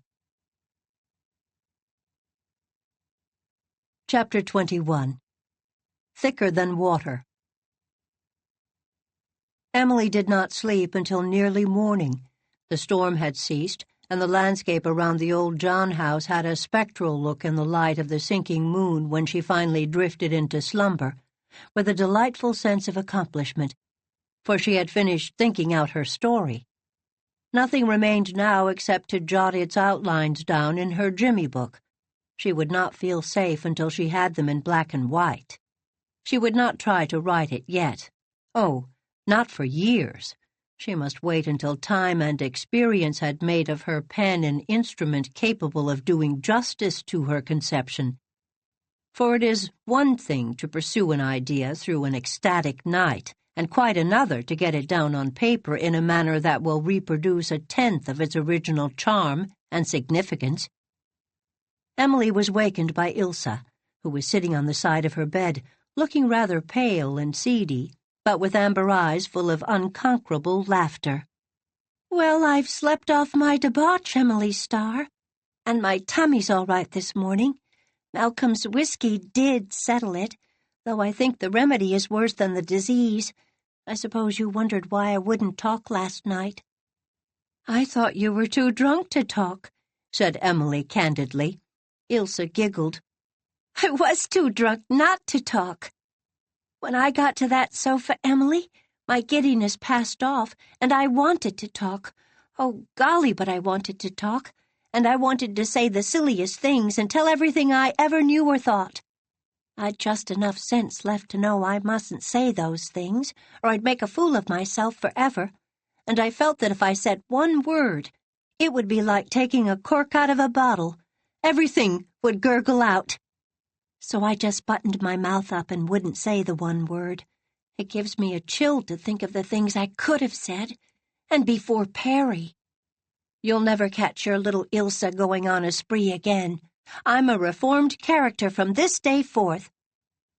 What I can't understand, said Emily, is how such a small dose of anything could have turned your head like that. Oh, well, you know Mother was a Mitchell. It's a notorious fact that the Mitchells can't take a teaspoonful of booze without toppling. It's one of their family kinks. Well, rise up, my love, my fair one. The boys are getting a fire on, and Perry says we can dope up a fair meal from the pork and beans and crackers. I'm hungry enough to eat the cans. It was while Emily was rummaging in the pantry in search of some salt that she made a great discovery. Far back on the top shelf was a pile of dusty old books, dating back probably to the days of John and Elmira Shaw, old mildewed diaries, almanacs, account books. Emily knocked the pile down, and when she was picking it up, discovered that one of the books was an old scrapbook. A loose leaf had fallen out of it. As Emily replaced it, her eyes fell on the title of a poem pasted on it. She caught it up, her breath coming quickly. A Legend of Abegweit, the poem with which Evelyn had won the prize. Here it was in this old yellowed scrapbook of 20 years' vintage, word for word, except that Evelyn had cut out 2 verses to shorten it to the required length. And the 2 best verses in it, thought Emily contemptuously. How like Evelyn! She has simply no literary judgment. Emily replaced the books on the shelf, but she slipped the loose leaf into her pocket and ate her share of breakfast very absently. By this time men were on the roads breaking out the tracks. Perry and Teddy found a shovel in the barn and soon had a way opened to the road. They got home finally, after a slow but uneventful drive, to find the New Moon folks rather anxious as to their fate, and mildly horrified to learn that they had had to spend the night in the old John house. "You might have caught your deaths of cold," said Elizabeth severely. Well, it was Hobson's choice. It was that or freeze to death in the drifts, said Emily, and nothing more was said about the matter. Since they had got home safe, and nobody had caught cold, what more was there to say? That was the New Moon way of looking at it. The Shrewsbury way was somewhat different, but the Shrewsbury way did not become apparent immediately. The whole story was over Shrewsbury by Monday night. Ilse told it in school and described her drunken orgy with great spirit and vivacity, amid shrieks of laughter from her classmates. Emily, who had called for the first time on Evelyn Blake that evening, found Evelyn looking quite well pleased over something. "Can't you stop Ilse from telling that story, my dear?" "What story?" "Why, about getting drunk last Friday night, the night you and she spent with Teddy Kent and Perry Miller in that old house up at Dairy Pond," said Evelyn smoothly. Emily suddenly flushed. There was something in Evelyn's tone. The innocent fact seemed all at once to take on shades of a sinister significance. Was Evelyn being deliberately insolent? "I don't know why she shouldn't tell the story," said Emily coldly. "It was a good joke on her." "But you know how people will talk," said Evelyn gently. "It's all rather unfortunate, Of course you couldn't help being caught in the storm, I suppose. But Ilsa will only make matters worse. She is so indiscreet. Haven't you any influence over her, Emily?" "I didn't come here to discuss that," said Emily bluntly. "I came here to show you something I found in the old John house." She held out the leaf of the scrapbook. Evelyn looked at it blankly for a moment, then her face turned a curious mottled purple. She made an involuntary movement as if to snatch the paper, but Emily quickly drew it back. Their eyes met. In that moment, Emily felt that the score between them was at last even. She waited for Evelyn to speak. After a moment, Evelyn did speak, sullenly. "Well, what are you going to do about it?" "I haven't decided yet," said Emily. Evelyn's long, brown, treacherous eyes swept up to Emily's face with a crafty, seeking expression. "I suppose you mean to take it to Dr. Hardy and disgrace me before the school?" "Well, you deserve it, don't you?" said Emily judiciously. I wanted to win that prize because Father promised me a trip to Vancouver next summer if I won it," muttered Evelyn, suddenly crumpling. I was crazy to go. Oh, don't betray me, Emily. Father will be furious. I'll give you the Parkman set. I'll do anything, only don't. Evelyn began to cry. Emily didn't like the sight. "I don't want your Parkman," she said contemptuously. "But there is one thing you must do. You will confess to Aunt Ruth that it was you who drew that mustache on my face the day of the English exam, and not Ilsa." Evelyn wiped away her tears and swallowed something. "That was only a joke," she sobbed. "It was no joke to lie about it," said Emily sternly. "You're so blunt." Evelyn looked for a dry spot on her handkerchief and found one. "It was all a joke. I just ran back from the shop to do it. I thought of course you'd look in the glass when you got up. I didn't suppose you'd go to class like that, and I didn't know your aunt took it so seriously. Of course, I'll tell her. If you'll... "Write it out and sign it," said Emily remorselessly. Evelyn wrote it out and signed it. "You'll give me that?" she pleaded with an entreating gesture towards the scrapbook leaf. "Oh, no, I'll keep this," said Emily. "And what assurance have I that you won't tell some day, after all?" sniffed Evelyn. "You have the word of a star," said Emily loftily. She went out with a smile. She had finally conquered in the long duel, and she held in her hand what would finally clear Ilsa in Aunt Ruth's eyes. Aunt Ruth sniffed a good deal over Evelyn's note, and was inclined to ask questions as to how it had been extorted, but not getting much satisfaction out of Emily on this score, and knowing that Alan Burnley had been sore at her ever since her banishment of his daughter, she secretly welcomed an excuse to recall it. "Very well, then. I told you Ilsa could come here when you could prove to my satisfaction that she had not played that trick on you. You have proved it, and I keep my word. I am a just woman," concluded Aunt Ruth, who was, perhaps, the most unjust woman on the earth at that time. So far, well. But if Evelyn wanted revenge, she tasted it to the full in the next 3 weeks, without raising a finger or wagging a tongue to secure it. All Shrewsbury burned with gossip about the night of the storm, insinuations, distortions, wholesale fabrications.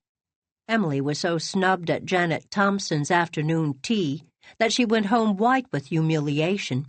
Ilsa was furious. "I wouldn't mind if I had been rip-roaring drunk and had the fun of it," she vowed with a stamp of her foot.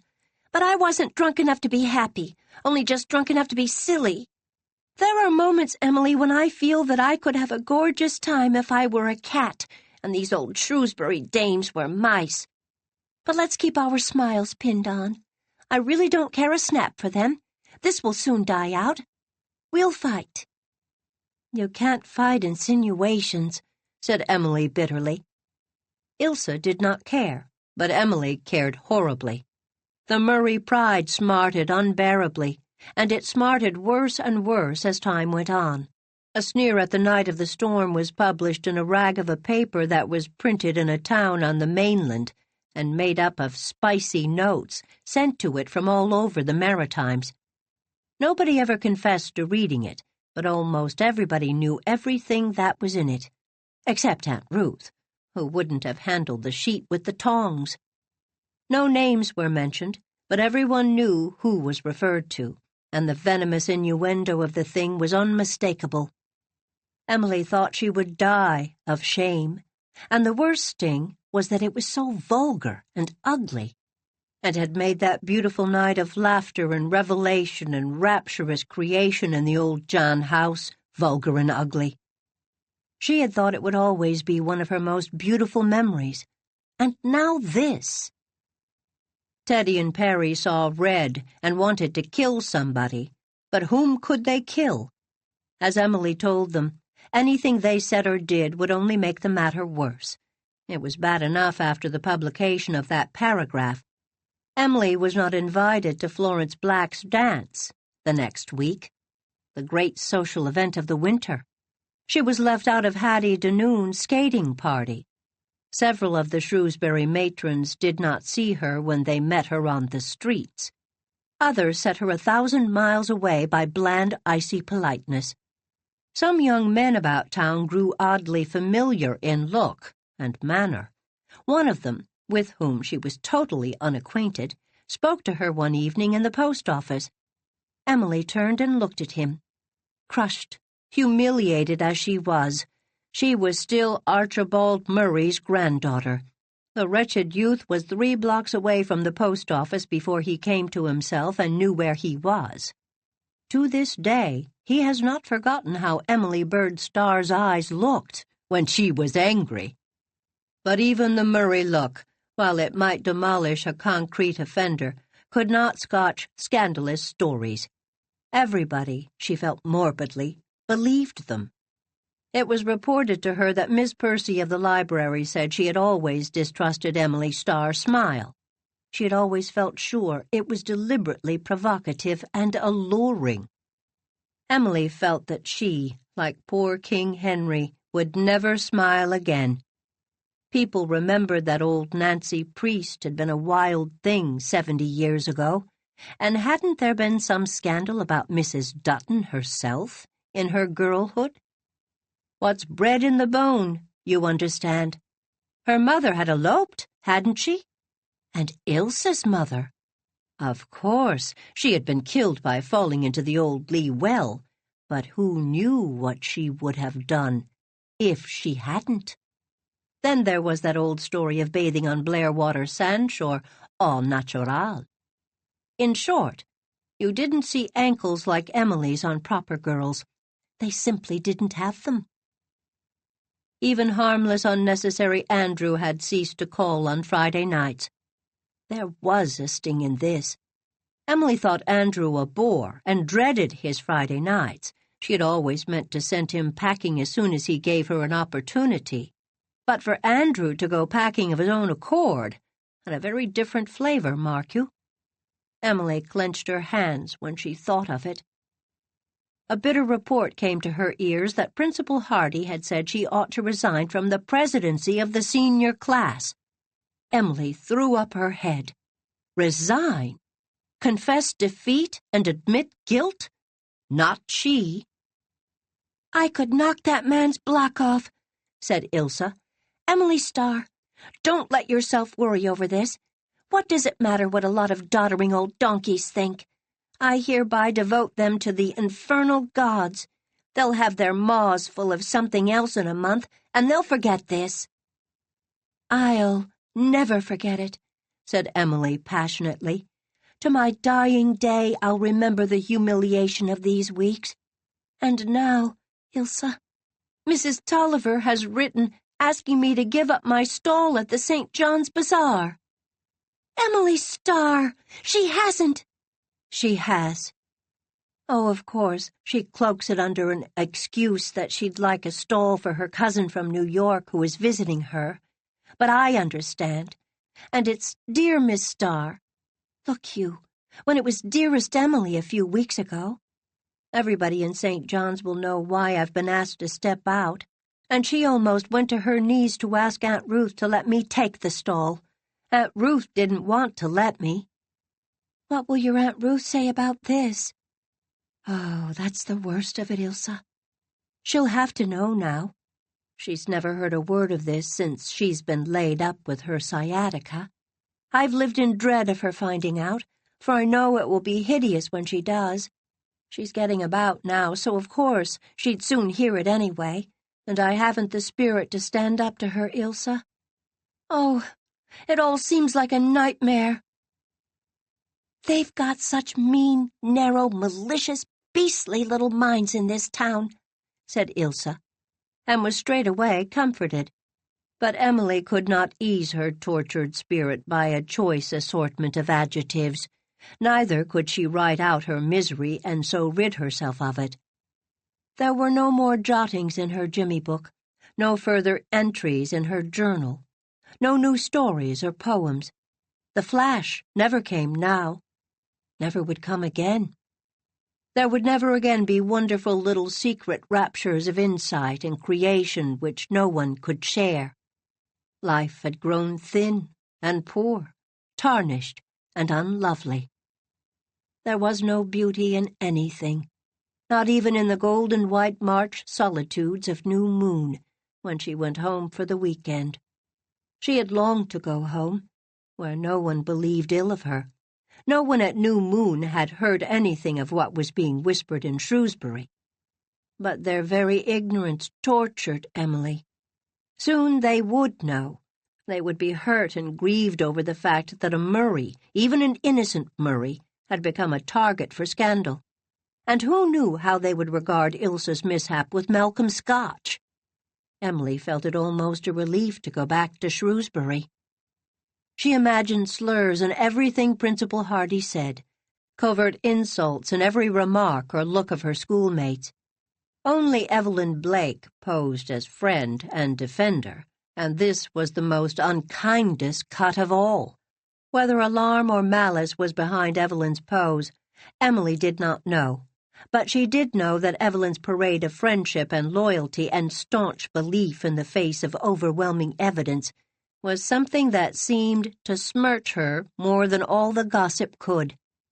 Evelyn went about assuring everyone that she wouldn't believe one word against poor dear Emily. Poor dear Emily could have cheerfully watched her drown, or thought she could. Meanwhile, Aunt Ruth, who had been confined to her house for several weeks with sciatica, and had been so crusty with it that neither friends nor enemies had dared to hint anything to her of the gossip concerning her niece, was beginning to take notice. Her sciatica had departed and left her faculties free to concentrate on other things. She recalled that Emily's appetite had been poor for days, and Aunt Ruth suspected that she had not been sleeping. The moment this suspicion occurred to Aunt Ruth, she took action. Secret worries were not to be tolerated in her house. "Emily, I want to know what is the matter with you," she demanded, one Saturday afternoon when Emily, pale and listless with purple smudges under her eyes, had eaten next to nothing for dinner. A little color came into Emily's face. The hour she had dreaded so was upon her. Aunt Ruth must be told all. And Emily felt miserably that she had neither the courage to endure the resultant heckling, nor the spirit to hold her own against Aunt Ruth's whys and wherefores. She knew so well how it would all be. Horror over the John House episode, as if anybody could have helped it. Annoyance over the gossip, as if Emily were responsible for it. Several assurances that she had always expected something like this, and then intolerable weeks of reminders and slurs. Emily felt a sort of mental nausea at the whole prospect. For a minute she could not speak. What have you been doing?" persisted Aunt Ruth. Emily set her teeth. It was unendurable, but it must be endured. The story had to be told. The only thing to do was to get it told as soon as possible. "I haven't done anything wrong, Aunt Ruth. I've just done something that has been misunderstood." Aunt Ruth sniffed, but she listened without interruption to Emily's story. Emily told it as briefly as possible, feeling as if she were a criminal in the witness box, with Aunt Ruth as judge, jury, and prosecuting attorney all in one. When she had finished, she sat in silence waiting for some characteristic Aunt Ruthian comment. "And what are they making all the fuss about?" said Aunt Ruth.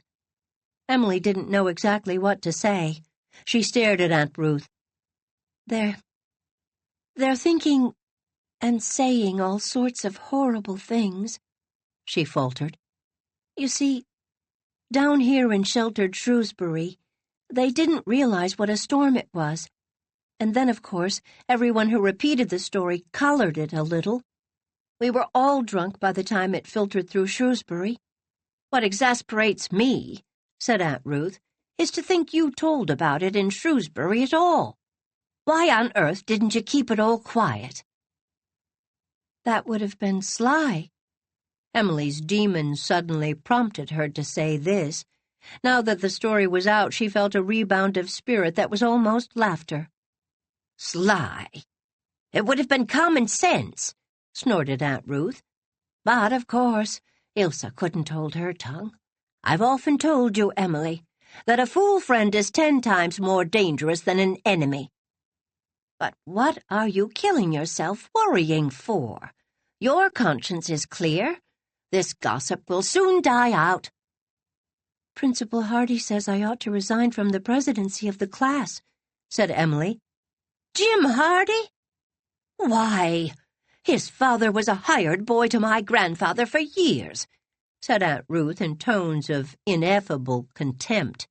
"Does Jim Hardy imagine that my niece would behave improperly?" Emily felt herself all at sea. She thought she really must be dreaming. Was this incredible woman Aunt Ruth? It couldn't be Aunt Ruth. Emily was up against one of the contradictions of human nature. She was learning that you may fight with your kin, disapprove of them, even hate them, but that there is a bond between you for all that. Somehow, your very nerves and sinews are twisted with theirs. Blood is always thicker than water. Let an outsider attack. That's all. Aunt Ruth had at least one of the Murray virtues, loyalty to clan.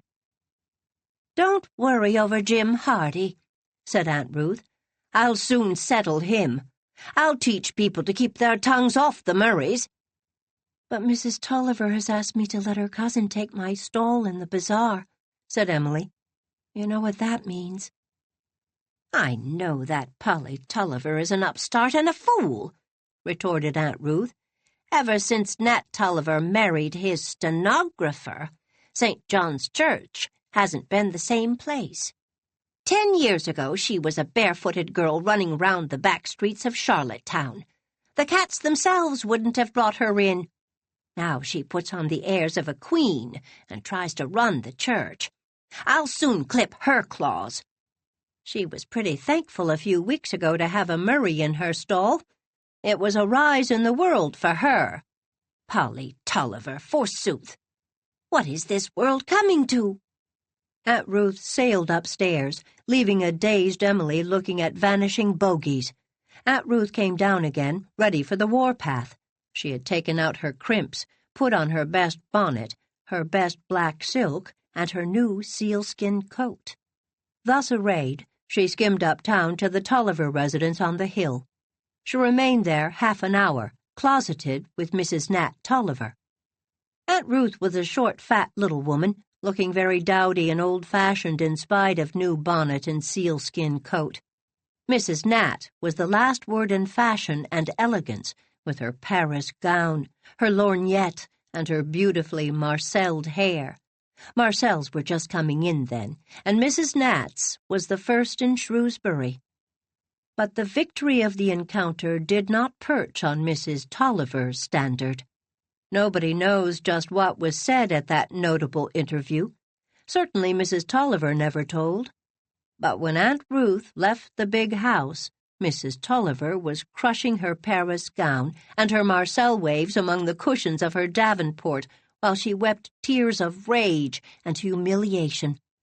And Aunt Ruth carried a note in her muff to Mrs. Tolliver's Dear Emily, saying that her cousin was not going to take part in the bazaar, and would dear Emily be so kind as to take the stall, as at first planned? Dr. Hardy was next interviewed, and again Aunt Ruth went, saw, conquered.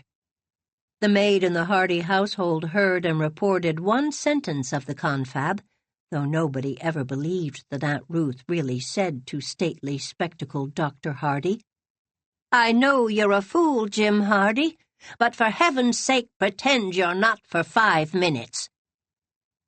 No, the thing was impossible. Of course, the maid invented it. "You won't have much more trouble, Emily," said Aunt Ruth on her return home. "Polly and Jim have got their craws full. When people see you at the bazaar, they'll soon realize what way the wind blows and trim their sails accordingly. I've a few things to say to some other folks when opportunity offers. Matters have come to a pretty pass if decent boys and girls can't escape freezing to death without being slandered for it.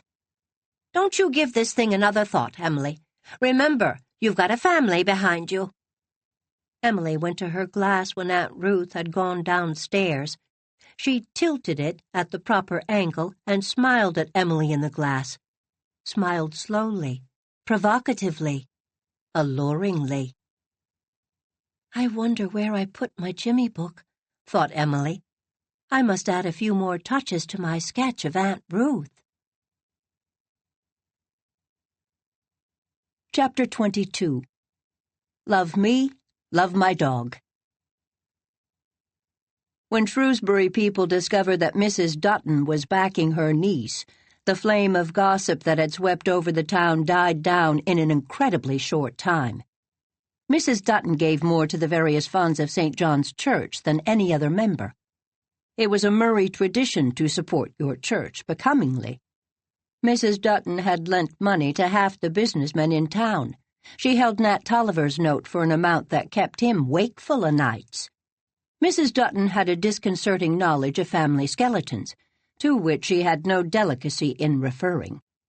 Therefore, Mrs. Dutton was a person to be kept in good humor, and if people had made the mistake of supposing that because she was very strict with her niece, it was safe to snub that niece, why, the sooner they corrected that mistake, the better for all concerned.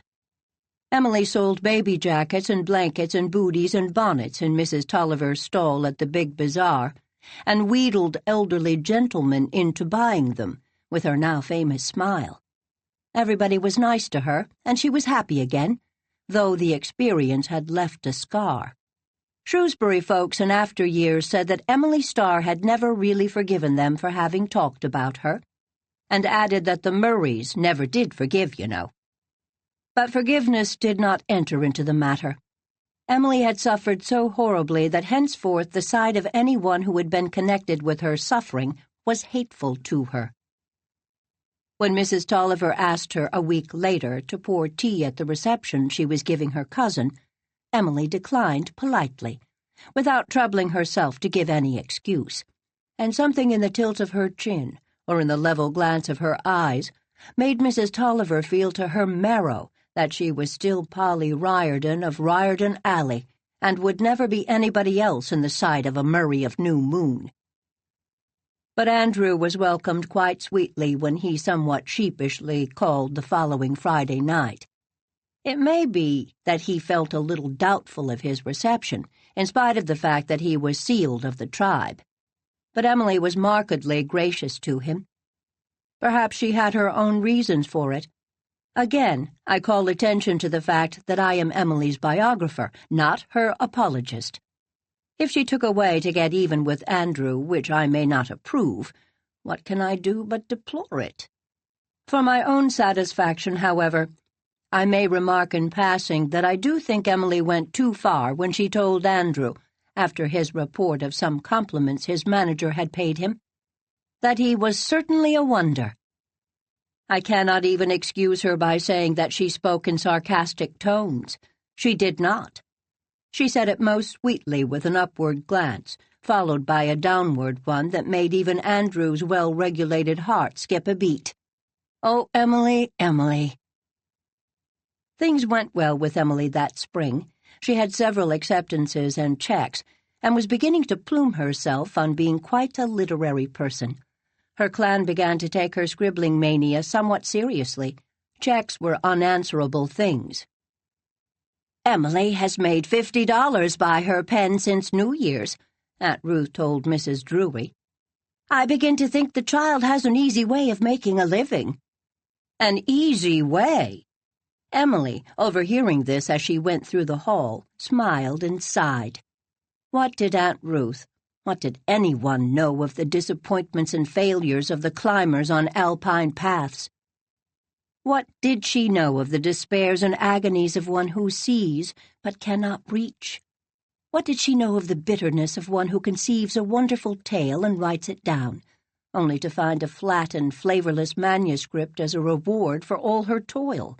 What did she know of barred doors and impregnable editorial sanctums, of brutal rejection slips and the awfulness of faint praise, of hopes deferred, and hours of sickening doubt and self-distrust?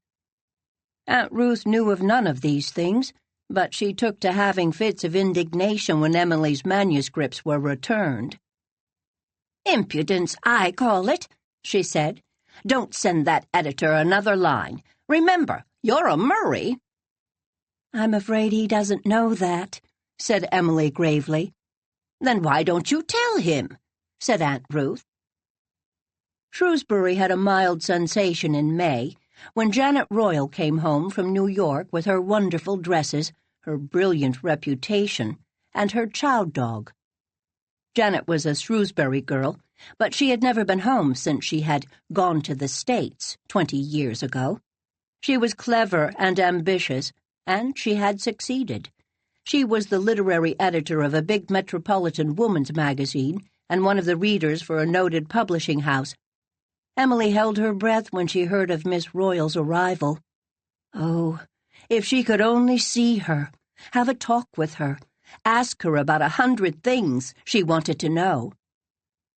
When Mr. Towers told her in an offhand manner to go and interview Miss Royal and write it up for the Times, Emily trembled between terror and delight.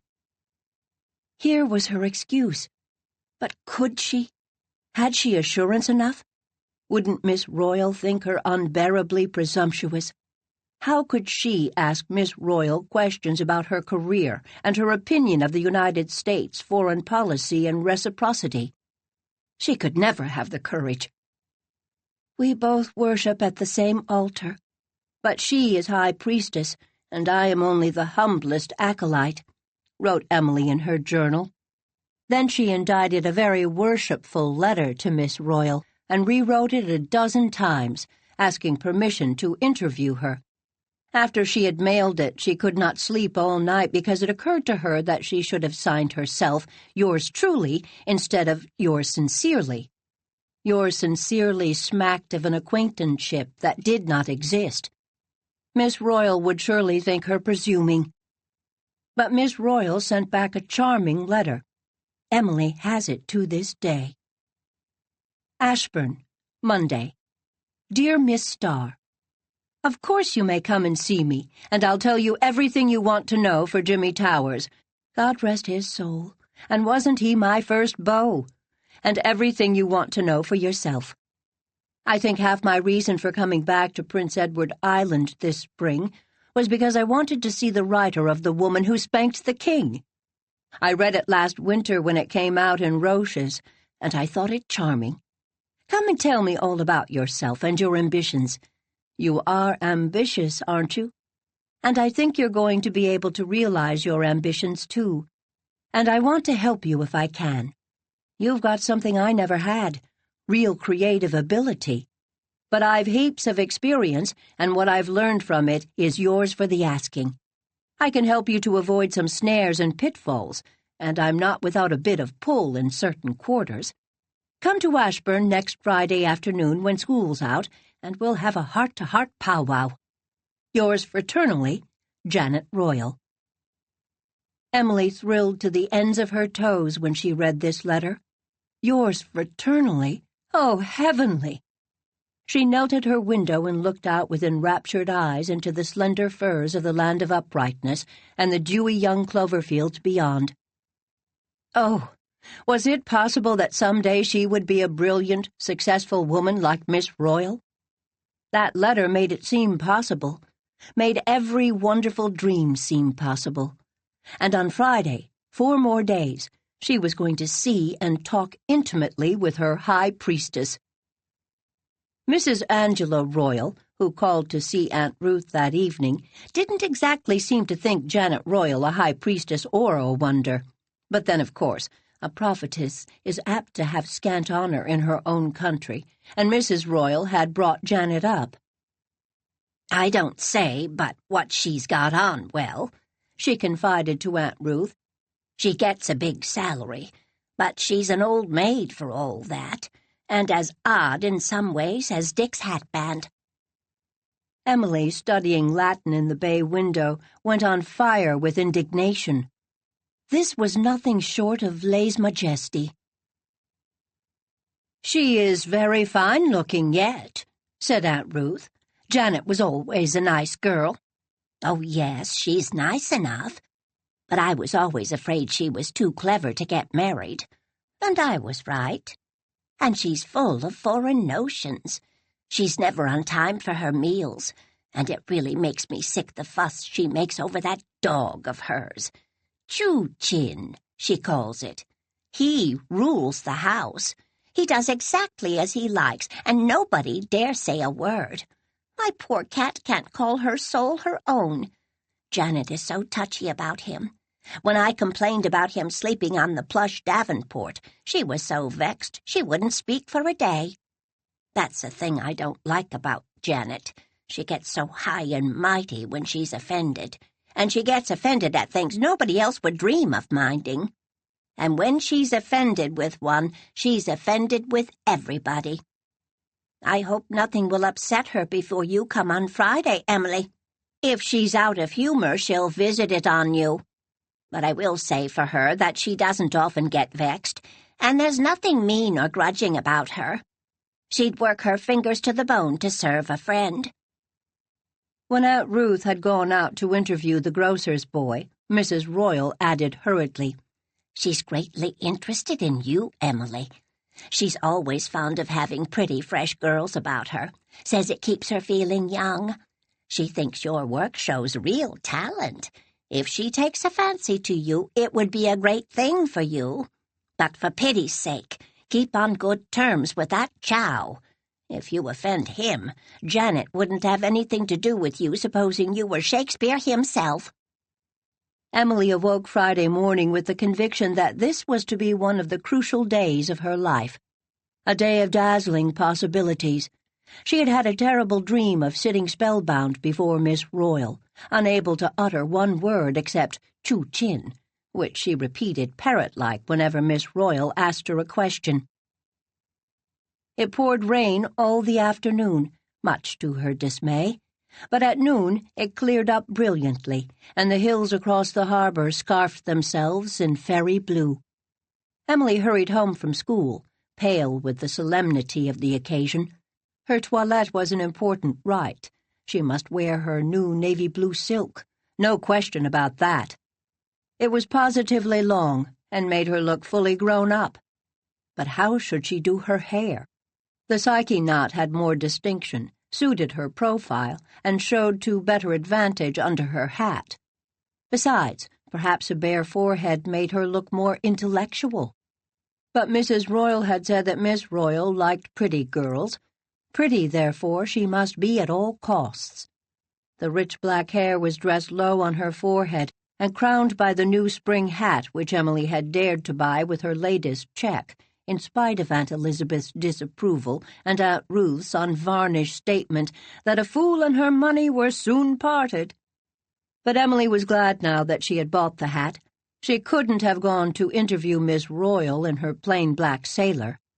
This hat was very becoming with its cascade of purple violets that fell from it over the lovely unbroken waves of hair, just touching the milk whiteness of her neck.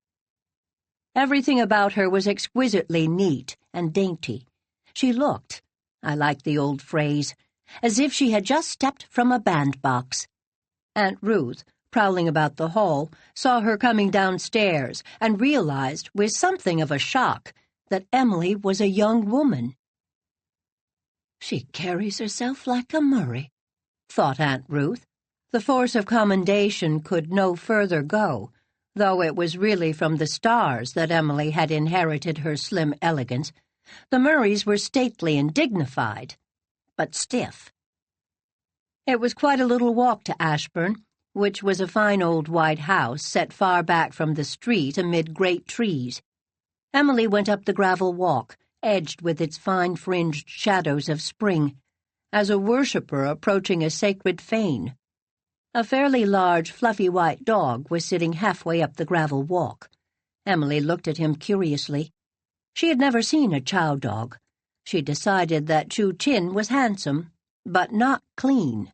He had evidently been having a glorious time in some mud puddle, for his paws and breast were reeking. Emily hoped he would approve of her, but keep his distance. Evidently he approved of her, for he turned and trotted up the walk with her, amiably waving a plumy tail, or rather a tail that would have been plumy had it not been wet and muddy. He stood expectantly beside her while she rang the bell, and as soon as the door was opened he made a joyous bound on the lady who stood within, almost knocking her over. Miss Royal herself had opened the door. She had, as Emily saw at once, no beauty, but unmistakable distinction, from the crown of her gold-bronze hair to the toes of her satin slippers. She was arrayed in some marvelous dress of mauve velvet, and she wore pince-nez with tortoise-shell rims, the first of their kind to be seen in Shrewsbury. Chu Chin gave one rapturous, slobbery wipe at her face with his tongue, then rushed on into Miss Royal's parlor. The beautiful mauve dress was spotted from collar to hem with muddy paw marks. Emily thought that Chu Chin fully deserved Mrs. Royal's bad opinion, and mentally remarked that if he were her dog, he should behave better. But Miss Royal did not reprove him in any way, and perhaps Emily's secret criticism was subconsciously prompted by her instant perception that Miss Royal's greeting, while perfectly courteous, was very cold. From her letter, Emily had somehow expected a warmer reception. "Won't you come in and sit down?" said Miss Royal.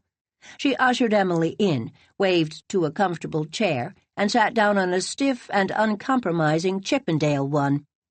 Somehow, Emily, sensitive at all times, and abnormally so just now, felt that Miss Royal's selection of a chair was ominous.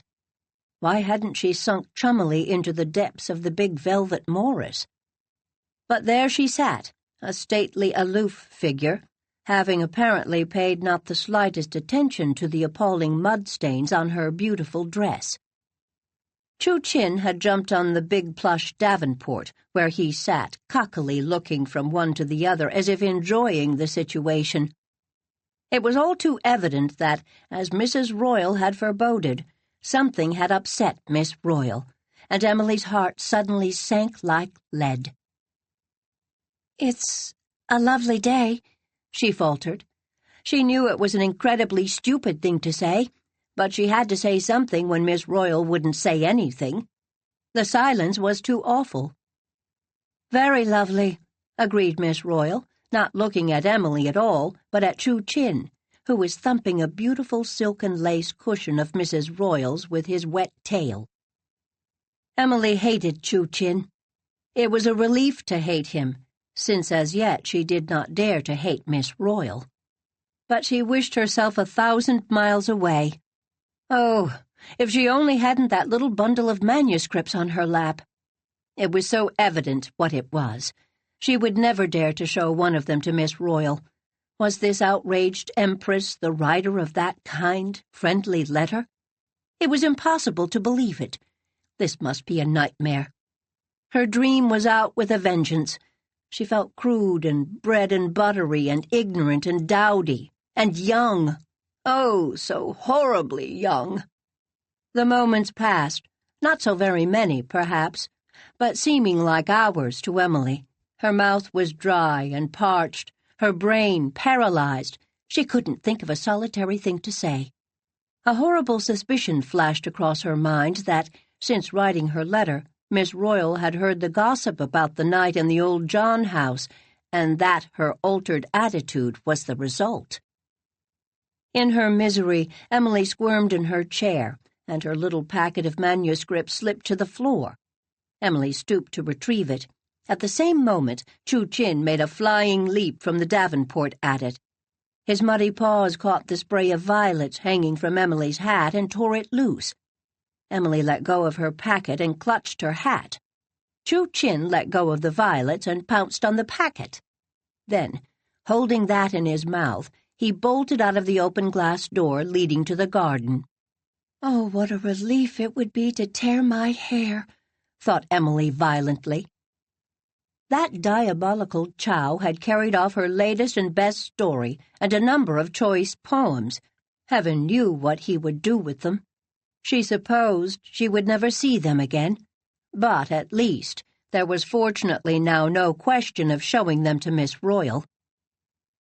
Emily no longer cared whether Miss Royal was in a bad humor or not.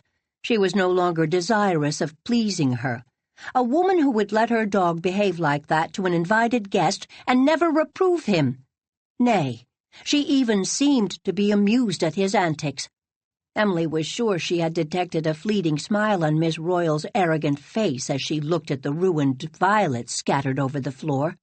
There suddenly popped into Emily's mind a story she had heard of Lofty John's father, who was in the habit of telling his wife, "When people do be after snubbing you, Bridget, pull up your lip, Bridget, pull up your lip." Emily pulled up her lip. "A very playful dog," she said sarcastically. "Very," agreed Miss Royal composedly. "Don't you think a little discipline would improve him?" asked Emily. "No, I do not think so," said Miss Royal meditatively. Chu Chin returned at this moment, capered about the room, knocked a small glass vase off a tabaret with a whisk of his tail, sniffed at the ensuing fragments, then bounded up on the davenport again, where he sat panting. "Oh, what a good dog am I!" Emily picked up her notebook and pencil. "Mr. Towers sent me to interview you," she said. "So I understand," said Miss Royal, never taking her eyes off her worshipped Chow. Emily. "May I trouble you to answer a few questions?" Miss Royal with exaggerated amiability. "Charmed."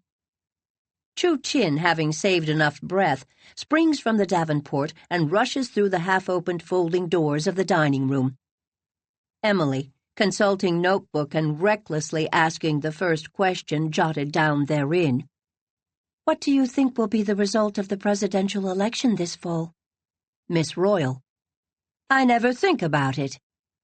Emily, with compressed lips, writes down in her notebook, "She never thinks about it." Chu Chin reappears, darts through parlor and out into the garden, carrying a roast chicken in his mouth. Miss Royal. "There goes my supper." Emily, checking off first question. "Is there any likelihood that the United States Congress will look favorably on the recent reciprocity proposals of the Canadian government?" Miss Royal. "Is the Canadian government making reciprocity proposals? I never heard of them." Emily writes, she never heard of them. Miss Royal refits her pince-nez. Emily thinks, "With a chin and a nose like that, you'll look very witch-like when you grow old." Says, "Is it your opinion that the historical novel has had its day?" Miss Royal languidly. I always leave my opinions at home when I take a holiday. Emily writes, she always leaves her opinions home when she takes a holiday, and wishes savagely she could write her own description of this interview, but knows Mr. Towers wouldn't print it. Then consoles herself by remembering that she has a Virgin Jimmy book at home, and takes a wicked delight in thinking of the account that will be written in it that night. Chu Chin enters. Emily wonders if he could have eaten the chicken in that short time. Chu Chin, evidently feeling the need of some dessert, helps himself to one of Mrs. Royal's crocheted tidies, crawls under the piano with it, and falls to chewing rapturously. Miss Royal fervently, "Dear dog!" Emily suddenly inspired. "What do you think of chow dogs?" Miss Royal, "The most adorable creatures in the world." Emily, to herself, "So you've brought one opinion with you." To Miss Royal, "I do not admire them." Miss Royal, with an icy smile, "It is evident that your taste in dogs must be quite different from mine." Emily, to herself, "I wish Ilse were here to call you names for me." A large motherly gray cat passes across the doorstep outside. Chu Chin bolts out from under the piano, shoots between the legs of a tall plant stand, and pursues the flying cat. The plant stand has gone over with a crash, and Mrs. Royal's beautiful Rex begonia lies in ruins on the floor, amid a heap of earth and broken pottery. Miss Royal, unsympathetically, "Poor Aunt Angela! Her heart will be broken." Emily, "But that doesn't matter, does it?" Miss Royal, gently, "Oh, no, not at all." Emily, consulting notebook, "Do you find many changes in Shrewsbury?" Miss Royal, "I find a good many changes in the people. The younger generation does not impress me favorably." Emily writes this down. Chu Chin again reappears, evidently having chased the cat through a fresh mud puddle, and resumes his repast of the tidy under the piano. Emily shut her notebook and rose. Not for any number of Mr. Towers would she prolong this interview. She looked like a young angel, but she was thinking terrible things, and she hated Miss Royal. Oh, how she hated her! "Thank you. That will be all," she said with a haughtiness quite equal to Miss Royal's. "I'm sorry to have taken so much of your time. Good afternoon." She bowed slightly and went out to the hall. Miss Royal followed her to the parlor door. "Hadn't you better take your dog, Miss Starr?" she asked sweetly.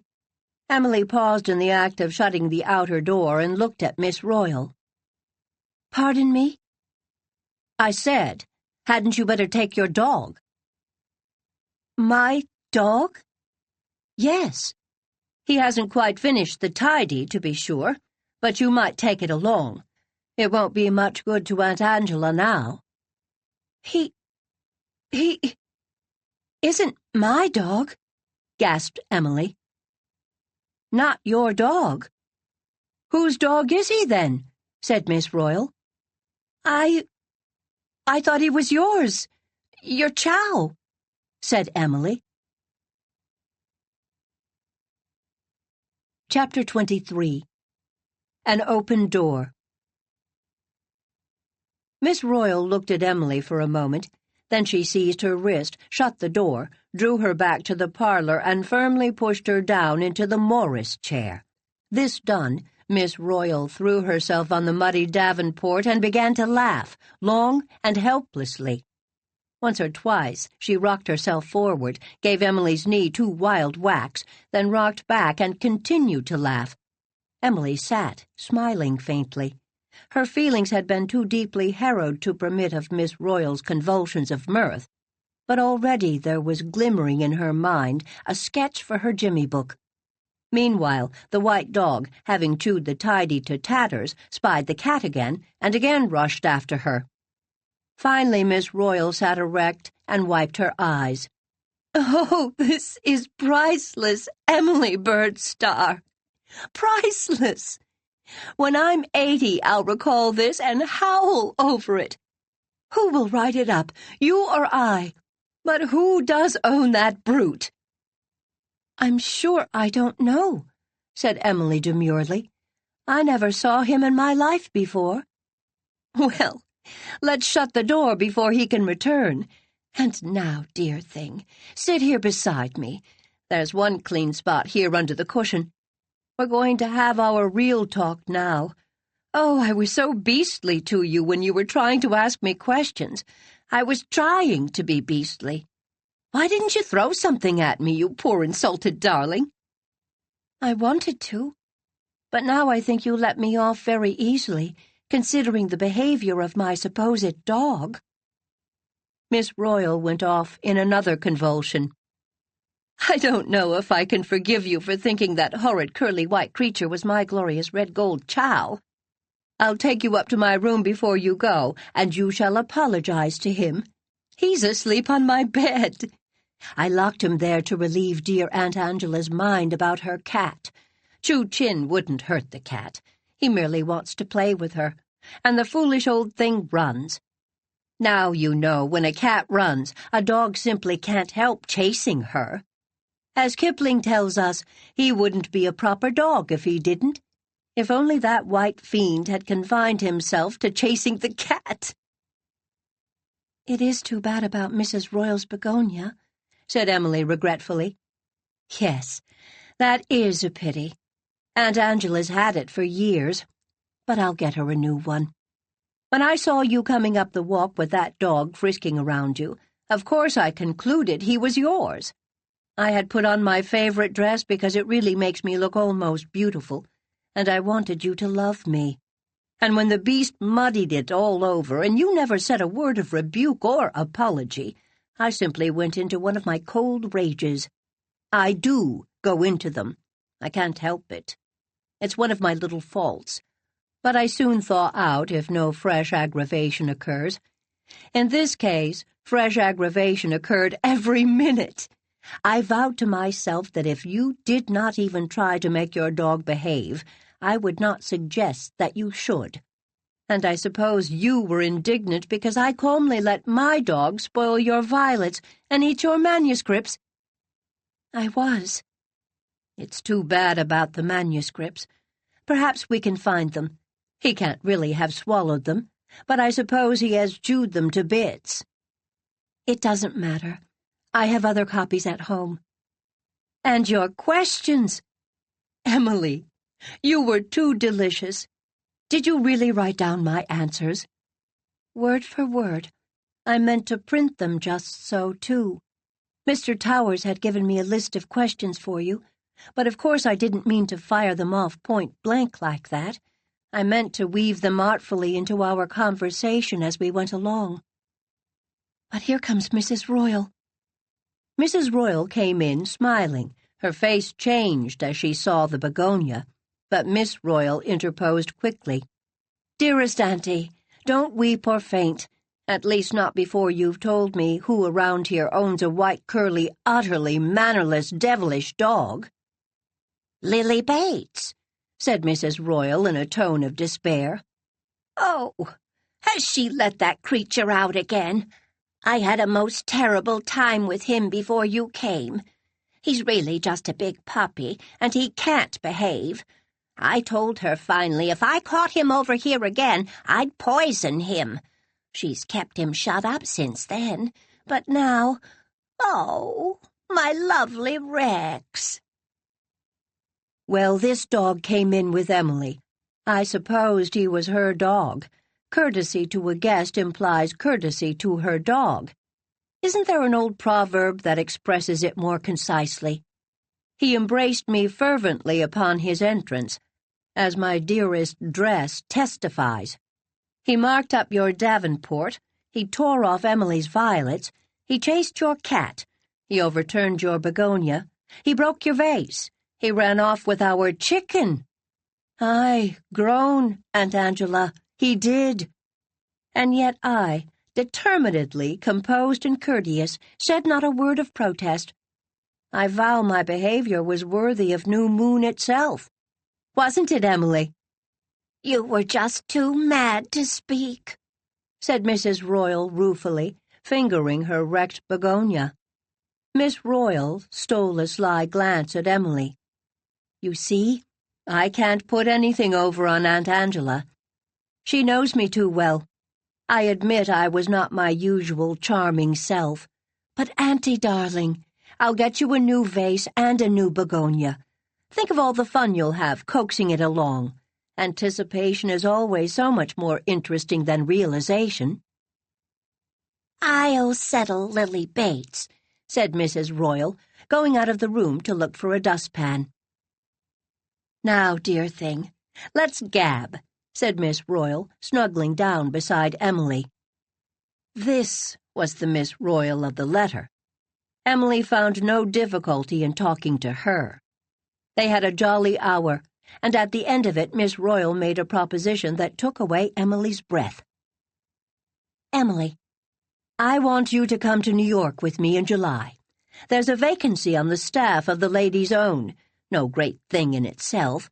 You'll be sort of general handyman, and all odd jobs will be turned over to you, but you'll have a chance to work up, and you'll be in the center of things. You can write. I realized that the moment I read The Woman Who Spanked the King. I know the editor of Roche's, and I found out who you were and where you lived. That's really why I came down this spring. I wanted to get hold of you. You mustn't waste your life here. It would be a crime. Oh, of course, I know New Moon is a dear, quaint, lovely spot, full of poetry and steeped in romance. It was just the place for you to spend your childhood in. But you must have a chance to grow and develop and be yourself. You must have the stimulus of association with great minds, the training that only a great city can give. Come with me. If you do, I promise you that in 10 years' time Emily Bird Starr will be a name to conjure with among the magazines of America. Emily sat in a maze of bewilderment, too confused and dazzled to think clearly. She had never dreamed of this. It was as if Miss Royal had suddenly put into her hand a key to unlock the door into the world of all her dreams and hopes and imaginings. Beyond that door was all she had ever hoped for of success and fame. And yet, what faint, odd resentment stirred at the back of all her whirling sensations? Was there a sting in Miss Royal's calm assumption that if Emily did not go with her, her name would forever remain unknown? Did the old dead-and-gone Murrays turn over in their graves at the whisper that one of their descendants could never succeed without the help and pull of a stranger? Or had Miss Royal's manner been a shade too patronizing? Whatever it was, it kept Emily from figuratively flinging herself at Miss Royal's feet. "Oh, Miss Royal, that would be wonderful," she faltered. "I'd love to go. But I'm afraid Aunt Elizabeth will never consent. She'll say I'm too young." "How old are you?" 17. "I was 18 when I went. I didn't know a soul in New York. I had just enough money to keep me for 3 months. I was a crude, callow little thing. Yet I won out. You shall live with me. I'll look after you as well as Aunt Elizabeth herself could do. Tell her I'll guard you like the apple of my eye. I have a dear cozy little flat where we'll be as happy as queens with my adored and adorable Choo-Chin. You'll love Choo-Chin, Emily." "I think I'd like a cat better," said Emily firmly. "Cats? Oh, we couldn't have a cat in a flat. It wouldn't be amenable enough to discipline. You must sacrifice your pussies on the altar of your art. I'm sure you'll like living with me. I'm very kind and amiable, dearest, when I feel like it, and I generally do feel like it, and I never lose my temper. It freezes up occasionally, but, as I told you, it thaws quickly. I bear other people's misfortunes with equanimity, And I never tell anyone she has a cold or that she looks tired. Oh, I'd really make an adorable housemate. I'm sure you would, said Emily, smiling. I never saw a young girl before that I wanted to live with, said Miss Royal. You have a sort of luminous personality, Emily. You'll give off light in dull places and empurpled drab spots. Now do make up your mind to come with me. It is Aunt Elizabeth's mind that must be made up, said Emily ruefully. If she says I can go, I'll... Emily found herself stopping suddenly. Go, finished Miss Royal joyfully. Aunt Elizabeth will come around. I'll go and have a talk with her. I'll go out to New Moon with you next Friday night. You must have your chance. I can't thank you enough, Miss Royal, so I won't try. But I must go now. I'll think this all over. I'm too dazzled just now to think at all. You don't know what this means to me. I think I do, said Miss Royal gently. I was once a young girl in Shrewsbury, eating my heart out because I had no chance. But you made your own chance. And won out, said Emily wistfully. Yes, but I had to go away to do it. I could never have got anywhere here, and it was a horribly hard climb at first. It took my youth. I want to save you some of the hardships and discouragements. You will go far beyond what I have done. You can create. I can only build with the materials others have made. But we builders have our place. We can make temples for our gods and goddesses, if nothing else. Come with me, dear girl Emily, and I will do all I can to help you in every way. Thank you. Thank you, was all Emily could say. Tears of gratitude for this offer of ungrudging help and sympathy were in her eyes. She had not received too much of sympathy or encouragement in her life. It touched her deeply. She went away feeling that she must turn the key and open the magic door beyond, which now seemed to lie all the beauty and allurement of life. If only Aunt Elizabeth would let her. I can't do it if she doesn't approve, decided Emily. Halfway home she suddenly stopped and laughed. After all, Miss Royal had forgotten to show her chew-chin. But it doesn't matter, she thought, because in the first place I can't believe that after this I'll ever feel any real interest in chow dogs, and in the second place I'll see him often enough if I go to New York with Miss Royal. Chapter 24. A Valley of Vision. Would she go to New York with Miss Royal? That was the question Emily had now to answer, or rather the question Aunt Elizabeth must answer.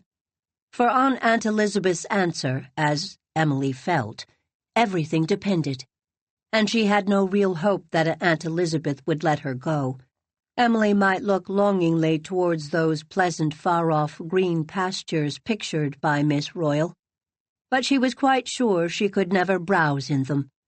The Murray pride and prejudice would be an impassable barrier. Emily said nothing to Aunt Ruth about Miss Royal's offer. It was Aunt Elizabeth's due to hear it first. She kept her dazzling secret until the next weekend, when Miss Royal came to New Moon, very gracious and pleasant, and the weeest bit patronizing, to ask Aunt Elizabeth to let Emily go with her. Aunt Elizabeth listened in silence, a disapproving silence, as Emily felt. The Murray women have never had to work out for their living, she said coldly. It isn't exactly what you would call working out, dear Miss Murray, said Miss Royal, with the courteous patience one must use to a lady whose viewpoint was that of an outlived generation. Thousands of women are going into business and professional life everywhere. I suppose it's all right for them if they don't get married, said Aunt Elizabeth. Miss Royal flushed slightly. She knew that in Blair Water in Shrewsbury she was regarded as an old maid, and therefore a failure, no matter what her income and her standing might be in New York. But she kept her temper and tried another line of attack. "Emily has an unusual gift for writing," she said. "I think she can do something really worthwhile if she gets a chance." "She ought to have her chance, Miss Murray." "You know there isn't any chance for that kind of work here." "Emily has made $90 this past year with her pen," said Aunt Elizabeth. "Heaven grant me patience," thought Miss Royal. Said Miss Royal, "Yes, and 10 years from now she may be making a few hundreds, whereas if she comes with me, in 10 years' time her income would probably be as many thousands." "I'll have to think it over," said Aunt Elizabeth. Emily felt surprised that Aunt Elizabeth had even consented to think it over. She had expected absolute refusal. "She'll come round to it," whispered Miss Royal when she went away.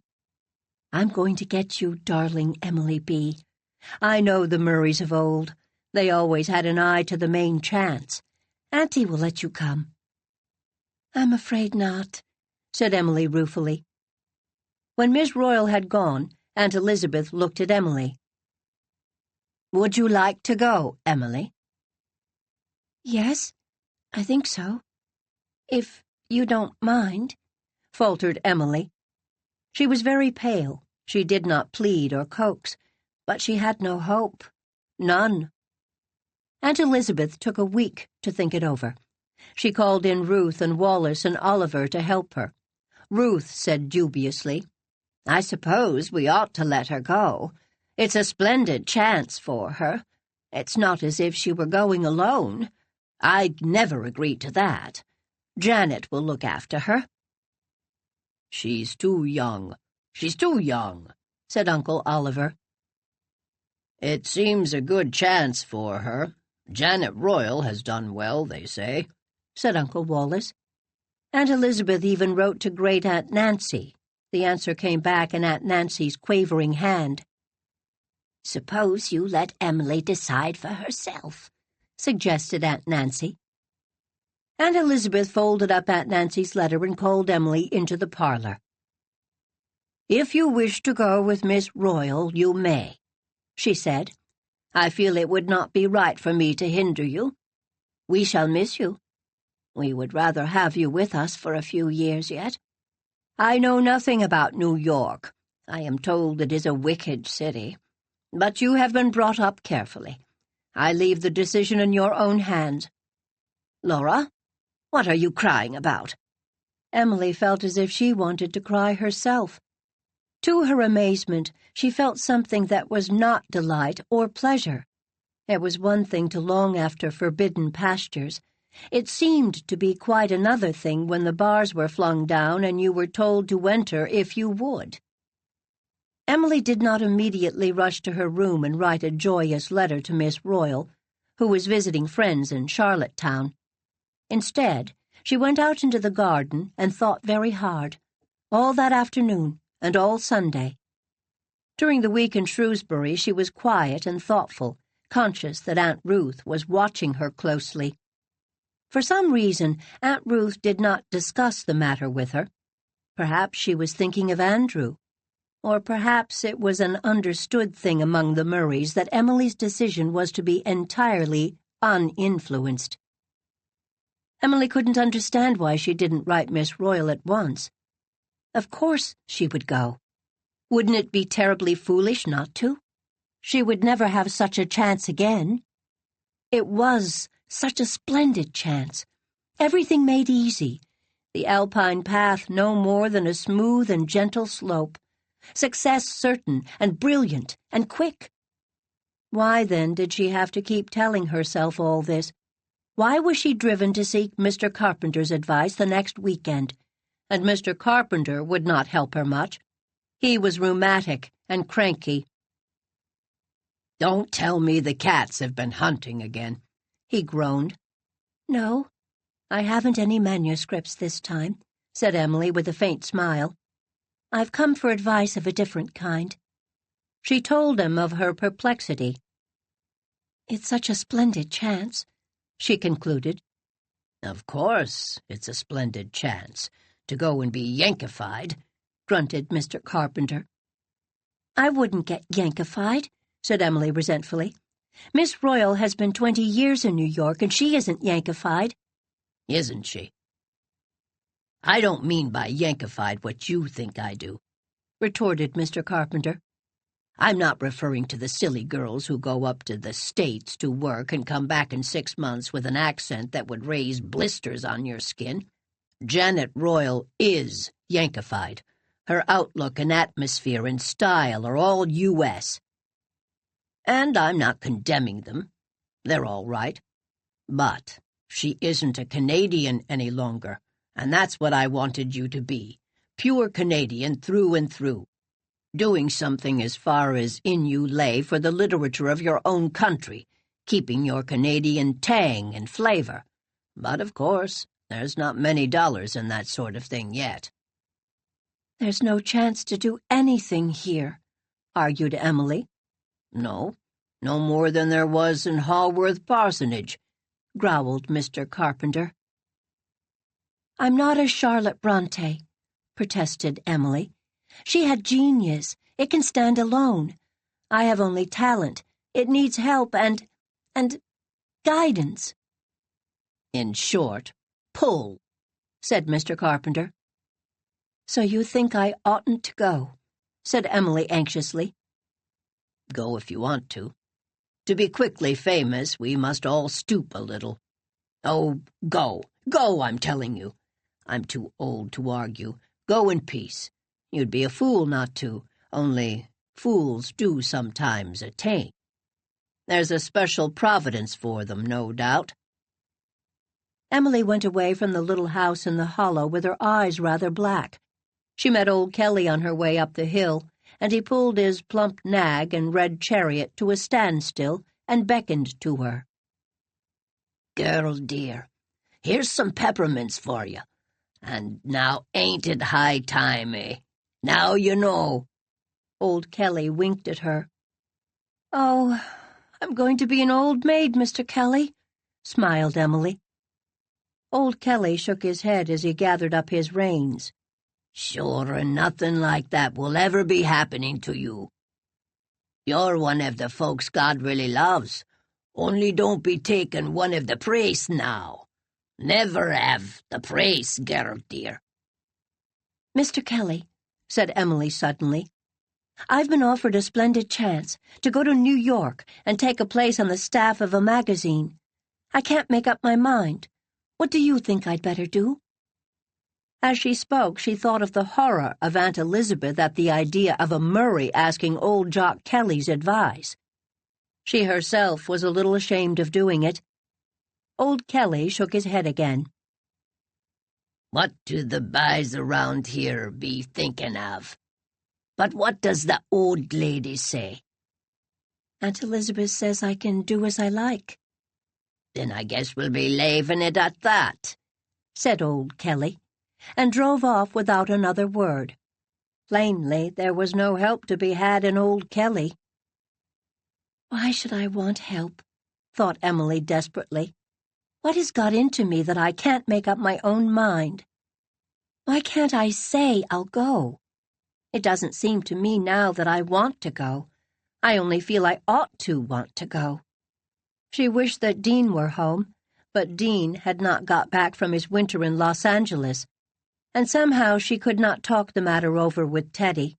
Nothing had come of that wonderful moment in the old John house, nothing except a certain constraint that had almost spoiled their old comradeship. Outwardly they were as good friends as ever, but something was gone, and nothing seemed to be taking its place. She would not admit to herself that she was afraid to ask Teddy. Suppose he told her to go? That would hurt unbearably, because it would show that he didn't care whether she went or stayed. But Emily would not glance at this at all. Of course I'll go, she said aloud to herself. Perhaps the spoken word would settle things. What would I do next year if I didn't? Aunt Elizabeth will certainly never let me go anywhere else alone. Ilse will be away, and Perry, Teddy too, likely. He says he's bound to go and do something to earn money for his art study. I must go." She said it fiercely, as if arguing against some invisible opponent.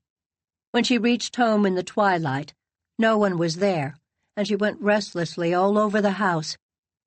What charm and dignity and fineness the old rooms had, with their candles and their ladder-backed chairs and their braided rugs.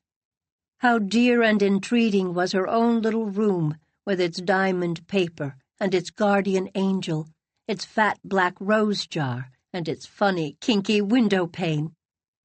Would Miss Royal's flat be half so wonderful? "Of course I'll go," she said again, feeling that if she could only have left off the "of course," the thing would have been settled. She went out into the garden, lying in the remote, passionless beauty of early spring moonlight, and walked up and down its paths. From afar came the whistle of the Shrewsbury train, like a call from the alluring world beyond, a world full of interest, charm, drama. She paused by the old lichened sundial and traced the motto on its border, "So goes time by." Time did go by, swiftly, mercilessly, even at new moon, unspoiled as it was by any haste or rush of modernity. Should she not take the current when it offered? The white June lilies waved in the faint breeze. She could almost see her old friend, the Wind Woman, bending over them to tilt their waxen chins.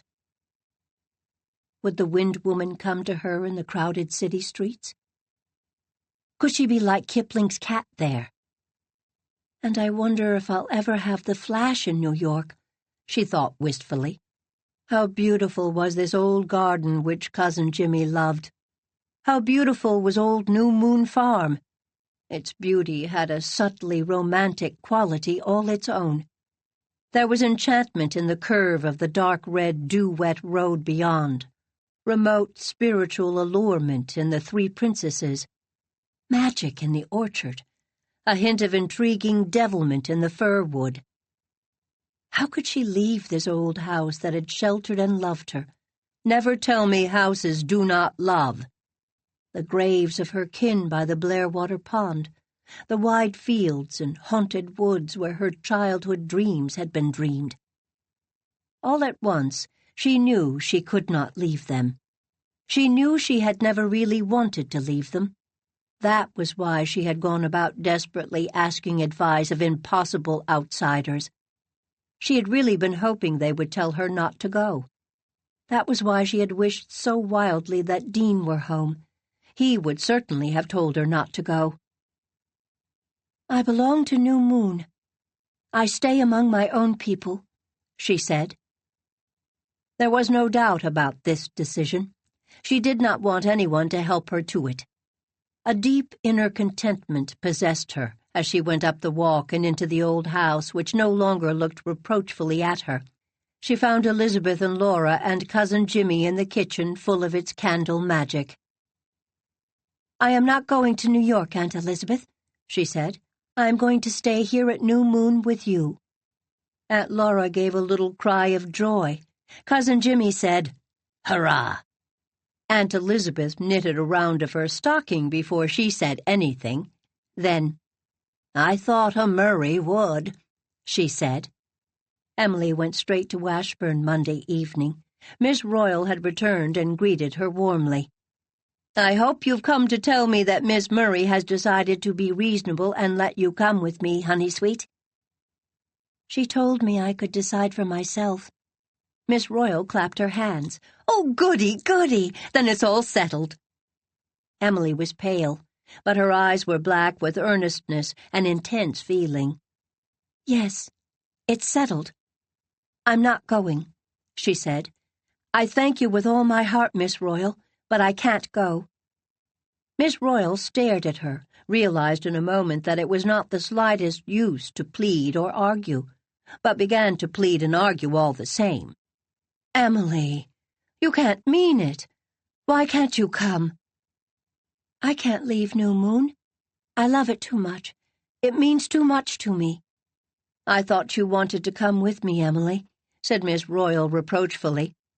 I did, and part of me wants to yet. But away down under that, another part of me will not go. Don't think me foolish and ungrateful, Miss Royal. Of course I don't think you're ungrateful, said Miss Royal helplessly. But yes, I do think you are awfully foolish. You are simply throwing away your chances of a career. What can you ever do here that is worthwhile, child?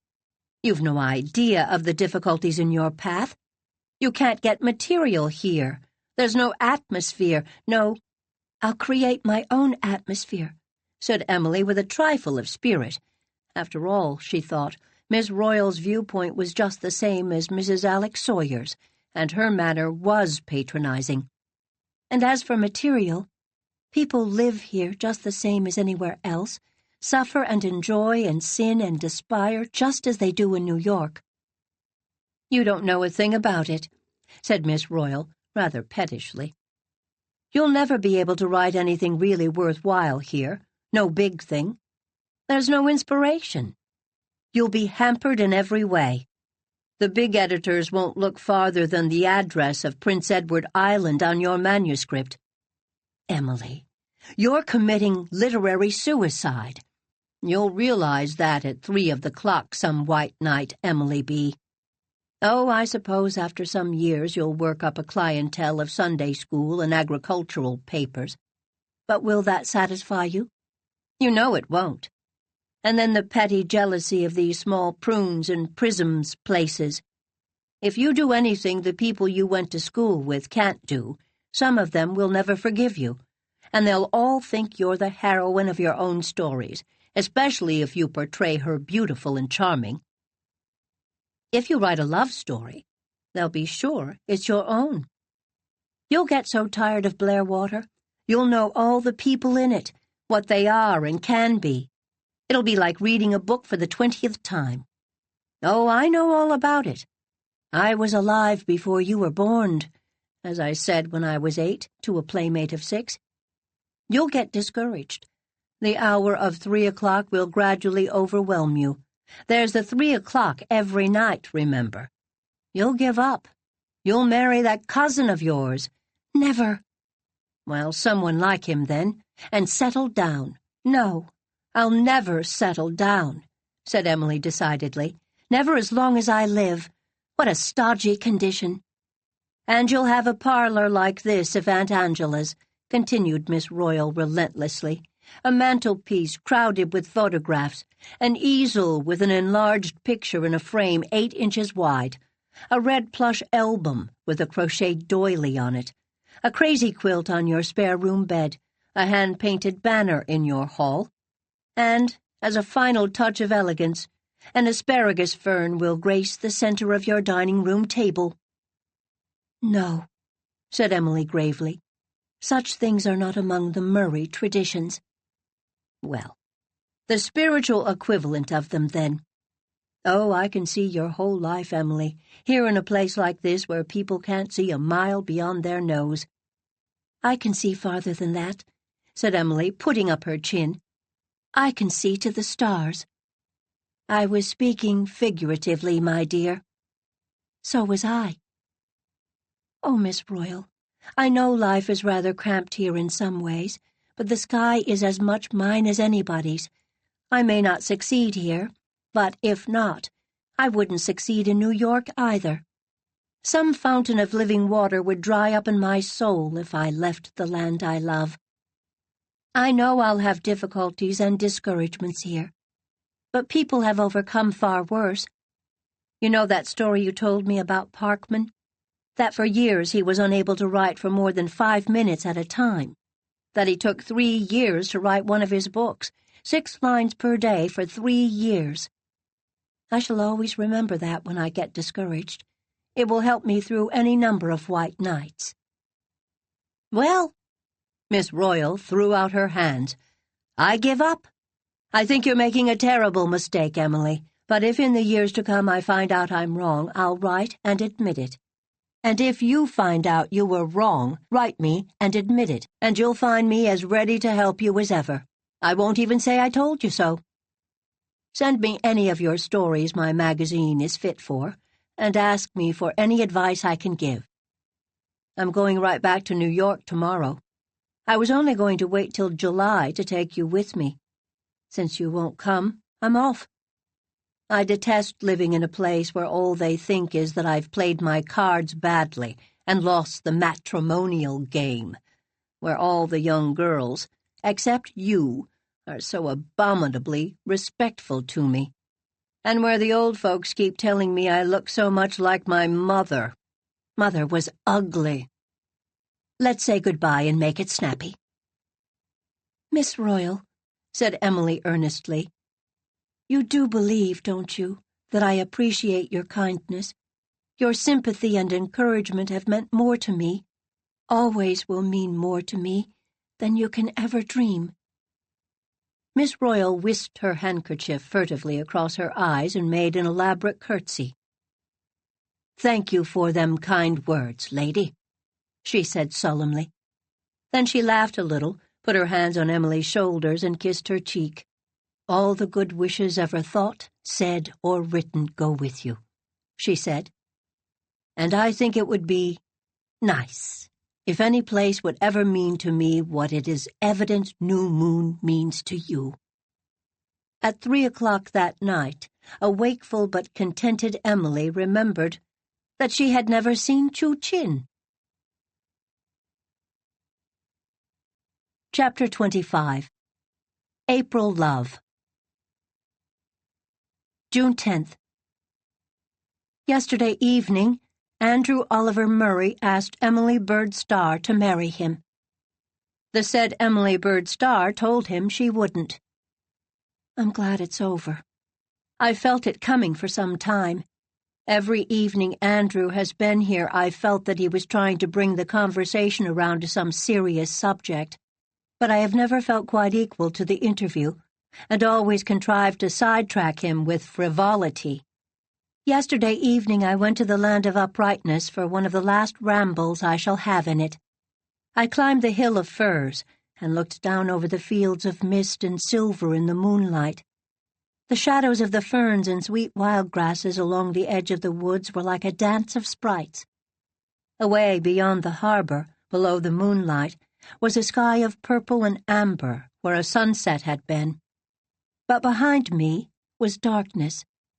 A darkness which, with its tang of fern balsam, was like a perfumed chamber where one might dream dreams and see visions. Always when I go into the Land of Uprightness, I leave behind the realm of daylight and things known, and go into the realm of shadow and mystery and enchantment, where anything might happen, anything might come true. I can believe anything there. Old myths, legends, dryads, fauns, leprechauns. One of my wonder moments came to me. It seemed to me that I got out of my body and was free. I'm sure I heard an echo of that random word of the gods, and I wanted some unused language to express what I saw and felt. Enter Andrew, spick and span, prim and gentlemanly. Fauns, fairies, wonder moments, random words fled pell-mell. No new language was needed now. What a pity Side Whiskers went out with the last generation. They would suit him so, I said to myself in good plain English.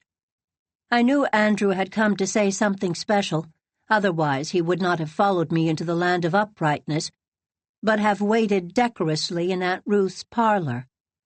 I knew it had to come, and I made up my mind to get it over and have done with it. The expectant attitude of Aunt Ruth and the New Moon folks has been oppressive lately. I believe they all feel quite sure that the real reason I wouldn't go to New York was that I couldn't bear to part with Andrew. But I was not going to have Andrew propose to me by moonlight in the Land of Uprightness. I might have been bewitched into accepting him. So when he said, "It's nice here. Let's stay here for a while. After all, I think there is nothing so pretty as nature," I said gently but firmly that, though nature must feel highly flattered, It was too damp for a person with a tendency to consumption, and I must go in. In we went. I sat down opposite Andrew and stared at a bit of Aunt Ruth's crochet yarn on the carpet. I shall remember the color and shape of that yarn to my dying day. Andrew talked jerkily about indifferent things and then began throwing out hints. He would get his managership in 2 years more. He believed in people marrying young, and so on. He floundered badly. I suppose I could have made it easier for him, but I hardened my heart, remembering how he had kept away in those dreadful weeks of the John House scandal. At last, he blurted out, "Emily, let's get married as soon as I'm able to." He seemed to feel that he ought to say something more, but didn't know just what. So he repeated, "Just as soon as I'm able to," and stopped. I don't believe I even went through the motions of a blush. "Why should we get married?" I said. Andrew looked aghast. Evidently this was not the Murray tradition of receiving a proposal. Why, because I'd like it," he stammered. "I wouldn't," I said. Andrew stared at me for a few moments, trying to take in the amazing idea that he was being refused. "But why?" he asked, exactly in Aunt Ruth's tone and manner. "Because I don't love you," I said. Andrew did blush. I know he thought I was immodest. I think they'd all like it," he stammered. "I wouldn't," I said again. I said it in a tone even Andrew couldn't mistake. He was so surprised. I don't think he felt anything but surprise, not even disappointment. He didn't know what to do or say. A Murray couldn't coax. So he got up and went out without another word. I thought he banged the door, but afterwards I discovered it was only the wind. I wish he had banged the door. It would have saved my self-respect. It is mortifying to refuse a man and then discover that his main feeling is bewilderment. Next morning, Aunt Ruth, evidently suspecting something amiss from the brevity of Andrew's call, asked me point-blank what had happened. There's nothing subtle about Aunt Ruth. I told her just as point-blankly. "What fault have you to find with Andrew?" she asked icily. "No fault, but he tastes flat. He has all the virtues, but the pinch of salt was left out," I said with my nose in the air. "I hope you don't go farther and fare worse," said Aunt Ruth ominously, meaning, as I knew, Stovepipe Town. I could have reassured Aunt Ruth on that point also, had I chosen. Last week Perry came to tell me that he is going into Mr. Abel's office in Charlottetown to study law. It's a splendid chance for him. Mr. Abel heard his speech the night of the interschool debate and has had his eye on him ever since, I understand. I congratulated him heartily. I really was delighted. "He'll give me enough to pay my board," said Perry, "and I guess I can rustle my clothes on some sideline. I've got to hoe my own row. Aunt Tom won't help me. You know why." "I'm sorry, Perry," I said, laughing a little. "Won't you, Emily?" he said. "I'd like this thing settled." "It is settled," I said. "I suppose I've made an awful ass of myself about you," grumbled Perry. "You have," I said comfortingly, but still laughingly. Somehow I've never been able to take Perry seriously any more than Andrew. I've always got the feeling that he just imagines he's in love with me. "You won't get a cleverer man than me in a hurry," warned Perry. "I'm going to climb high." "I'm sure you will," I said warmly, "and nobody will be more pleased than your friend Emily B." "Oh, friends," said Perry sulkily. "It's not for a friend I want you. But I've always heard it was no use to coax a Murray. Will you tell me one thing? It isn't my funeral, but are you going to marry Andrew Murray?" It isn't your funeral, but I'm not, I said. Well, said Perry as he went out, if you ever change your mind, let me know. It will be all right, if I haven't changed mine. I have written the account of this exactly as it happened, but I have also written another account of it in my Jimmy book as it should have happened. I find I am beginning to overcome my old difficulty of getting my dream people to make love fluently. In my imaginary account, both Perry and I talked beautifully. I think Perry really felt a little worse than Andrew did, and I felt sorry about it. I do like Perry so much as a chum and friend. I hate to disappoint him, but I know he will soon get over it. So I'll be the only one left at Blairwater next year. I don't know how I'll feel about that.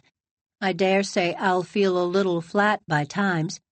Perhaps at 3 of the night I'll wish I had gone with Miss Royal. But I'm going to settle down to hard, serious work. It's a long climb to the crest of the Alpine path. But I believe in myself, and there is always my world behind the curtain. New Moon, June 21st. As soon as I arrived home tonight, I felt a decided atmosphere of disapproval and realized that Aunt Elizabeth knew all about Andrew. She was angry, and Aunt Laura was sorry, but nobody has said anything. At twilight, I talked it over in the garden with Cousin Jimmy. Andrew, it seems, has been feeling quite badly since the numbness of shock wore off. His appetite has failed, and Aunt Addie indignantly wants to know if I expect to marry a prince or a millionaire, since her son is not good enough for me. Cousin Jimmy thinks I did perfectly right. Cousin Jimmy would think I had done perfectly right if I had murdered Andrew and buried him in the land of uprightness. It's very nice to have one friend like that, though too many wouldn't be good for you. June 22nd. I don't know which is worse, to have somebody you don't like ask you to marry him, or not have someone you do like. Both are rather unpleasant. I have decided that I only imagined certain things in the old John house. I'm afraid Aunt Ruth was right when she used to say my imagination needed a curb. This evening I loitered in the garden. In spite of the fact that it was June, it was cold and raw, and I felt a little lonely and discouraged and flat. Perhaps because 2 stories of which I had hoped a good deal came back to me today. Suddenly I heard Teddy's signal whistle in the old orchard. Of course I went. It's always a case of, "Oh, whistle and I'll come to you, my lad," with me. Though I would die before I would admit it to anyone but my journal. As soon as I saw his face, I knew he had some great news. He had. He held out a letter. Mr. Frederick Kent. I never can remember that Teddy's name is Frederick. He can never be anything but Teddy to me. He has won a scholarship at the School of Design in Montreal. $500 for 2 years. I was instantly as excited as he was, with a queer feeling behind the excitement which was so compounded of fear and hope and expectancy that I couldn't tell which predominated. "How splendid for you, Teddy," I said, a little tremulously. "Oh, I'm so glad." "But your mother, what does she think of it?" "She'll let me go, but she'll be very lonely and unhappy," said Teddy, growing very sober instantly. "I want her to come with me, but she won't leave the tansy patch. I hate to think of her living there all alone. I wish she didn't feel as she does about you, Emily. If she didn't, you could be such a comfort to her." I wondered if it occurred to Teddy that I might need a little comforting too. A queer silence fell between us. We walked along the tomorrow road. It has grown so beautiful that one wonders if any tomorrow can make it more beautiful, until we reached the fence of the pond pasture and stood there under the gray-green gloom of the firs. I felt suddenly very happy, and in those few minutes part of me planted a garden and laid out beautiful closets and bought a dozen solid silver teaspoons and arranged my attic and hem-stitched a double damask tablecloth. And the other part of me just waited. Once I said it was a lovely evening. It wasn't. And a few minutes later, I said it looked like rain. It didn't. But one had to say something. I'm going to work hard. I'm going to get everything possible out of those 2 years, Teddy said at last, staring at Blair Water, and at the sky, and at the sandhills, and at the green, leisurely meadows, and at everything but me. Then perhaps when they're up, I'll manage to get to Paris, to go abroad, to see the masterpieces of great artists, to live in their atmosphere, to see the scenes their genius immortalized, all I've been hungry for all my life. And when I come back— Teddy stopped abruptly and turned to me. From the look in his eyes, I thought he was going to kiss me. I really did. I don't know what I would have done if I couldn't have shut my own eyes. And when I come back, he repeated, stopped again. Yes, I said. I don't deny to this my journal that I said it a trifle expectantly. I'll make the name of Frederick Kent mean something in Canada, said Teddy. I opened my eyes. Teddy was looking at the dim gold of Blair Water and scowling. Again I had a feeling that night air was not good for me. I shivered, said a few polite commonplaces, and left him there scowling. I wonder if he was too shy to kiss me, or just didn't want to. I could care tremendously for Teddy Kent if I let myself, if he wanted me to. It is evident he doesn't want me to. He is thinking of nothing but success and ambition and a career. He has forgotten our exchange of glances in the old John house. He has forgotten that he told me 3 years ago on George Horton's tombstone that I was the sweetest girl in the world. He will meet hundreds of wonderful girls out in the world. He will never think of me again. So be it. If Teddy doesn't want me, I won't want him. That is a Murray tradition. But then, I'm only half Murray. There is the Starr half to be considered. Luckily, I have a career and an ambition also to think about, and a jealous goddess to serve, as Mr. Carpenter once told me. I think she might not tolerate a divided allegiance. I am conscious of 3 sensations. On top, I am sternly composed and traditional. Underneath that, something that would hurt horribly if I let it, is being kept down. And underneath that again is a queer feeling of relief that I still have my freedom. June 26th. All Shrewsbury is laughing over Ilsa's last exploit, and half Shrewsbury is disapproving. There is a certain very pompous young senior who acts as usher in St. John's Church on Sundays, who takes himself very seriously, and whom Ilsa hates. Last Sunday she dressed herself up as an old woman, borrowing the toggery from a poor relation of Mrs. Adamson's who boards with her.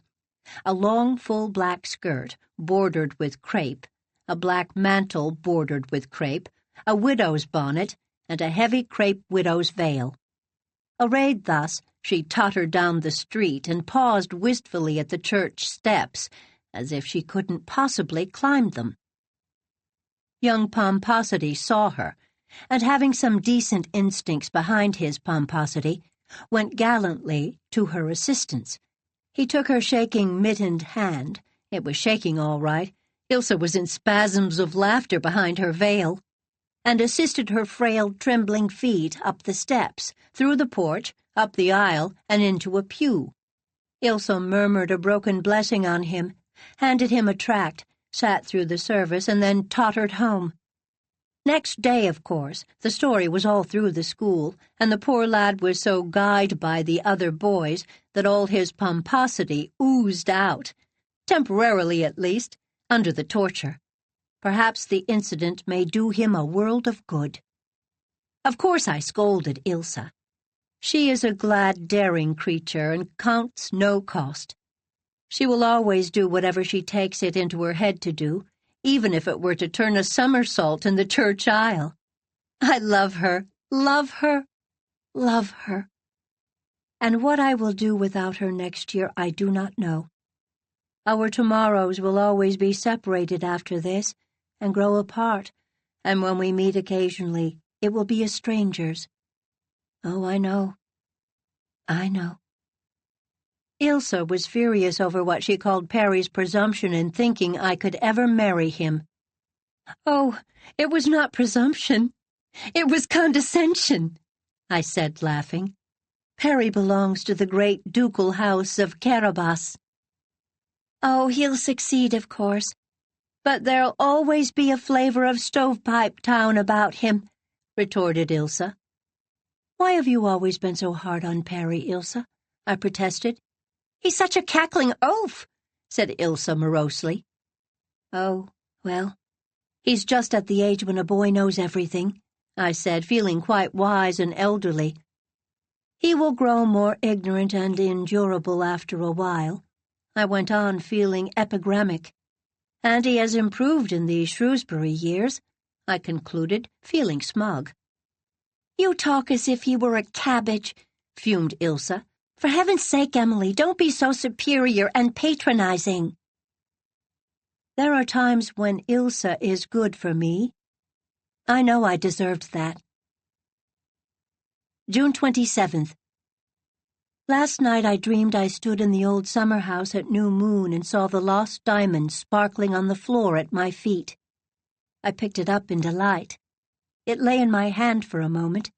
Then it seemed to elude my grasp, flashed through the air, leaving a long, slender trail of brilliance behind it, and become a star in the western sky, just above the edge of the world. It is my star. I must reach it before it sets, I thought, and started out. Suddenly Dean was beside me, and he too was following the star. I felt I must go slowly because he was lame and could not go fast, and all the time the star sank lower and lower. Yet I felt I couldn't leave Dean. Then just as suddenly, things do happen like that in dreams. So nice, without a bit of trouble.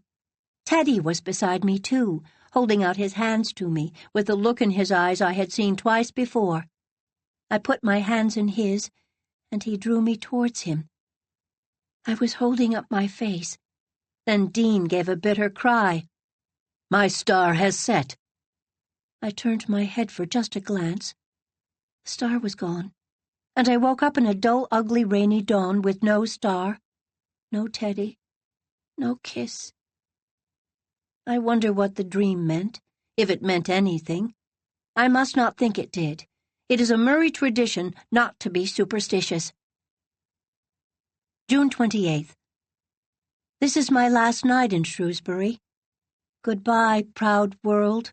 I'm going home. Tomorrow, when Cousin Jimmy is coming for me in my trunk in the old express wagon, and I will ride back in that chariot of state to New Moon. These 3 Shrewsbury years seemed so long to me when I looked ahead to them, and now, looking back, they seem as yesterday when it has passed. I think I've won something in them. I don't use so many italics. I've acquired a little poise and self-control. I've got a bit of bitter worldly wisdom, and I've learned to smile over a rejection slip. I think that has been the hardest lesson of all to learn, and doubtless the most necessary. As I look back over these 3 years, some things stand out so much more clearly and significantly than others, as if they had a special meaning all their own, and not always the things one might expect either. For instance, Evelyn's enmity, and even that horrible mustache incident seemed faded and unimportant, but the moment I saw my first poem in Garden and Woodland. Oh, that was a moment. My walk to New Moon and back the night of the play. The writing of that queer little poem of mine that Mr. Carpenter tore up. My night on the haystack under the September moon. That splendid old woman who spanked the king. The moment in class when I discovered Keats's lines about the airy voices. And that other moment in the old John house when Teddy looked into my eyes.